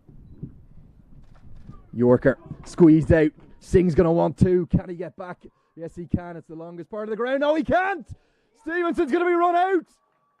Singh has sent Stevenson back, having initially called yes. And the throw has come in.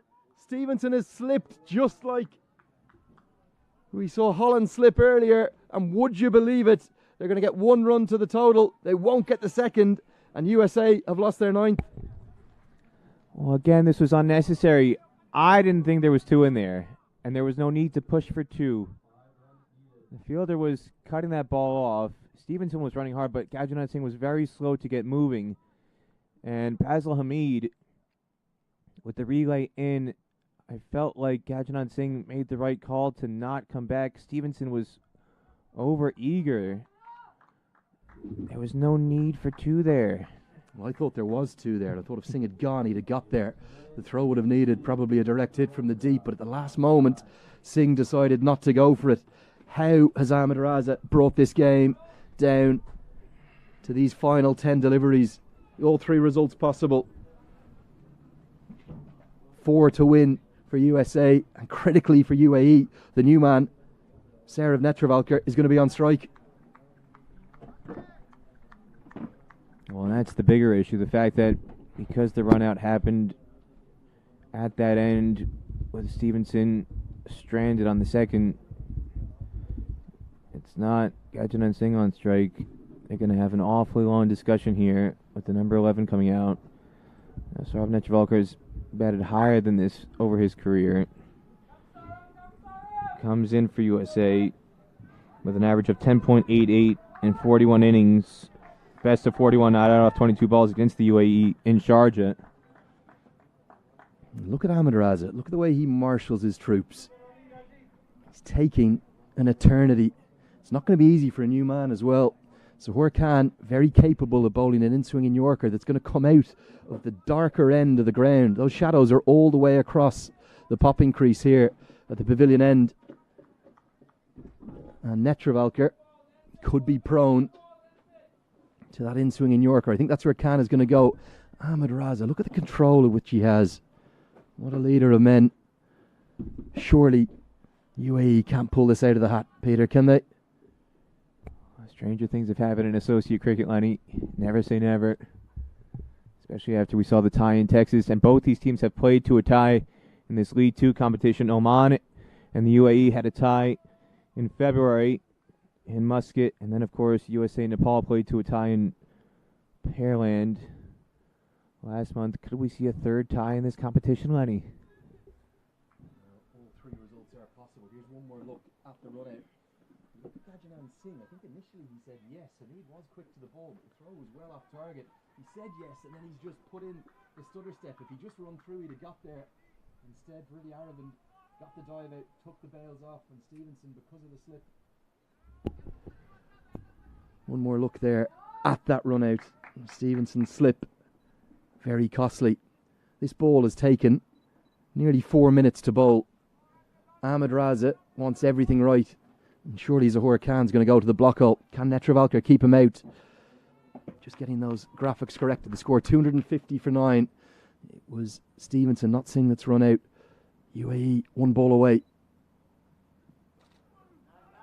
Quick single's going to be run. Direct hit is not affected, and I think it would have been gone. That could have been the game for UAE. Singh was quick. Was he quick enough? Mohammed Wasim at backward point. There was a hesitation here. Opened the door for Wasim to have a shot to win the match. He got to the ball quickly. And from about 12 yards, it would have been very close. tight. Yeah. Maybe Singh would have just got home. I wonder, can we run it on with the sideways angle? Maybe not now. We don't want to miss the finish here. 3 to win.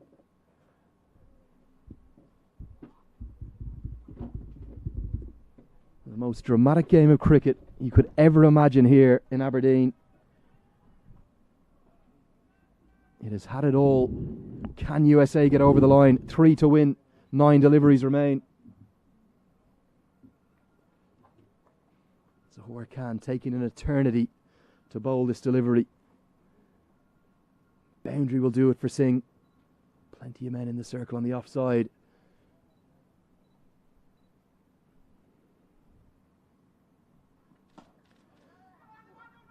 Single. Can't beat the man at mid-off, and that's going to leave Saurav Netravalkar with 2 deliveries to survive.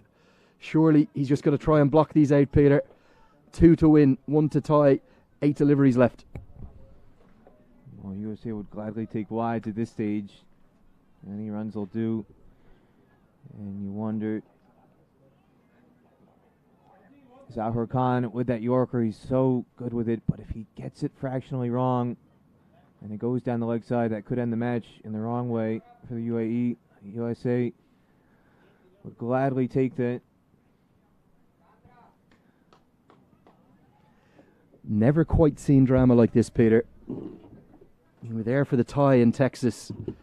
This is a next level, extraordinary game of cricket. And Ahmed Raza, this over alone, in fact the 4 deliveries in this over, has taken 9 minutes. 9 minutes he's taken. Such drama. Zohar Khan still not ready. Ahmed Raza changes the field again. He's going to go into slip, I think. Building up the pressure, building up the theatre. Almost reminiscent of that famous match between England and Pakistan in the shadows, isn't it? Who will prevail? Will it be USA, or can UAE pull off one of the great comebacks of all time in associate history? 2 to win. Netravalkar keeps it out, drives very nicely to the man at cover. Dot ball. 7 remain, 2 to win.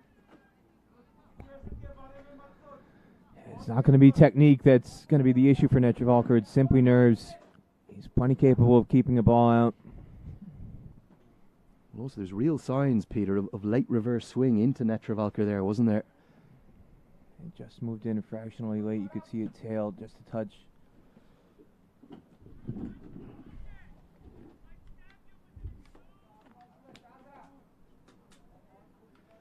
Almost every fan is on their feet. And Ahmed Raza, he is the conductor. Every single ball he's changing something. 10 minutes, 10 and a half minutes now and counting this over's taken. He somehow found 1 wicket. Can Netravalker keep him out? Can he give Gajanan Singh a chance? Will only be 2 in the final over required.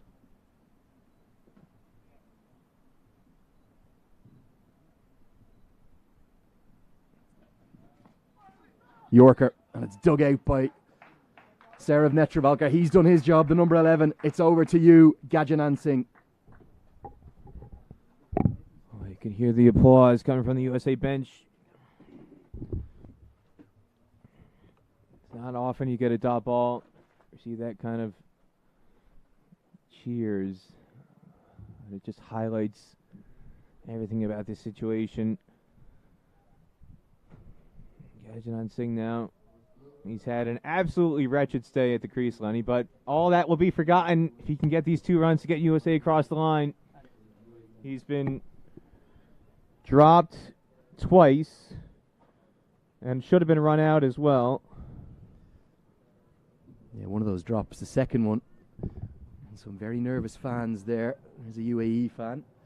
And just to the left of her, we see Gajanan Singh's partner. I don't think we can actually show you.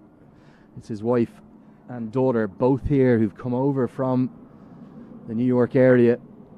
And there's such tension, nobody can bear the nerves. And look at Ahmed Raza again. This game may well finish after 8 o'clock. Never seen anything like it. Can Gajanan Singh hold his nerve?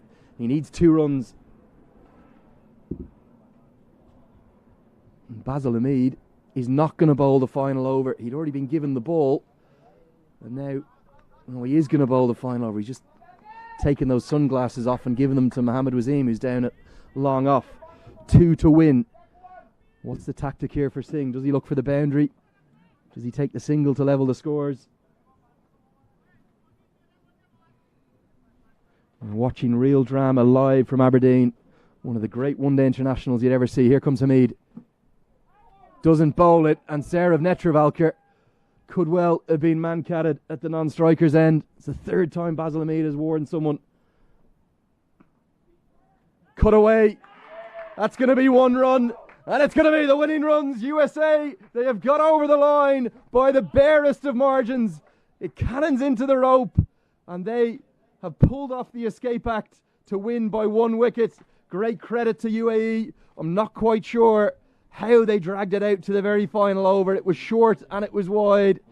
And Gajanan Singh, like you said, Peter, he had probably his most tortured stay at the crease in his American history, but he's got the job done. He hits the winning runs, and USA critically have taken 2 points in their most dramatic fashion. And I wonder, Lenny, is Basil Hamid going to regret not taking the bails off? Boy, oh boy.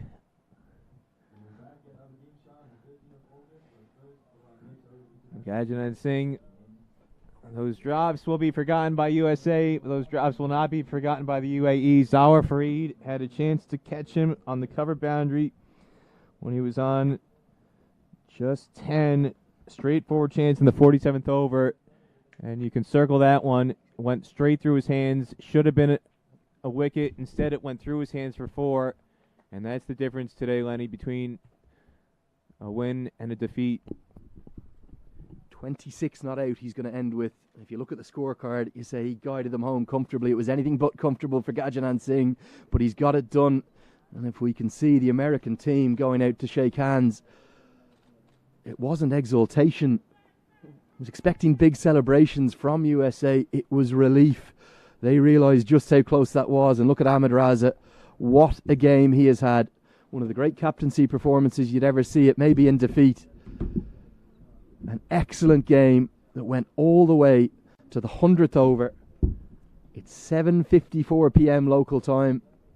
How can you not love 50 over one-day international cricket, Peter? How can you not love associate cricket, Lenny? How can you not love Cricket World Cup League 2? This is what associate cricket is all about. This is what drama, the context brings to these events where every match has got something riding on it in terms of World Cup qualification for 2023. This is not your run-of-the-mill ODI. It's not a bilateral ODI where there's nothing riding on it. And USA is able to close that gap with the UAE now to 1 point between 4th place and 3rd place. And they do a little bit, just a little bit, Lenny, to erase the demons, extinguish the demons of that tie that felt like a loss against Nepal back in Texas. And oh my, in the annals of USA cricket history, this is their 4th ever one-wicket victory, Lenny, in their limited overs history. A one-wicket win they had over Cayman Islands, a one-wicket win over Bermuda in 2002. So you can see Aaron Jones and Ian Holland talking with Cameron Stevenson. And famously, a one-wicket win over Italy in Los Angeles at World Cricket League Division 4 when Daniel Ahmed was the hero after Tim Roy Allen got USA into position with a half-century. It was Daniel Ahmed who was at the crease, the number 11 for USA, in one of his final appearances for USA, who got USA across the line there in some of the most tense circumstances at Woodley Park out in Van Nuys, California, in the Valley, outside of Los Angeles. That's the last time USA had a one-wicket victory, and that victory in Los Angeles was the difference between USA staying in Division 4 versus getting promoted. And it was also the difference between, I believe, Italy being relegated and staying in Division 4. That's the fine margins of associate cricket at these events, Lenny, where everything matters. Well, the most extraordinary game of cricket you could ever imagine. And we're just going to need our scorer.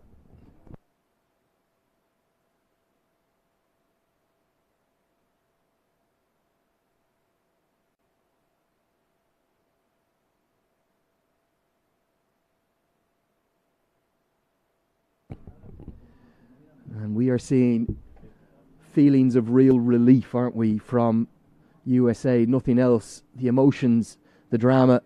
Everyone's going to need the day off tomorrow, Peter.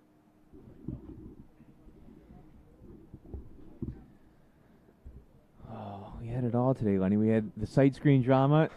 We had all these runouts. We had a couple of near centuries. Match going down to the 50th over. And USA recording their 3rd highest successful chase in their limited overs history, their 4th ever one-wicket victory. At that 3rd highest chase, it now eclipses the win over Fiji in 1986 in the ICC Trophy as USA's 3rd best chase in their limited overs history. Second now only to wins over Namibia and Hong Kong. Won at the Six Nations Challenge in 2004 against Namibia, and then the opening day of World Cricket League Division 3 in 2011 in Hong Kong at Kowloon Cricket Club. This wasn't their finest win by any stretch. They made it interesting. It's certainly one of the most dramatic ones I've ever witnessed, Lenny. Have you ever seen a collapse quite like it? It was, in essence, panic that set in for USA.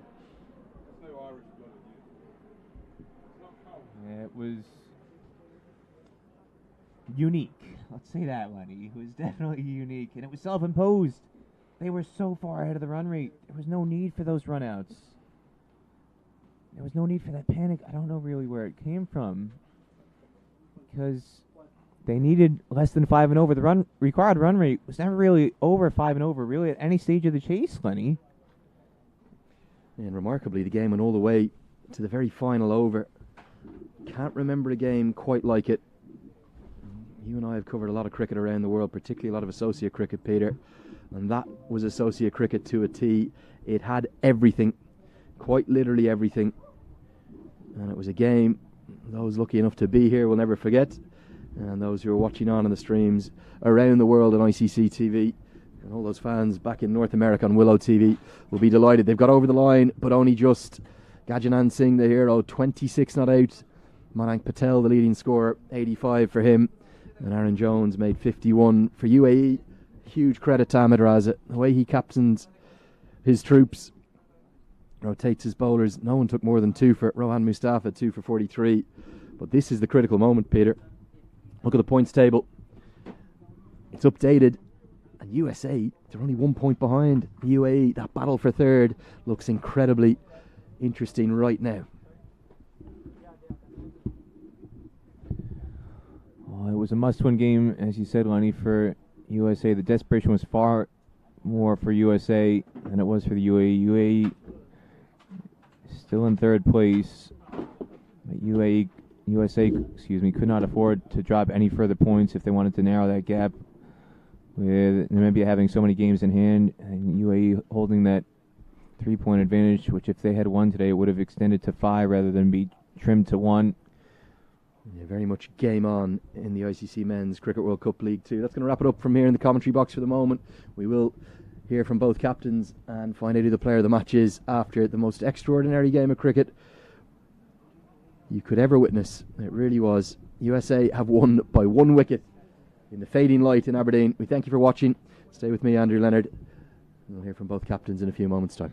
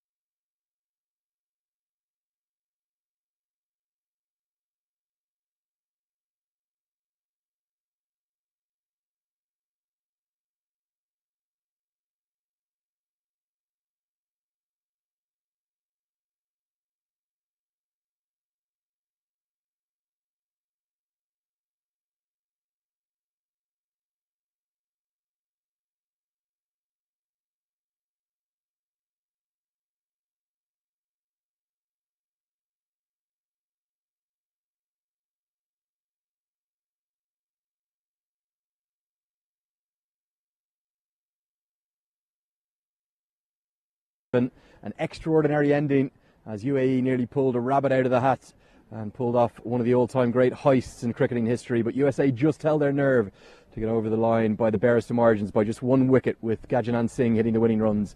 We'll speak to both captains. We'll also find out who the player of the match is after the most extraordinary game we've probably ever seen. We'll call first up on the losing captain. That's Ahmed Raza of the UAE. Ahmed, talk to me about your emotions right now. Yeah, I mean, it was a roller coaster of emotions because we were down and out, but I think we left it too late to pick ourselves, and to have that belief which we had in the last half an hour that we could pull this off, because nothing to take away from Monarch and Aaron Jones, because they played brilliantly, but we all know that whenever the partnership's going, it takes one brilliance, and then it happens in our innings as well, that where we lost 3 wickets for literally nothing. So we were waiting for that moment, but we were not really imposing it to the opponents, and it just was a little too late. How did you get so close in the game? You got it to a point where you've dragged it not only to the final over, but within one moment of brilliance to win the match.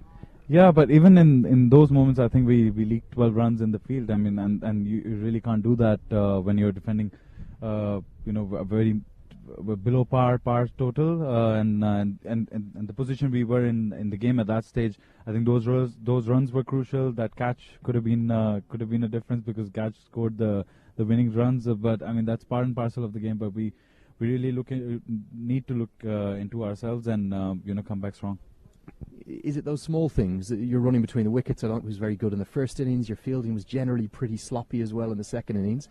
Get those things better, you could have come out in the winning side today. Yeah, in any format or in any game, if you have 2 run-outs in the top 7, that's never a good side of the scorecard. And someone who was batting really well on his debut, Aryan Lakra, and then Rohan who got a brilliant 60 odd yesterday. So those 2 run-outs obviously were costly, and we probably lacked 30-40 runs from there maybe, and that could have been the difference in the end, because they were cruising with 4 5s in the over, but it would have been a different story if they were chasing 6 runs.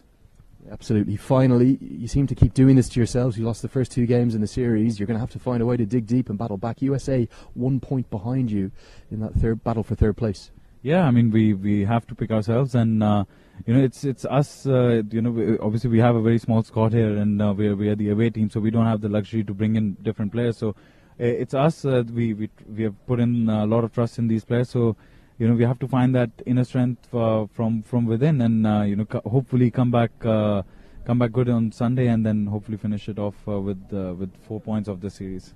I know it's going to be no small consolation to you. That was a captaincy masterclass you put on. You so nearly pulled off one of the all-time great heists.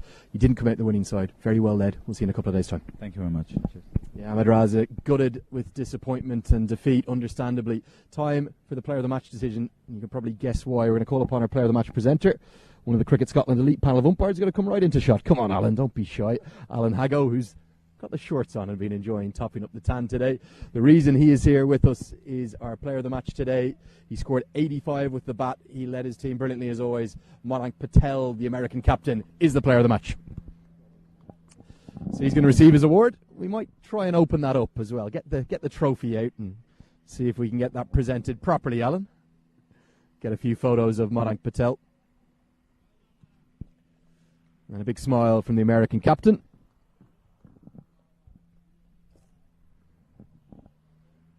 Hopefully the photographers have what they need. Thank you, Alan. Madank, stay with me here. You've won the game, but only just. How did you nearly lose it? I think it's really important for us to make sure that we finish the game when we the situation we were in. It should have been done 2 hours before. We made silly mistakes. We panicked in the middle, and it's like a wake-up call for us that we don't make this kind of mistakes again. Was that the overriding feeling, a bit of panic in the dressing room? Wickets seemed to keep falling in ever stranger ways. I think you can see from outside the batsmen were panicking inside, and there was no reason to panic. We had plenty of balls in the hand, and we just made bad decisions 2 run-outs after 40th over. It's not right. We just need to make sure that we don't panic and we stay calm, and just make sure that the pressure is on the other side. The plus side, you've got over the line 2 huge points. You close that gap to just 1 point behind the UAE. Do you feel you're a good value for the win, though? You felt like you outplayed the UAE in many facets today. I think there's lots of positives. Like in the first innings, we bowled really well. The 38th over, we were bowling really well. They had wickets in hand. We thought like they could have finished 20 or 30 runs extra, but we pulled up really back. And the way we got the start in the first 10 overs, we lost 2 wickets, but partnership with me and Aaron was very crucial. And the way we batted in the middle was really important for the team to take the game really deep. And we did really well, but the only one mistake we did was we panicked later on. But it's like learning, but we need to make sure that we don't repeat this mistake again. Was the overriding feeling as Gajanan Singh hit those winning runs, was it relief? Yeah, definitely it was relief, because we did this mistake once against Nepal in the last tour, and you know, when you do something wrong in the past, it just comes back in your mind that we don't want to the thing that you don't want to make it happen again. And thanks great to Gajanand, he made sure that he brought him home. Malank, it's nice to see you smiling. It's a hell of a win. I think you're going to need the day off tomorrow. Very best of luck in a couple of days' time. Yeah, it's Malank Patel, the captain of USA. I've never quite seen a game like that one. It's a day we'll all never forget. It's well after 8 o'clock. It's time to go home and get some dinner and call it a night. We'll have a day off tomorrow. We'll see you in 2 days' time, live here on ICC.tv.